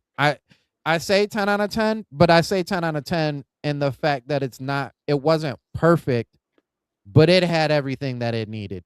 It had everything that it needed. I know we're gonna talk about the other piece later, so I won't give my thoughts on that. But as far as like what I wanted to see from the Switch, especially in the third party sense, now I don't have to go to my PlayStation for even less things. Because a lot of my gaming, like Prime said, like I'm a dad, bro. Like we don't have time to always sit in front of the biggest TV and ogle over the greatest graphics. Sometimes you got to put that boy right here while your lady is like, "Did you see that? That was funny." And you're like, "Oh, yeah. Back to this game." So yeah, man, it was definitely a 10 out of 10 for me. Definitely a 10 out of 10. Oh yeah, All right. Let's go next. I'll jump in. All right. For me, my more objective grade, I'm gonna give this one a 9 out of 10. I will say, like, if I'm being very biased, just that finale makes it a personal 10 out of 10 for me. They could have just made an announcement of that game, and that would have been a 10 out of 10 announcement for me. But I want to be as fair and objective as possible. So for me, I'm going to say this was a 9 out of 10. This had so much for me. I will say what maybe drags it down, and I know this was a plus for you, Sandstorm. I feel like this direct was a little bit port heavy. Now, I don't think there's anything wrong with ports because, again, I praise the Switch 2 for its strong third-party support. And I think when we get day-and-day port announcements, obviously for me, Onimusha's huge. It's one of my favorite series of all time. So seeing that day-and-date on Switch 2, that's a mega announcement for me. When we see stuff, can we pull that list up one more time? Yeah. Just it makes it easier for me to kind of talk about my feelings, and I won't go through everything. I know Sandstorm read through everything. Perfect. Thank you so much. When we see stuff like Dragon's Dogma, I think it's really cool, but because it's a game that's been out for a year or almost a year, how long it's been out, it just doesn't carry that same weight. Or the Kingdom Hearts collection coming to, like, those older entries coming just don't carry the same weight. So I do feel like the direct was a little port heavy. That being said, man, the shit that they dropped in this direct was nuts and way up Game Bird's alley. Guys, the new Monolith game, Xenoblade Genesis, looks phenomenal. I cannot wait to play this. I stand by this. I think Monolith is a company that's going to get bigger and better and gain momentum and popularity. And I could see this new trilogy doing way better than the previous trilogy, especially with the power and the capabilities of Switch 2 not having as much limitations and how grand and expansive. And guys, Xenoblade put out some of the best stories, period, on the Switch 1. So I cannot wait to see what they do. This is a huge announcement. Number 2, getting that release date and a deeper look at Fire Emblem. Fire Emblem 3 Houses is easily a top 5, possibly a top 3 Switch 1 game. I cannot wait for the new Fire Emblem Fortune's Weave. This is a juggernaut title. We got confirmed this year. They even announced a really cool collector's edition. I think that's probably sold out by now. But the game just looks phenomenal. I really like the new themes in this one. This was a stellar trailer and announcement. Next up, Sandstorm already said it. Kingdom Hearts 4. What the hell, dude? Out of nowhere. Shocking the nation. Shocking the globe. Way cool to see that continued support from Square, and the game looks really cool. There was no release window, so I imagine we'll see that game, landing on consoles in 3-4 years. I don't know. But just the fact that we got a gameplay reveal and a deeper look at Kingdom Hearts was huge. The very first HD 2D Final Fantasy turn-based, the first like modern turn-based Final Fantasy game. And I know it's kind of like a remake or a retelling of a mobile Final Fantasy, but damn, did this look gorgeous for HD 2D, and I cannot wait to play this game. It looks fantastic. The music was awesome. The combat looked fantastic. This was a very exciting one. Deltarune, huge. Let me look what else was here. We got other, let's see. Obviously, we got the Star Fox demo drop. The new sports resort looked really fun. Orbitals looks amazing. Rayman confirmed. That's great. That's probably going to be a day and date if it wasn't confirmed already. Muramasa, that's a special port because that's not one that we just recently. It's not a game that we played a year ago or 2 years ago on current platforms. This is multi-generations back. So this is the type of port that I get excitement of, more so than a Dragon's Dogma. You know what I mean? So there are exceptions to like the port heavy side. And then there was also, you know what? I actually think, and maybe I'm in the minority here, but I actually thought that Ninjala 2 looked kind of fun. Am I crazy? No. It definitely was a big change from it just being an arena game. I'm like, sure, right. Gonna right, pick right. this up. And this is no way a system seller game, but I'm not gonna lie. I actually like this. Actually looks kind of fun. So, also the playtest announcement. I obviously want to know more about Dustbloods. I think getting free DLC plus the promise of new content for Pokopia is awesome. It's a fantastic game. Minecraft Dungeons 2, awesome. Really good stuff. The announcement of a deeper dive on Splatoon, as well as the announcement of a Splatoon Direct. Really, really good stuff. But of course, it all comes to the end, and we'll deep dive on the end. But the end of this Direct is so monumental and so special. Ocarina of Time is literally the highest rated game of all time. It is, for a lot of people, the pinnacle of the Legend of Zelda. If you don't like Breath of the Wild, and there's millions of you who don't because you didn't show up for Tears of the Kingdom, and if you didn't like Breath of the Wild and you gave Tears of the Kingdom a chance, and you didn't like that, but you tried, and you really miss traditional Zelda, now, for the first time, we're going to be able to play a game that is so pivotal for this series musically. It was revolutionary for 3D adventure games, and we're going to see it brought back to life. We'll talk about it more, but it's such a big deal. This was such a special moment that just really... anything that you may not have liked about this Direct, that moment elevates this so high for me, and I know so high for so many Nintendo fans. And while I do love when Nintendo has those quirky moments in the Directs, this is the last thing that I'll add. We got to watch them demo the Thumb War. So I love that quirky side of Nintendo. I think it's a lot of fun. But I think for some people that probably ruins the pacing, and the fact that we got a treehouse right after that may have been a great opportunity to show off some of the live gameplay, like playing Switch sports resorts. Other than that, I think this was a solid 9. If you don't like RPGs, I could see this maybe ranking lower for you. RPGs are possibly my favorite genre in all of gaming. So this was a stellar Nintendo Direct, and I can't wait to talk about the big finale because there's so much to say about it. Those are my thoughts. 9 out of 10. All right, Stash. Okay. I don't quite know what the sentiment is online.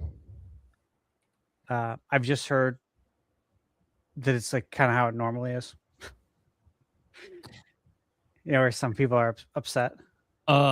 I would say the sentiment is generally negative. Okay. Interesting. Yeah, it's crazy. I It's haven't crazy seen that. how Well, I've negative been it is. busy. So I'm actually going to share my screen because, well, I have my Nintendo Direct form open as well with all those pictures, and I'll show you where I'm at with this. Okay, here we go. Mm-hmm. Now, these are all the games I'm getting, guys. These are all the ones I'm going to review. I counted it out. There's 49 games on this list. I've circled 41. How do you think I feel about the Direct? Not good. Not good. Yeah. It wasn't a perfect. Well, So, dude, you I'm might insanely feel hyped. good. I don't know about your wallet though. I think it's a little sick. Dude, my favorite Zelda of all time. Now, I'm not going to say that. There's some things I can't say, but okay, that's there. Nintendo Switch Sports Resort, excited for that. Xenoblade, Sega Genesis. You kidding me? I can't believe they're making a Xenoblade in the Sega Genesis world. That's nuts. It's really Everyone cool. should be excited about that. Oh, Fire Fire Emblem. Super excited about that. I read today too that there's dungeons in the game. Did you guys read that? Yeah. Stash, I don't mean to pause you. Did you see did you see the lineup of voice actors for Xenoblade Genesis by any chance? No. They got a absolute dream cast for this game, let me tell you. Ultimate Play Awards right there.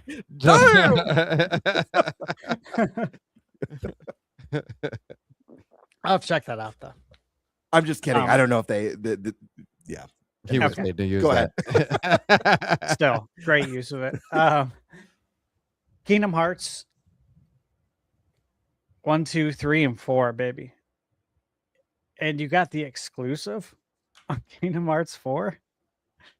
Look, I've been saying this since it released on PS2. During, this was 2001. I picked it up day one. I had it pre-ordered at Toys R Us. But I was like, man, this needs to come to Nintendo. This is a match made in heaven. Why is this not here? And I felt this way the whole time. I believe I was 100% right. I'm sure there's other people who felt that way.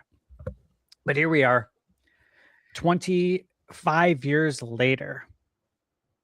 Kingdom Hearts officially, not a cloud version. It's not real. It's not real life. We're getting an actual native Kingdom Hearts. And we're getting Kingdom Hearts 4 day and date. Insane. Onimusha. So I got to play this. I can't talk about it. What I played is not the demo, which is why I can't talk about it. I've seen a lot. Let me just say I've seen a lot from this game. And I'm so jealous of you. Yeah, dude, again. I'll be honest. It's the most jealous I've ever been about your inside shit ever. I wish I could have streamed it to you or let you see it, But I was telling Michaela because she sat in on it with me too, of course. And I was just like, this is Bird's favorite. This is one of his favorite IPs of all time. Yeah. I was like, I wish you could see this. So based on what I've seen and played, very, very excited. I can't say anything else. I'm not even going to touch Star Fox. Splatoon Raiders. And Orbitals, I'm under embargo for. I can say, though, that we played it. And I can't wait to share more details with you when the embargo's up. Pacopia. Hey, look, I'm glad this game's continuing. and they're going to be doing that expansion pass. I'm probably going to get in on it. And I've been saying that this whole time. A lot of people have said you need to play it. I said, I'm going to as soon as I have an opening. That has not changed. Dustbloods, again, look, I know people wanted to see more of it. And I don't need to see more of it. I'm going to play it. I'm going to trust. So they announced the play test. I'm like, oh, that's all I needed then. Yeah, that's a big deal, dude. That says a lot that there's a play test coming. I'm going to play in it. I'm sure you guys are too. Oh, yeah. I suggest following the Dustbloods account on X. They have an official account. And they even said, I think today I retweeted it, to follow their account so you can be part of the play test. Dragon's Dogma 2. That's a massive game. And it's Capcom. Capcom has crushed it on Switch 2. And I know how it performs because I have it on PS5. So I'm super interested to see how that's going to perform. Again, like these are all games I'm going to be reviewing. Lies of P, I own that. This is something we talked about over a year ago. I mean, 18 to 24 months ago, that this would for sure come to Switch 2. I know I said that on this podcast. Great that it's the complete edition. Guys, this is Pinocchio. I'm pretty sure everyone knows that, but if you don't, this is about Pinocchio. And it's a Souls game. It's so cool. Yeah, and in chat, they mentioned there's a full physical as well. So for the physical fans, there you go. Xenoblade 1 through 3, Switch 2 edition. Again, I've been talking about that for a long time. Pikmin's going to drop too. Very excited. Stellar Blade. If you haven't played it, because you don't have, if you don't have a PlayStation, you definitely need to pick this up. I have it. It's awesome. Final Fantasy Online. Again, been excited for that. We played Rayman Legends Retold. I'll have a video coming on that. That's not under embargo.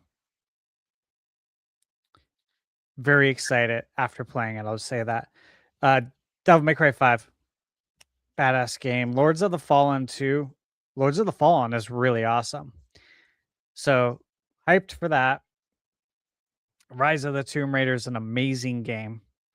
Significantly better than the first Tomb Raider reboot. DK Challenge. Very excited to see that we're getting some form of achievements. I want to see what else they're going to do there, but very excited. I thought Ninjala 2 looked cool. I thought RuneScape looked interesting. I've already reviewed the Atelier games on my channel, so I'll be reviewing that. Warhammer 2 Space Marine. That was one of the most popular games when it released in 2024. I played it. Nate, have you played that? Yep. You liked it, right? Yep. That was really good. Yeah.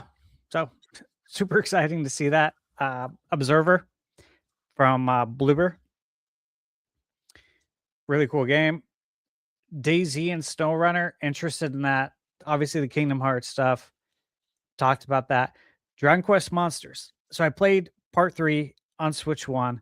The performance wasn't great, but the game was so good that it didn't matter. And I said that in my review when I reviewed this game, that despite the performance woes, this game is just so much fun that you don't even care. And so, of course, I'm really excited that we're getting part 4. And in Japan, this is Dragon Quest Monsters 4. I don't know why they dropped the 4 here. I'm sure they did it for a reason, but this is the 4th entry. Deltarune, again, if you're a fan of Earthbound, what are you doing? And again, you buy Deltarune now, you get all the episodes. It's one flat price. So I bought it on launch day, knowing that this is going to buy the whole game for me as it comes out. Metal Gear Solid 2, again, already on the list. Tales of Eternia, that was on my bingo card. I've been looking forward to this one. I love the art style. The One Piece Grand Gourmet looks very interesting. I love the art style. And then Final Fantasy Resonance, dude. That I think that was my most. It's like top 3 probably hype was Zelda, Kingdom Hearts, and Final Fantasy. Resonance looks amazing. I love HD 2D art style. You're giving me Final Fantasy in HD 2D, and there's been some folks that I saw online saying, "Oh, this is just an adaptation of the cell phone game or whatever." Yeah, so was Octopath Traveler 0. What happened there? That game's badass. They know what they're doing. I think it looks absolutely beautiful. And the fact that you can do like it's HD 2D, but when you do the summons, it goes into a full motion video. Did you guys see that? Yep. That's wild. Yeah. Like, that's really cool, dude. So these games, what are all of these coming out this year except for Xenoblade? A lot of them. Except for Xenoblade, right? Mm-hmm. No, like, Kingdom it's Hearts. everything. Yeah, Kingdom that and Hearts Kingdom Hearts 4. 4. Everything's coming out except for those two. Yeah, I think that's right. That's insane. There's 49 games on this list, so 47 are coming out this year. And there's obviously still more to come out. Like, Nate, when we were live streaming it, I was saying to the chat that wait for the press release, and that I bet you there will be more news that trickles out from people who piggyback. Sure enough, there was. Wolong Complete Edition was announced. Yep. So we're getting Wolong 2, but Wolong Complete Edition was announced. That's coming out, obviously, before Wolong 2. So that's pretty awesome. Constance is getting a Switch 2 edition. A formal one, which is a great Metroidvania that I reviewed. And there's other games that I played that I can't even talk about that weren't part of the direct that are coming to Switch 2 this year. Yeah. Like I So said, there were 70 plus even before this direct. Well, that's the thing too, is like we had all these showcases and not all those games were here. They can't be. It would be too long. But based on like all the news we got in the last week with showcases and the direct, it's an insane amount of games that are coming just for this year. Yeah. And can I add something, Stash, real quick? Yeah. I think this might have been, actually not might. I think this was my favorite summer of gaming since the E3 days. Yeah. I gotta say, Agreed. Sony's State of Play crushed, in my opinion. I thought it was phenomenal. Summer Games Fest this year, easily the best Summer Games Fest show we've ever had. It's not even close. Xbox's showcase, phenomenal. Even if we've seen some of the games a handful of times, like Fable looks phenomenal. Definitely stings that it got delayed, for me, but because it was one of my picked games for Fantasy Critic.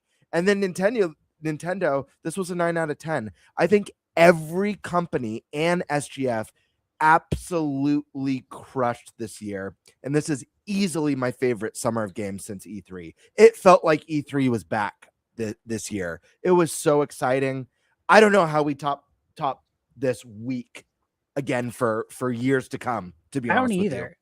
It was like, if you factor into Indie Quest, which, bro, yep. I was like, okay, add to wish list, like nonstop. And even at Summer Game Fest, like I told Jeff when I talked to him, I thanked him for everything, because the way he set up Summer Game Fest, like it's a living, breathing campus. It's like an enclosed campus, basically. It feels like summer camp where everything's paid for.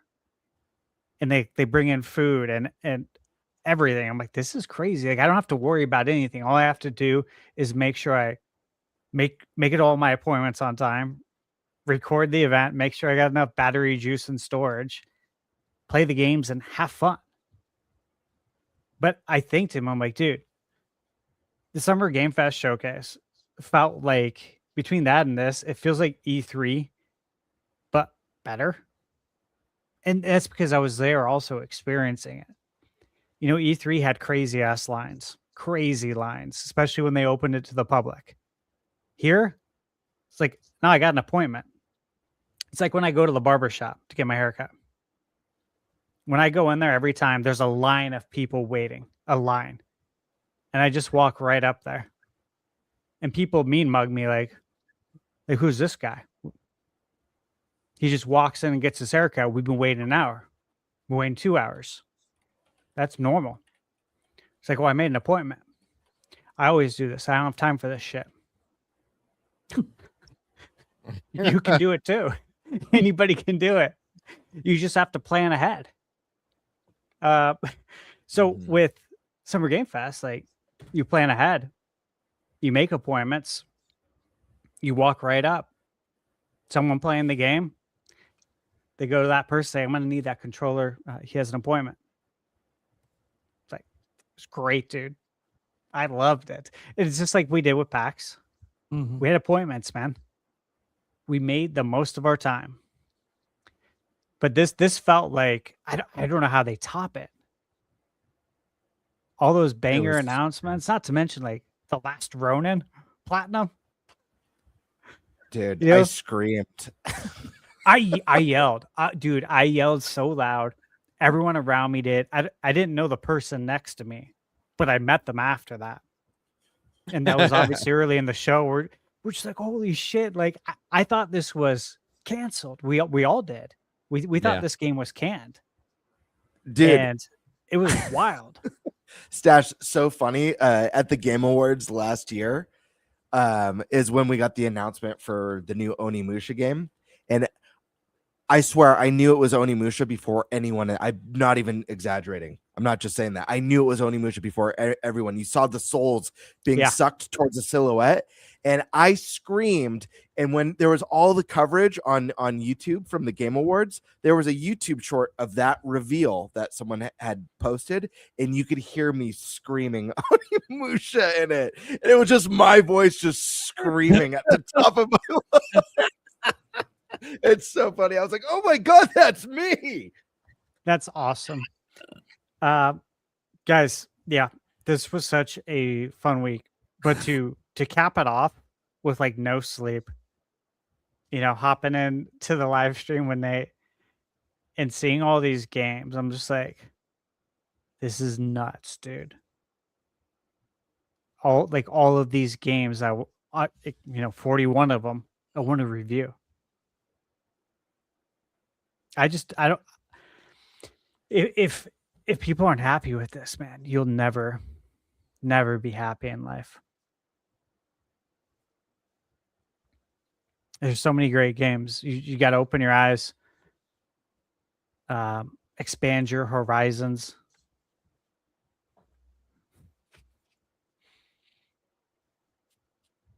All right. All right. Kind of a joyful but ominous end to that part there.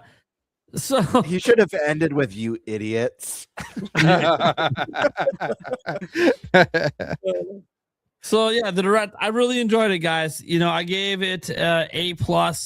Like, I'm really easy to please. I've said this many a time. I'm easy to please. I thought the state of play was an A+. I had the Xbox showcase at an A. I had Summer Game Fest at an A.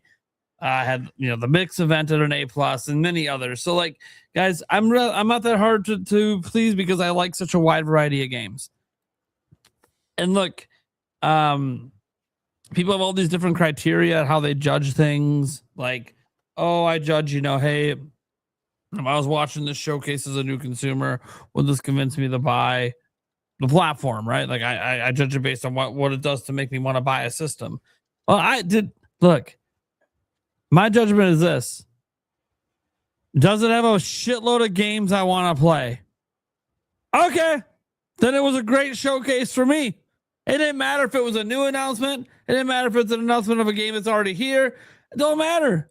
I want to see shit. So, dude, You're telling me in a direct where one of the greatest games of all time, highest rated games of ever, Ocarina of Time remake gets announced and it's real and it's a high budget, realistic graphics game. What the fuck? Nintendo's doing that? Okay, cool. Oh, by the way, we have our next Switch Sports game. Oh, our next Xenoblade game is announced. Oh, our next Three Houses level Fire Emblem game. We see even more of that. Kingdom Hearts 4 is somehow exclusively being shown in a Nintendo event. What? Wait a second. Wait. What? Say that one more time. Kingdom Hearts 4 exclusively shown in a Nintendo event when they couldn't even put the prior 3 games natively on Switch. That just happened. That's a thing. Oh, okay. All right, hold on. Is there anything else going on? Oh, wait. Oh, you're doing some crazy crap with Final Fantasy now? How the fuck did you take something that was a mobile game and now make me want to play it? What is happening? This shouldn't be a thing. This direct was so good start to finish. How am I supposed to be disappointed in any of this? Now, look, I get it. Maybe a little RPG heavy, I suppose, if you're not like heavy into RPGs. I sort of see that. Like, you know, ironically, if you're someone who's really into farming sims, this probably wasn't the direct for you. I get that. If you really, really just like love platformers and that's all you play, okay, Rayman Legends Retold, and I'm happy that game's coming. But yeah, okay, we didn't have a ton of those kind of games here. So yeah, definitely very RPG / action adventure heavy. I think the count was at like 16 RPGs and 9 action adventure games. So guess who loves RPGs and action adventure games? So right up my alley, baby. So yeah, I loved this direct. Look, you guys are already saying enough praises of it. I think, you know, obviously, guys, our show in general is usually pretty positive about gaming showcases because, guys, these showcases are showing us games. Are we supposed to be upset about seeing more video games? So that said, we've been kind of beating around the bush because of an extra special game that was shown at the end. Special for many, many reasons. And our comrade who isn't here, I'm going to let him get the first words in on this. The Ocarina of Time remake. Here is Eric Moore's words. The Spice Lord himself said, "Holy shit." Yes, he literally typed that out. Mm-hmm. For as much as I believed it was possible, I also thought it wasn't going to happen. I am so glad that they announced this. My favorite part of the announcement was the music. The little teases of songs from the game over the narration was a chef's kiss. I am hoping that the link they showed in the trailer is the actual gameplay and not just some placeholder visuals, because that looked crisp. This was a good direction to go for the art. I know we talked about the art direction, I believe, last week or the week before, and we were hoping that they don't keep with the Link's Awakening or Echoes of Wisdom route. This couldn't be any different. Oh, and this is great for the game. I can't wait to actually play the game this time around. Okay. Thank you, Eric. Who wants to go first? This is special. It'll be the only time probably in podcast history that this particular thing will ever be revealed again. You put a post on Twitter earlier about whoever was the person who did the music for this trailer. Boy, yeah, they were spot. It gave you chills, man. You hear those 3 little notes, you're like, oh. I think we all probably got chills, right? Man, it just hit so perfectly. And it's moments like that, Sandstorm, that I'm glad I wear a diaper. You know what I mean? Yeah. Like you get the bumps just like crawl up your arm and you're like, I know that. And they do it in sections too. And you're just like, you know, the sections, the music, the sound effects, combined with the quality of that narration, the largest compliment I have seen of this trailer, universally shared everywhere, is someone's like, because it kind of felt like a movie trailer. Man, did it? Yeah, you think? Holy shit! It just leveled up Ocarina of Time status to that felt like I was being told about a new movie. Whoever was on the marketing team, pay them, bonus them immediately, because they knew what they were doing with that narration. Like I even went back to look at the original like intro to how Ocarina of Time goes, and it's not verbatim, but it is so close. And then I'm like, man, does that mean like maybe all this is full voice acting, because they're telling the story like how the original is being told, but you're listening to it in a narration. Um Man, this like and to do the whole like quilt, the whole blanket thing, and like move the story, it was like, no, are they giving it to us in this art form? So one thing I will say about this, and I've been putting this on Twitter a lot, is that when we first saw Link, the images that we saw Link, and to kind of answer Eric's a little bit, and you can correct me if I'm wrong, but as far as Zelda games, Nintendo doesn't typically go outside of what that game looks like for any cinematic. So like when they do cutscenes and stuff like that, it's all still in engine. It all still looks the same. They don't like change it up. You don't get like a better looking piece during a cinematic. Even in thinking in Breath of the Wild, right? When you saw Breath of the Wild at the beginning, and Link was just sitting there on the horse, and then you see the scenes of I forgot what they call the things now. I can't remember. It's been so long. The memories. No, the what are the monsters, the ones that shoot the lasers? So Guardians. Guardians, thank you. So you get the Guardians shooting at him, and you're like, okay, obviously that part is gameplay. But then when they shift over to the bridge scene where he's like, going across the bridge, and it destroys the bridge and everything, that piece from the original piece that they showed, which was in game, they don't look really too different from each other. And even if you think about Tears of the Kingdom, that still holds. And even with Twilight Princess, when we saw Twilight Princess and all the cutscenes. So I dare say what we got, that little image of showing Link laying in the bed, that's how the game is actually going to look. I don't think it's going to look anything outside of that. We are getting this is it. This is all those times that you were talking about the Wii U demos. Everybody, you're talking about the Wii U demo Zelda. Well, you're getting better than that. That's what you're getting. You're getting better than that. But I'm excited for this 2026. I really hope that this game, man, I hope this game shows up right next to Grand Theft Auto. I don't care what anybody says. I don't care about numbers and which one does better. I want to see Muhammad Ali fight Mike Tyson. I want to see that. I want to see that in all its full glory. Greatest game of all time. And I'm a Majora's Mask fan. Greatest game of all time, most highly rated game, going up against one of the most anticipated games of all time. Do it. Do it, make it happen. I've seen so many people saying that they will pick Ocarina of Time over Grand Theft Auto, because this is the Zelda game. There's a whole lot of Zelda games.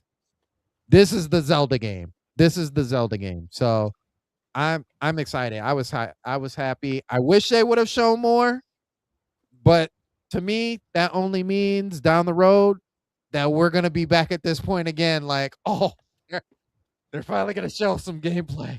They're gonna finally show some gameplay. So I'm ready. I'm ready for it. Hell All yeah. right. Who wants to go next? I'll jump in. Yeah, guys, this is insane. Is this real life? And I say that like, we've not only have we been talking about this, and we've all been firm believers that this game is real and this game's coming. I've been on the podcast for over a year now, and no one has said otherwise. We've all been firm believers. But I go back even what feels like 3.5 years ago. I'm not even sure. I went on Andres Research channel. I was talking to him about that Aonuma interview when he was asked, and he was laughing. And I was telling Andres, I'm all in, man. I think it's happening. He wouldn't have just laughed. He would have not let speculation run wild like that. So I've been a believer in this for so long now. It feels so good to see this come to fruition after all these years, after believing for so long, after building all that hype. Not only is this game back, but when I think about not just what I've talked about on Game Bird Classic over the last couple of years, but I've sat here and talked about with you guys when we've had our discussions about Zelda's anniversary or what we'd like to see for this game. For a lot of us, it was like we all mentioned fully orchestrated soundtrack. We're going to be getting that. Modern visuals, not just a 4K remaster of the original game, not just an upscaling of the 3DS game. We're getting a game that's built, a remake that's built from the ground up. We've got two of those core pillars that we all wanted confirmed in this teaser trailer. We're yet to see more. We haven't seen gameplay. We haven't seen what else this remake has to offer, but I fully expect a modern, revamped combat system. I'm hoping for that jump button. Guys, am I the only one who feels this way? Is it just me, or did this teaser trailer feel like a movie trailer? Think about, we don't have sound going, but think about the narration, the setup that the narration's doing. Listen to this. Called Hyrule, created by beings of supreme divinity. Tell me this doesn't sound like a movie teaser trailer. This teaser is so freaking good. Yeah. There lay a small forest. Can we let it play before I finish my thoughts? Is that okay? Yes. Okay, because I have a lot to say still. Of the forest. Dude, this is a movie trailer, I'm telling you. These forest dwellers were called the Kokiri. Each had a fairy companion, and they lived out their innocent lives in these woods. However, there was one particular boy. Harry Potter moment. Who did not have a fairy. Oh, the music. Good. Chills, my friends. Are you a little boy? You're still Hyrule, buddy. Ready? What's the difference? What's the difference in the game?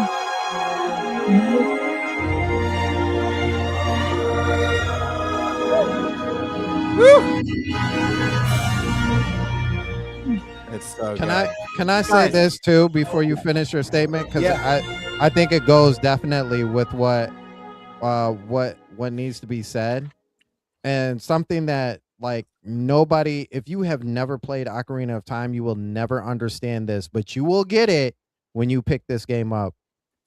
Ocarina of Time has over any other Zelda game, the best music, period. And you're going to get all these songs now fully orchestrated.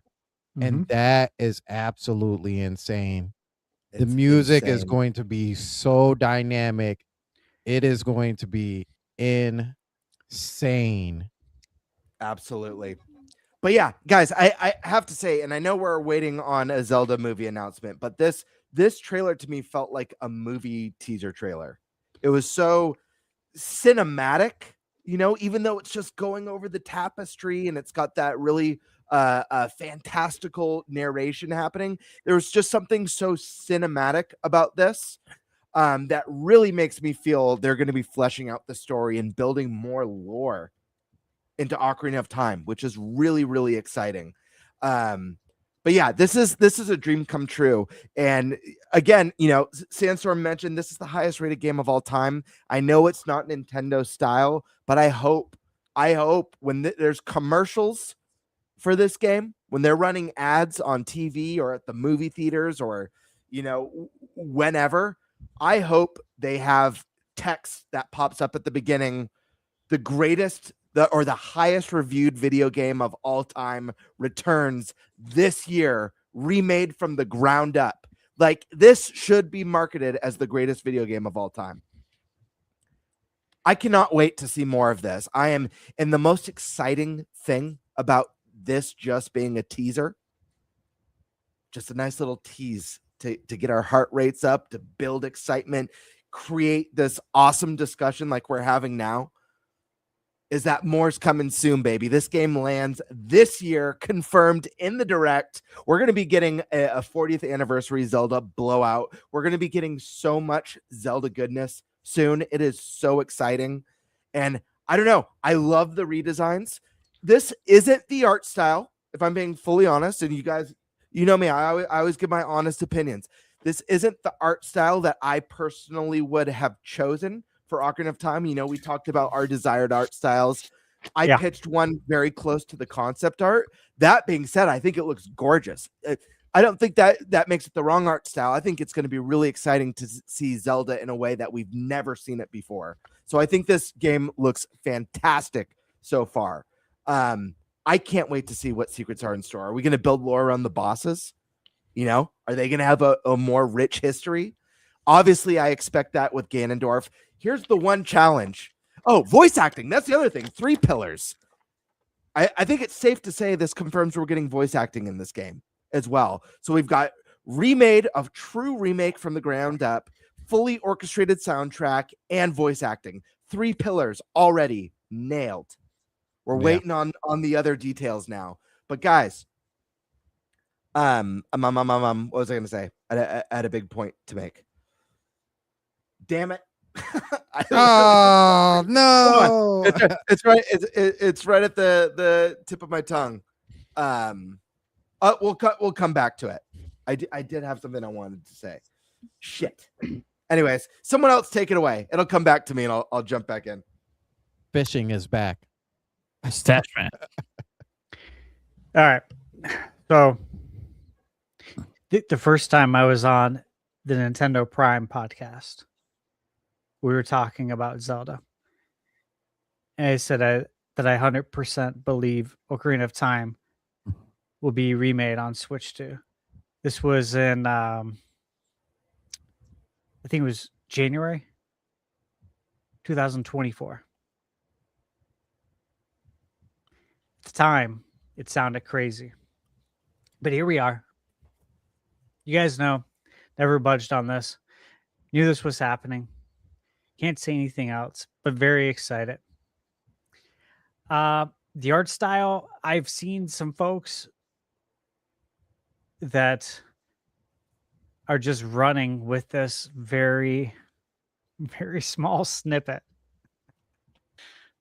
of what the game is going to be now in their mind. I think we haven't seen anything really outside of young Link sleeping. It looks like young Link. We only see, a side of his face because he's sleeping on his side. I just don't think there's a lot to talk about there. The narration I love. It reminds me, and you have to be an 80s kid to remember this, but the opening narration to the Care Bears movie that was done by Mickey Rooney. Yeah. Oh man. Come on. If you listen to it, it's spot on. The voice, the pitch, like everything sounds like it, and it's super cool. Because honestly, that was a very high quality part. It's Mickey Rooney. So yeah, production value looks to be very high. Again, the orchestrated soundtrack, this is stuff we've talked about on the podcast. That, like, something I'm personally very excited for. As far as Zelda music goes, my top spot goes to Link to the Past. Ocarina of Time, though, is right there. I mean, the Hyrule Field theme. You guys can hear that playing in all my videos. Bird, you want to say something? Real Did quick, you remember what you wanted to say? I remembered what it was. I remembered. I just want to plug it really quick. Sorry, Stash. No, you're good. The voice acting. That's where I lost my train of thought. Voice acting, very exciting, but the challenge with it is, and I don't want to spoil it because I know there's a lot of younger people who are going to be playing this for the first time. There's a big reveal in this game, and I'm curious how they're going to tackle that in a way that was. Are you guys following what I'm trying to say? Mm-hmm. There's a big reveal in the game, and I'm wondering with voice acting how they're going to tackle that, because for a lot of people that was genuinely surprising, back in the day. Mm-hmm. So I won't say any more than that, but yeah, I just wanted to mention that'll be interesting to see how they tackle that. And it wasn't really something I thought about when we talked about voice acting in this game, but now hearing like the narrator and stuff, it immediately came to mind. But anyways, sorry to derail, Stash. I didn't mean to throw you off. I just wanted to throw that out there really quick. You're good, bro. Good point. So look, we've talked about this a lot. I'm not going to go into speculation of what the game will be like, and I'm not going to make a heads or tails emotional decision based on the art style that we've seen a very small snippet of. Ultimately, I trust Nintendo. They've earned my trust for decades. There's very few companies that have. There's very few of anything in life that's earned my trust over that amount of time. So I trust that they're going to cook. They haven't steered me wrong. I think they're going to do great here. So, with that said, Ocarina of Time. For those who don't know, I missed a whole week of school when this came out. I pretended to be sick. My mom knows the story now, of course. We've talked about it. She still can't believe that I wasn't sick. And I'm like, look, the first couple of days, I actually didn't feel good. As an adult, if I had to go to work, I would have. But this was school. You know what I mean? And every day when my mom would leave, she'd take the N64 controller and hide it. And I would go search her room and find it. I'd take a mental snapshot of exactly how the wire was wound around the controller, so I could put it back exactly the same way. And then when my mom would come home from work, I would ask her, hey, I've been resting all day. Is it okay to play Zelda? Because it just came out. So obviously I want to play it. And she understood I wanted to play it. She understood how long that 5-year wait was. Or not 7-year wait between Link to the Past and Ocarina of Time. Like that was an eternity back then. So my mom understood that. And so I got to play it the whole week. I beat it. I came back to school. Everyone's like, I heard you were like deathbed sick. It's like, no, that was fine. It was better than ever, bro. Feel well rested. And Ocarina of Time's beat. Everyone's like, what? What do you mean it's beat? I'm like, that's what I did. I wasn't sick. My science teacher, Miss Wilhelmy, her name was Bobby Wilhelmy. She taught earth science, and she used to be she was retired military. She caught wind that I faked sick, and she was hard on me for the rest of the year. She was pissed. That's the same teacher that I was always reading the E3 Nintendo Power magazine, and the one with Mario on the cover. If you guys remember that, I think it was issue like 100. Yeah. That's my Zelda memory. Do you guys mind if I play something? Go I got for it. something that we should really just play. Go for it. Because there's not many times we can do this. Okay. And Nate, playing a video is just share screen. Yep. Okay, there's gonna be audio on it. I'll keep it low, and Yep. it's not gonna flag us.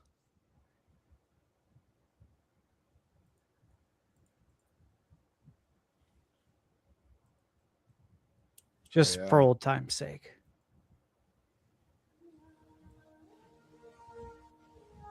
Maybe the young kids haven't seen this.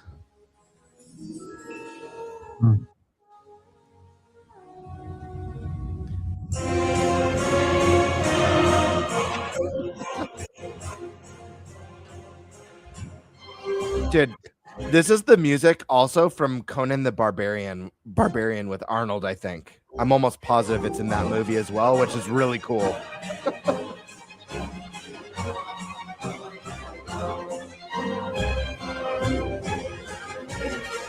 You think they remake the commercial? I know. Really awesome. Oh man, with updated graphics, oh, it would go crazy.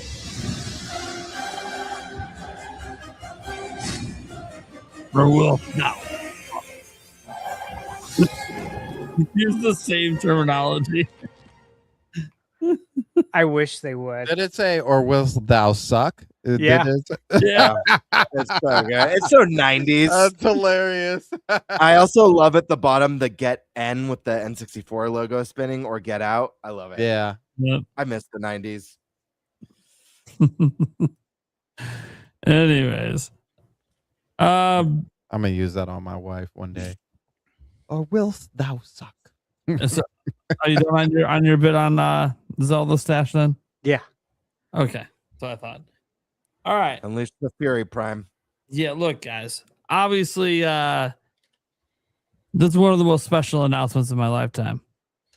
I said it towards the end of my video today that somehow I woke up in the correct timeline in my life where I am getting a live action Legend of Zelda movie. Like, what the fuck?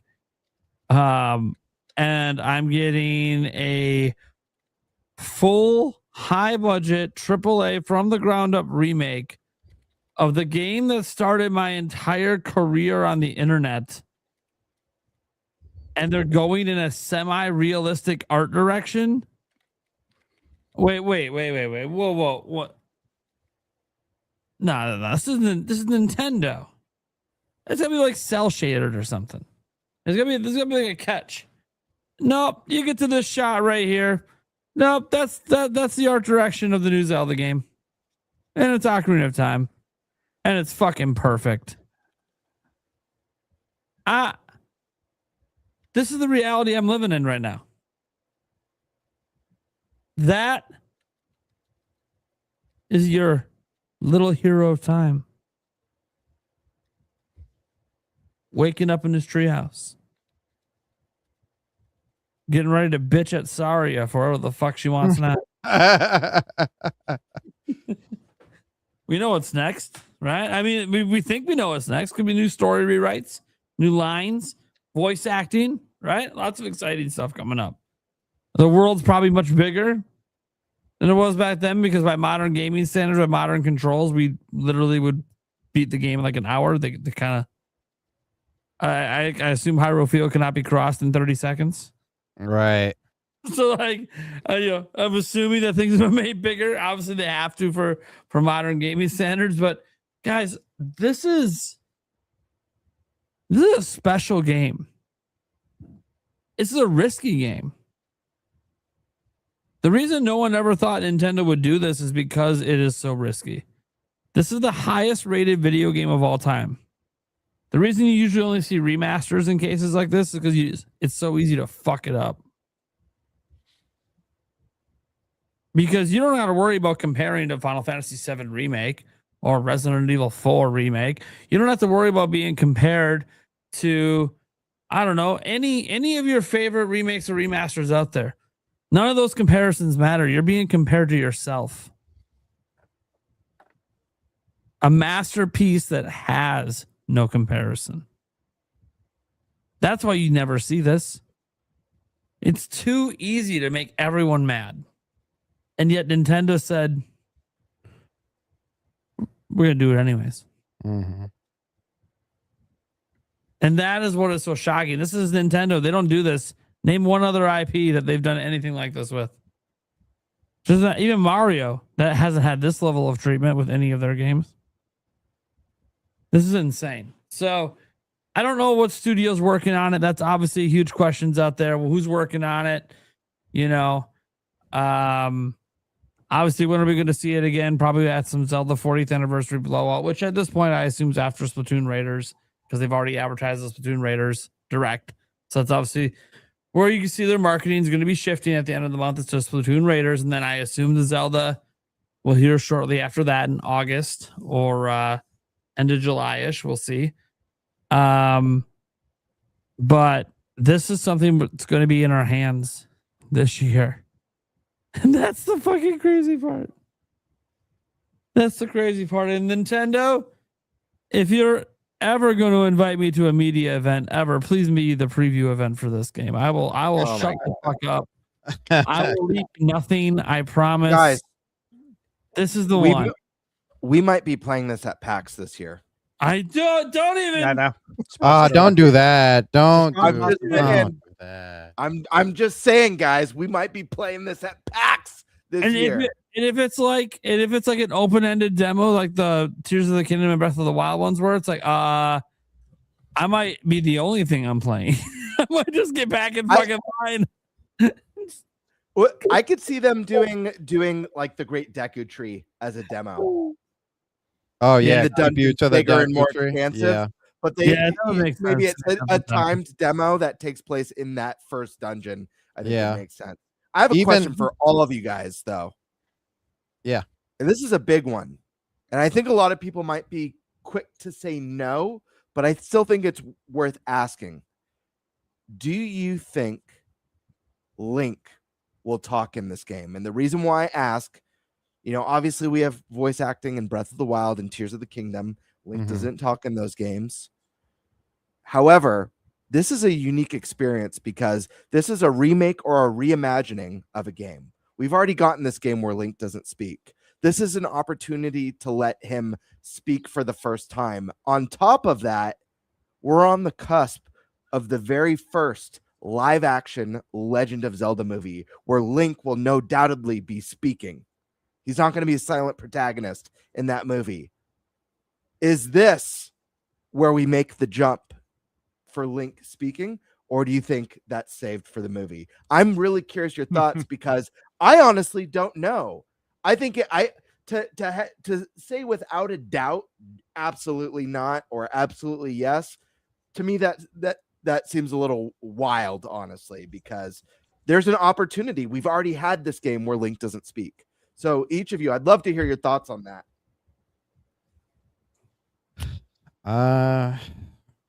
That I think comes with a lot of ifs.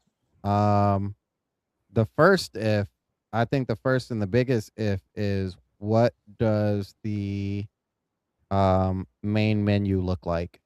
Because if it is reminiscent of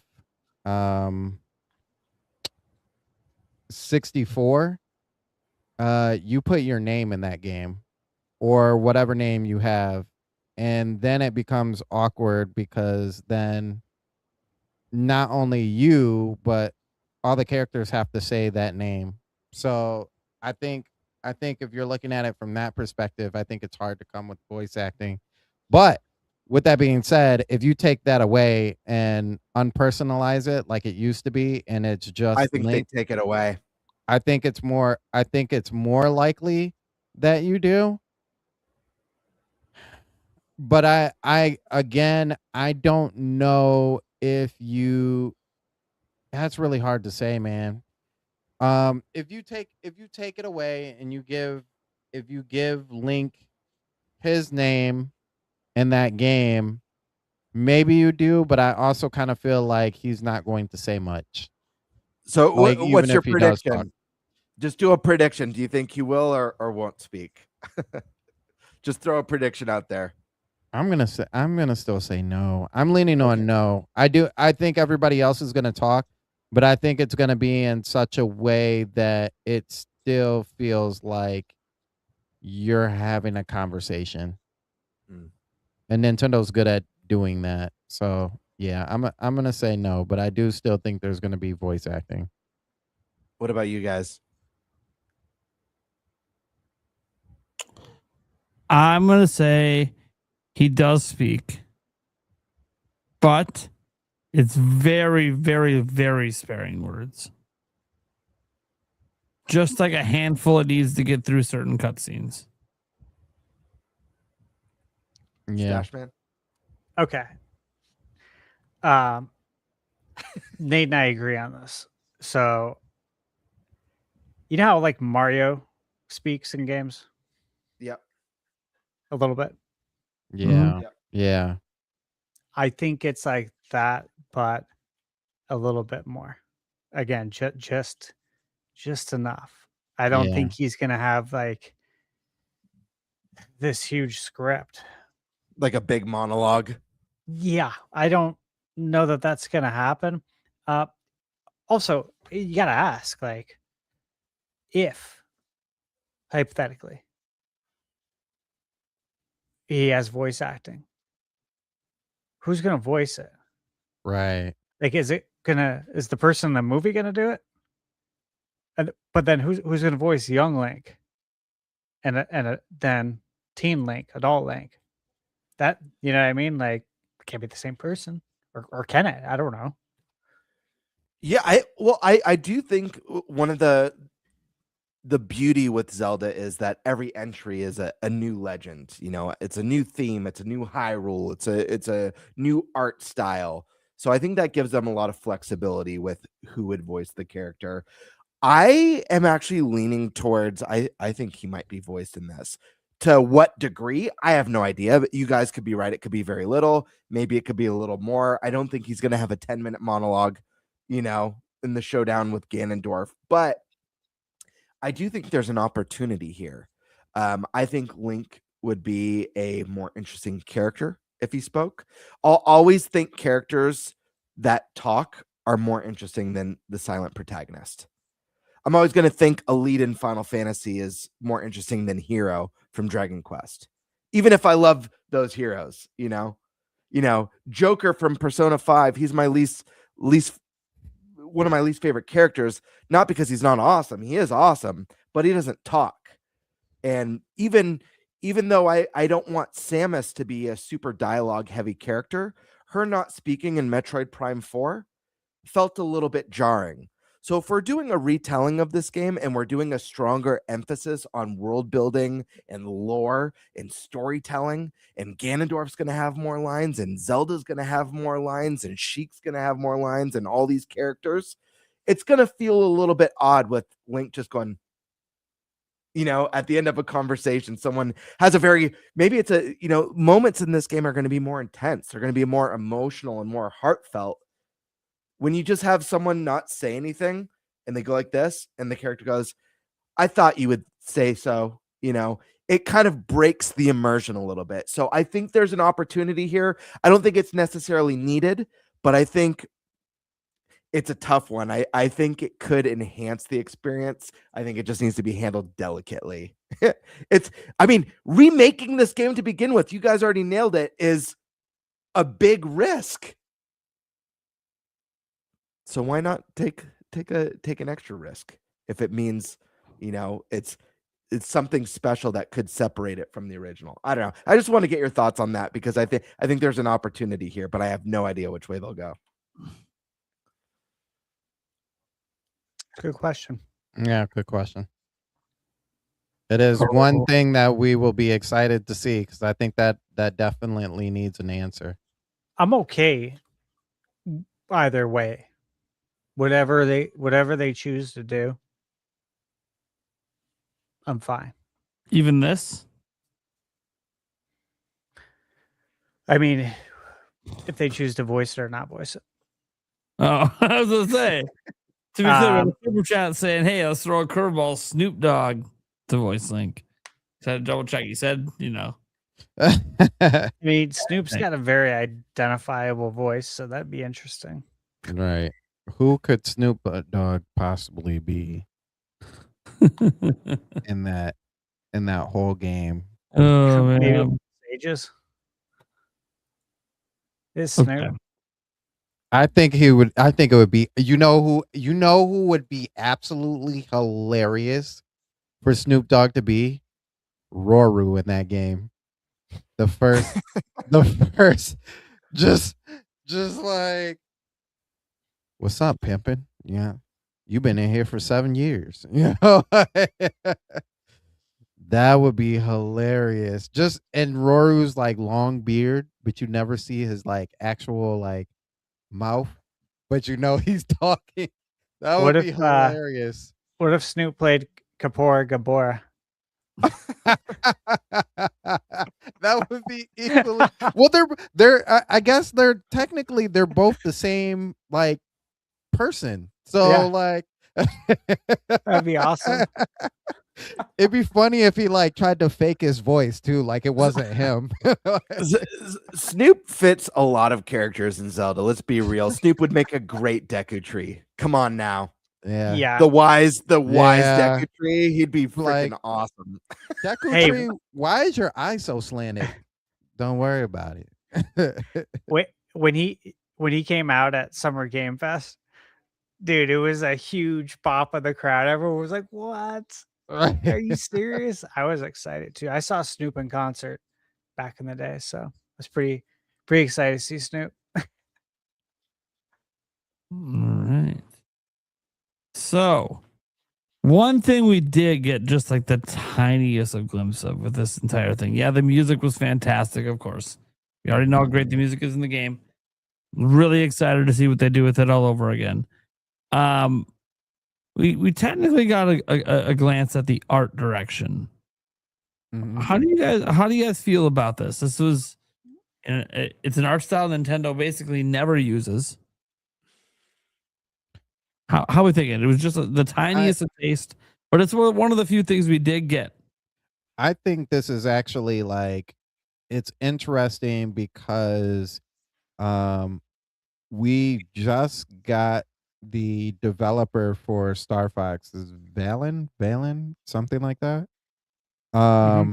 And they just said that they were using their in-game engine Viper. So I'm like, man, obviously it can't be them, but I'm wondering if they source that out. They don't look one to one, but the art style, but Nintendo's like, you know what? After this whole like life of Nintendo, now at the point of diminishing returns, they're like, oh, you guys wanted more realism, so we're gonna give you more realism. And this is like the second game after Star Fox that we're seeing like that change. Both N64 games too, which is interesting. Yeah. So it's like, whoa, wait a minute. And you know, this is for me and Gamebird. I don't know. This is for Stash and Prime. But if you're gonna give me this game and it's gonna look like this, please don't play with my heart. Drop Majora's Mask as well and do the same thing. Please, Oh, please, man. please. Yeah. Do you okay? So I'm so happy because that was going to be my last question before we wrap this up, and I want everyone to answer Prime's question. So after we all answer Prime's question, let's all give our honest opinion. Do we think Majora's Mask is not just a possibility, but actually a realistic possibility? Of course, anything. You want an answer to that? After. But yes, I do, because anything could be a possibility. But realistically, as friend, as I almost said friends, but not as friends, as fans who've followed this company, our whole lives, do we realistically think that's possible? But first, we all gotta ask Prime's question or answer Prime's question. Okay. Well, then answer my question, Gamebird. I stand by with what I said earlier. This isn't the art style that I would have personally chosen. Like if the choice was mine, I would have chosen something a little bit more timeless.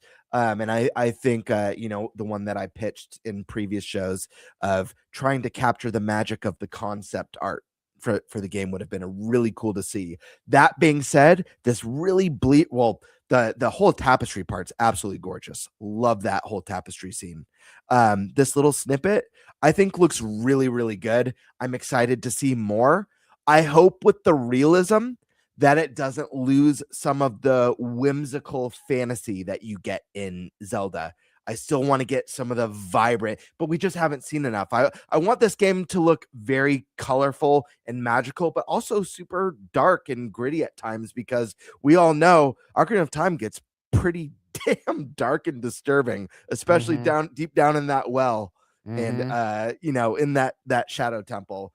But the little snippet we see of young Link, I think, is beautiful, and I'm really excited to see more. May have not been my first choice, but I think it's a damn good choice. So I'll say that. Okay. Stash. Thoughts on the art direction? Yeah, I'm good with the art direction, and I'll also say that we haven't seen enough. Yep. We're not even close. So I don't think anyone should come to any conclusion at this point. And I really don't even think you should be leaning in any direction. You should just literally say, wow, we've seen a very short snippet. Let's see what the game actually looks like. Guys, have you yet visualized, based on this art style, what these, because you all know how iconic each boss is in this game. The boss design, like just from a conceptual design in Ocarina of Time, is phenomenal. It's S tier. Bongo Bongo, Queen Goma, Phantom Ganon, phenomenal boss, like just artistically boss design. They're gonna I'm make so Gwen hyped Rova to look see. hot. I am so excited to see what the the great fairies, man. Yeah. Anyways, I'm so excited to see what some of these bosses look like realized in this modern engine. Is going to be unbelievable. Prime, what are your thoughts though on the art style? Well, look, even though Stash like no one should buy it too far in one way or another, this or that. Dude, I love what I saw. I'm all the way in. Yeah, obviously I don't know what it's going to look like in the rest of the game and how it's going to hold up. And maybe there's some drawbacks to what they're doing, or maybe some of the character designs I don't like, but what we saw, that little tiny snippet, which, look, I'm going to be honest, the trailer feels like we were watching the beginning of the game. Like we were being like shown actual footage from the game, kind of cut up special for the trailer. And that was going to be our transition into taking over Link in his room, like we know at the beginning of the game. So I do believe that's pretty much what the game looks like. And that's because, their cutscenes, in Nintendo history are pretty much the same as the in-game graphics. They always have been. So I have no reason to think that that's not what the game actually looks like. It's coming out this year. It's not like it's suddenly going to get a drastic overhaul between this reveal and 4 months from now or 5 months from now when it's in our hands. And we're probably playing at PAX. Like that's one thing that was crossing my mind earlier today. I was like, oh my gosh, I'm gonna probably be hands-on with this before the game even comes out. And that is so freaking yes. Like I didn't get to do that with Tears of the Kingdom because like they didn't have E3 anymore or any preview events like this. And now, hey, I get to do it again for another Zelda game. That's going to be so exciting. Whatever else, Dustbloods, I assume, and whatever else they end up wanting to show off there, whatever's coming out September on forward.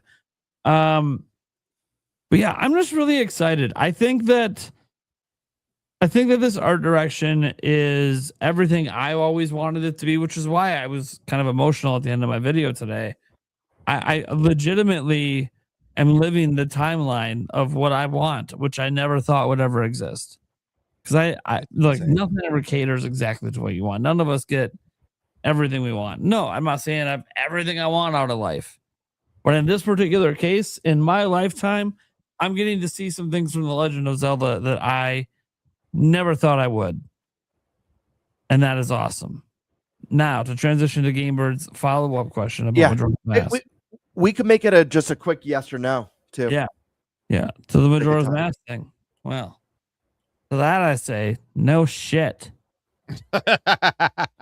Majora's Mask was like made by reusing assets. You think they put in money into this to make these fucking assets, and they're like, oh yeah, we have a freebie game we can make that we don't have to invest $100 million to make because we already have 90% of the assets. Should we make that game, or do we just not like free money?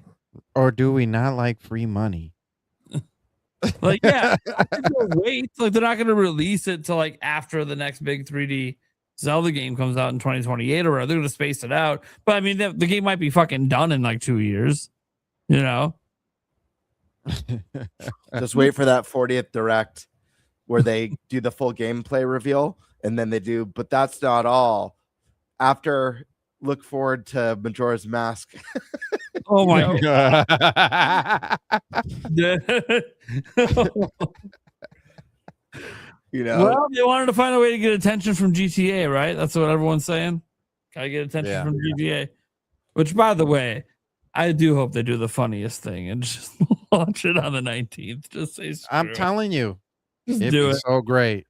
hey, I know what game I'm buying that day. GTA 6. Hell yeah. I'll see you there, brother. All right, Stash Man, Majora's Mask, yay or nay? Do you think it's a realistic possibility? I'd put my house on it. Damn! Oh wow! You guys are gonna give me. I'm I gonna would. need a new. I'm gonna need a clean diaper. I would. In a heartbeat, I'd put my house on it. Well, I think I'd be they're sitting taking pretty bets after that. They're taking bets on Kalashi or whatever the fuck right now for it. Here we go. Guarantee it. Guarantee there's a prop bet on there right now. You think? Sandstorm. Yeah. There's prop bets Yay or on there nay? for everything. Man, come on now. To my favorite game of all time, they Ocarina better of Time do it. Remake used to be a prop bet on there. They better do it. And just like how they do Ocarina of Time, if they're gonna expand the worlds out, they better expand Majora's Mask out too. Like, it's the first and only time that we've got to play as other races in Zelda outside of Hyrule Warriors. Come on, man. Like, let me just Yeah, guys. swim. Let me just swim. I gotta say, the mask is off in this one. My vote is yay. I was not. I wasn't a yay. I was a very hopium yay. Mm-hmm. But when Stash put a lean on his home Yeah, he put a whole lean on his home for Majora's Mask, in public. I'm all in. Stash has been many a times. I'll call him Nintendamus. You know, so if Stash is willing to put a lean on his home, I'm all in. Yay, my friends. Yay. Hey, I gotta ask though, Nate, was that really a prop bet about Ocarina of Time? Yeah. So there is a get rich quick scheme out there. Holy crap. Oh wow. I mean, am I allowed to go make bets with stuff on I know? Well, yeah, better be careful insider trading there. I gotta say I got insider information. I'll go make bets. Yeah, you probably can't make bets on any of this shit. And because I am unless you work in government, of course. Yeah, unless you work for the government. Exactly. We're trying to get that exception card quick. Old Nancy. Oh god. All right, Gamebird, your answer, your own question about Majora's Mask. I answered yay. The mask is off. I said once Stash was willing to put a lean on his home. That's it. I'm all in. Yeah. I'm all in. Same for Sandstorm, I assume. Yeah, absolutely, man. Absolutely. All right. All right, let's go ahead and get to the Q&A. Your guys' statements. You guys can still super chat them in while we're still live. Joey Pitt says, bring Conker's Bad Fur Day to NSO. Yes. Hell yeah. Absolutely. Super The Money facts. Brawler. Wow, on time. There's a first for everything. I know. Mm-hmm. I looked at the time and I was like, I'm just going to hit go live because it's 8 o'clock. And sure as shit, it just worked out. There's also a last for everything, so don't get used to it. Yeah. And Eric isn't here. You might be seeing the problem. When he's here, it's 100% we're late. It's got nothing to do with him, but whatever. Actually, sometimes it does. Sometimes he'll be sitting right next to me, sitting there playing the Switch too. I'm getting ready for the show. I'm like, hey man, we're live in like 3 minutes. He's like, oh yeah, I should probably hook my camera up and maybe get my lights set. Yeah, you think we're live in 3 minutes? It was Jimzo. Yesterday, I bought the deluxe edition of Dragon Ball Sparking Zero from the eShop. I'm so excited for Liza P, Star Fox Remake, and Fortune's Weave and Kingdom Hearts 4. Hell yeah. Lots of great stuff coming. Also, you can now wishlist Ocarina of Time in the eShop. Hopefully not for $80. That's the thing we didn't touch on today.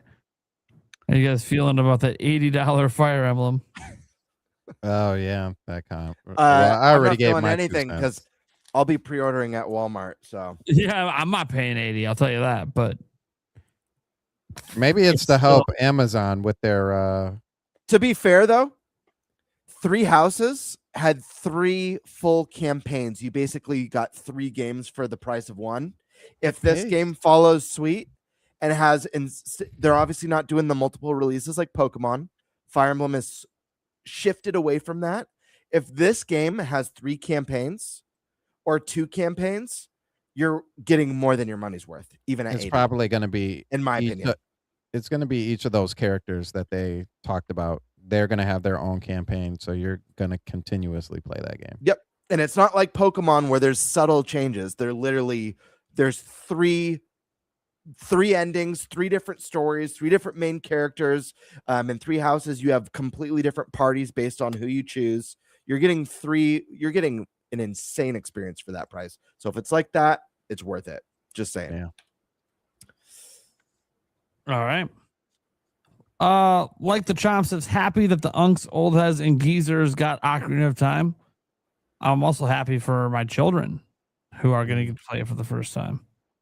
Facts. Mm-hmm. Reaper. Was the WTF game Kingdom Hearts 4 the Direct? Nope. Reese Riley has come up publicly to say his game has not been revealed yet. Jorge. I believe Nintendo usually shows 3 to 4 new first-party games per Direct, so this was no different. I can understand that it's been 9 months since the last Direct, but Nintendo seems disciplined in what they show. But they had a consistent cadence of stuff in there. They showed a lot of stuff. I don't know how much new people expected. We knew what most of the lineup was the rest of the year. We only needed a couple announcements, and we got 3 announcements, and one of them was for 2027, so. Yeah. It's about what I expected. I think this is the sad part about leaks too, is for a lot of people, it sucks the hype. Obviously a lot of people have been talking about Ocarina of Time, but when Nate the Hate came out and said that he's heard it's cut real and it's coming this year, when people see it, if you're not like super hardcore like we are for that game, a lot of people just see it like, yeah, I already knew that. You know what I mean? And that's just the unfortunate side of leaks in general. The same goes for Star Fox. Meanwhile, I knew all about the leaks, and I'm like crying. Yep, but you're hardcore. Leaks don't ruin my hype, but they just make me. Oh man! All right, to my brother. Hey guys, just letting you all know, I'm always having a blast with this show. It's the highlight of my week. I love it, and I'm still a big supporter. But hey, I have to have less super chats for a while. I gotta save up for the 30 games coming out. Back. Oh, so you're partaking in September? I see. It's an expensive year, man. It's 1 month. Just 1 month's a problem. Thank you so much. Admiral Brawler also bring back NFL Blitz, NBA Jam, NHL hits. Got to keep it going. One more for him saying they should add a dirt biking for Excite Bike. There you go. To Sports Resort. Joycey Jace here. She's hyped. Ocarina of Time remake is real. Love y'all. I remember when Joycey asked on the podcast, when she asked me specifically several times, if I thought it was actually coming in real. Joycey, I told you the truth the whole time. All right. Tomorrow, I think Welcome Tour should be free for NSO members. I think a lot of us agree with that. Wind Demand. In the Ocarina of Time remake, imagine if we get previously cut content like the unicorn fountains or the brand new cutscenes like Ganondorf destroying Castletown. Yeah, all possible. I will say something to that. So I think out of just real quickly, sorry, just out of a lot of the Zelda games, in this game in particular, you don't really see Ganondorf actually doing evil stuff.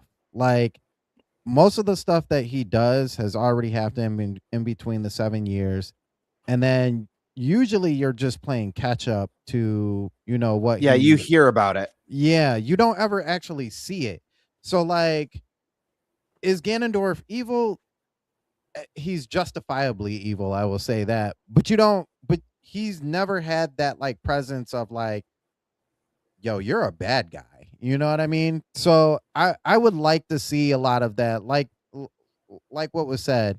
I'd like to see him destroy Hyrule. I'd like to see people run in, or he like bring in monsters and just start killing people off, or however that looks. Him putting curses on the Deku tree. I want to see these things so we can justifiably be like, yo, yeah, he may be trying to help out his people, but nah, he's not going about it the right way. He's actually a bad guy. It's almost like they have this moment in the game where he kidnaps Princess Zelda right in front of you. Mm-hmm. Well, he chases after her, but you never actually see that. Like you never actually see him. It's almost like right after that shortly after that you pull a sword, and then the 7 years happens, and he left. Spoiler happens. Yeah. Dude, it feels weird. I gotta start talking about that as a spoiler again, because it's gonna be a new game for people this year. But right. It's also like it's also kind of cool that I get to talk about that as a spoiler again. Like, there's gonna be people about to be introduced to one of the greatest moments in gaming for the first time, and I can't wait. Can't wait. You think you could still? Do you think you'll still be able to deflect energy balls with the jar? Probably. I hope so. I think it'll be so fun. They got to keep all the jank in. You got to at least keep some of the jank in. Just make it an Easter egg. I love that. Yeah. Yeah, it only works if you beat the game at least one time, and then they let you just do it every time. Who gives a shit? All right. All right. Tap the backlog gifted a member. Thank you. Demonic Brawler. All Switch 2 editions should be free. Yep, we had a similar super chat like that earlier. Dust Bloods is Switch 2 exclusive. Yes, it is. Yep. Demonic Brawler says game chat would be better if it wasn't friends only. I think it's a way for Nintendo to kind of protect themselves a little bit. Mm-hmm. Making sure you actually know the people that you're voice chatting with. So I don't know. Demonic Brawler says Ocarina of Time remake is actually happening. Yes, it is. Wind Demand. I think Virtual Boy should be ranked higher. I got the cheaper cardboard and 3D Wario Land, 3D Pinball, Mario Clash. They're addicting. There you go. We got a new big Virtual Boy fan. Warren Bowman's DC channel says, hope Nintendo doesn't have more than 10 $80 games over the whole Switch 2 life. It should only be their heavy hitters. Fortune's Weave. Why? Don't push it, Nintendo. Yeah, I don't agree with it being 80. I'm not going to spend 80 on it either. But it is unfortunate that I have to do that pre-order thing or buy it digitally. Like it kind of sucks that I can't just walk in a store for MSRP and get it for $70 anytime I want. Yeah, it's unfortunate.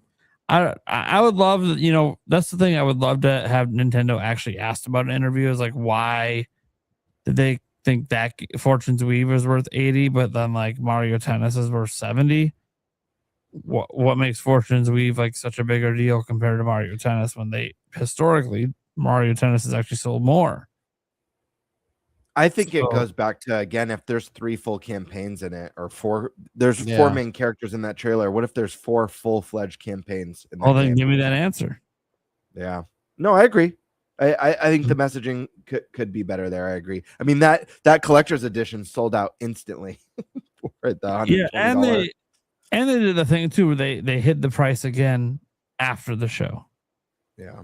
Like, we gotta stop that stuff. Now the collector's editions, whatever, that's always gonna be something that's short, sweet, sells out. But anyways, again, I'm still gonna buy it, guys, because I was willing to spend 70 when I can get it for 70, but it sucks. Joy CD says Ocarina of Time is real. Did you get that? No, yes. God, please don't change that, Nintendo. Please leave it where everybody spamming through it keeps repeating it. Please. You got to keep it for old time's sake. Got to do it. Jorge, that Ocarina of Time remake teaser was basically Nintendo fans' Final Fantasy VII remake teaser from E3 2015. I still have my gold N64 cart of Ocarina of Time. Now we wait in bated breath for gameplay. Yep. And if you can get it anytime with Nintendo today, who the hell knows? Nintendo can give us gameplay anytime they feel like it. One more question, guys. Just a yes or no for time's sake. Do we get a golden cart? Please say yes. Oh, that I'm would gonna be say so yes. cool. Please, Yeah. yes. Please. Dude. Yeah. Please. Let it finally happen. The first and only Switch/Switch 2 golden cart, please. Yeah, that would be nice. Yes. It's got to glitter too. You got to make sure. Yeah, it glitters. that shimmer. Blizzard Peak says the player relates to Link more if he's silent. All right. I don't necessarily agree, but I respect your opinion. Reaper. Ocarina of Time is going to be in the style of Breath of the Wild, and that's why they didn't show gameplay. They know people are going to be pissed. Open world, no dungeons. Okay. All right. Yeah. You okay. must have never played Ocarina of Time. Yeah, they're not gonna get rid of the dungeons. I can tell you that right now. That would just be the most asinine decision ever. Also, we already saw what the art direction was. It's not like Breath of the Wild, so I don't know. All right, whatever. I just feel like you're just making up things to be mad. I don't think open world dungeons is unrealistic. It's just it's not going to be the way you're describing it. Open world dungeons just mean the dungeons exist in the world and there's no loading screens. Oh, I thought he was saying them separate, like open world and no dungeons. Like, no, it's definitely going to have dungeons. But if you're talking about open world as in the hub of Hyrule Fields is no longer a hub and you can go through each of those sections without loading screens. Oh, absolutely. Yeah, 1000%. All right. But then that's weird I will say that's weird for one area, and that is for Lord, what is the whale's name? Lord Jabu Jabu. Jabu Jabu. Yeah, because his mouth is already open, and to walk right into that is like, that section might be a little bit weirder. I could see them changing something up for that. All right, Demar Brawler. What no one is even considering is the fact that two of the best companies at remaking remakes are like best friends with Nintendo right now. Maybe they gave them some advice. Maybe. No idea. Again, we don't know who's working on the game. No. Hush Al Ghul says, let's throw a curveball. Snoop Dogg to voice Link. That was funny earlier. You think he's relayed it to Roz? I have no It's idea. possible. It's possible. I don't know anyone with the last name of Al Ghul outside of Roz. Reaper says Snoop will be Navi. Listen for shizzle. Shenanigans. OG commercial had Ocarina of Time as November 23rd launch date. Same again. I don't think that's a Thursday, is it? Because it'll be on a Thursday. Jimzo, in my opinion, Ocarina of Time gets new DLC and expansions that the original version never got. That perhaps the game will be between 60 to 80 in USD. Opinions on this? Well, the DLC would have been Majora's Mask had they kept it like it was, but back in the day, there was no such thing as DLC, so it was an entirely different game. Well, we could get Ura Master Zelda, Quest. aka the Master Quest. Yeah. Master Quest makes the most sense for DLC. Look, they're calling this just Ocarina of Time, so whatever they include in it is just what's now part of Ocarina of Time. Right. So whatever they decide to put on here, look, it's going to be a $70 or an $80 game regardless. Yeah, it's just I don't know what they're going to put in it. You know, Watch it be 40. That'd be sick. That would be sick. I think what we need to talk about though is I wouldn't say if, but what amiibos we're gonna get with this. I don't even want to get into that conversation. The amiibo might cost as much as the game itself just to buy one. Great Deku Tree amiibo. Right, dude. Make it, Twin Rova amiibo. I'm buying day one. Dude, that'd be cool if they did. The Great Decatrue should be like a 12-inch amiibo. Yeah. So sick, dude. Great Fairy amiibo as well. Great Fairy amiibo should be 12 inches.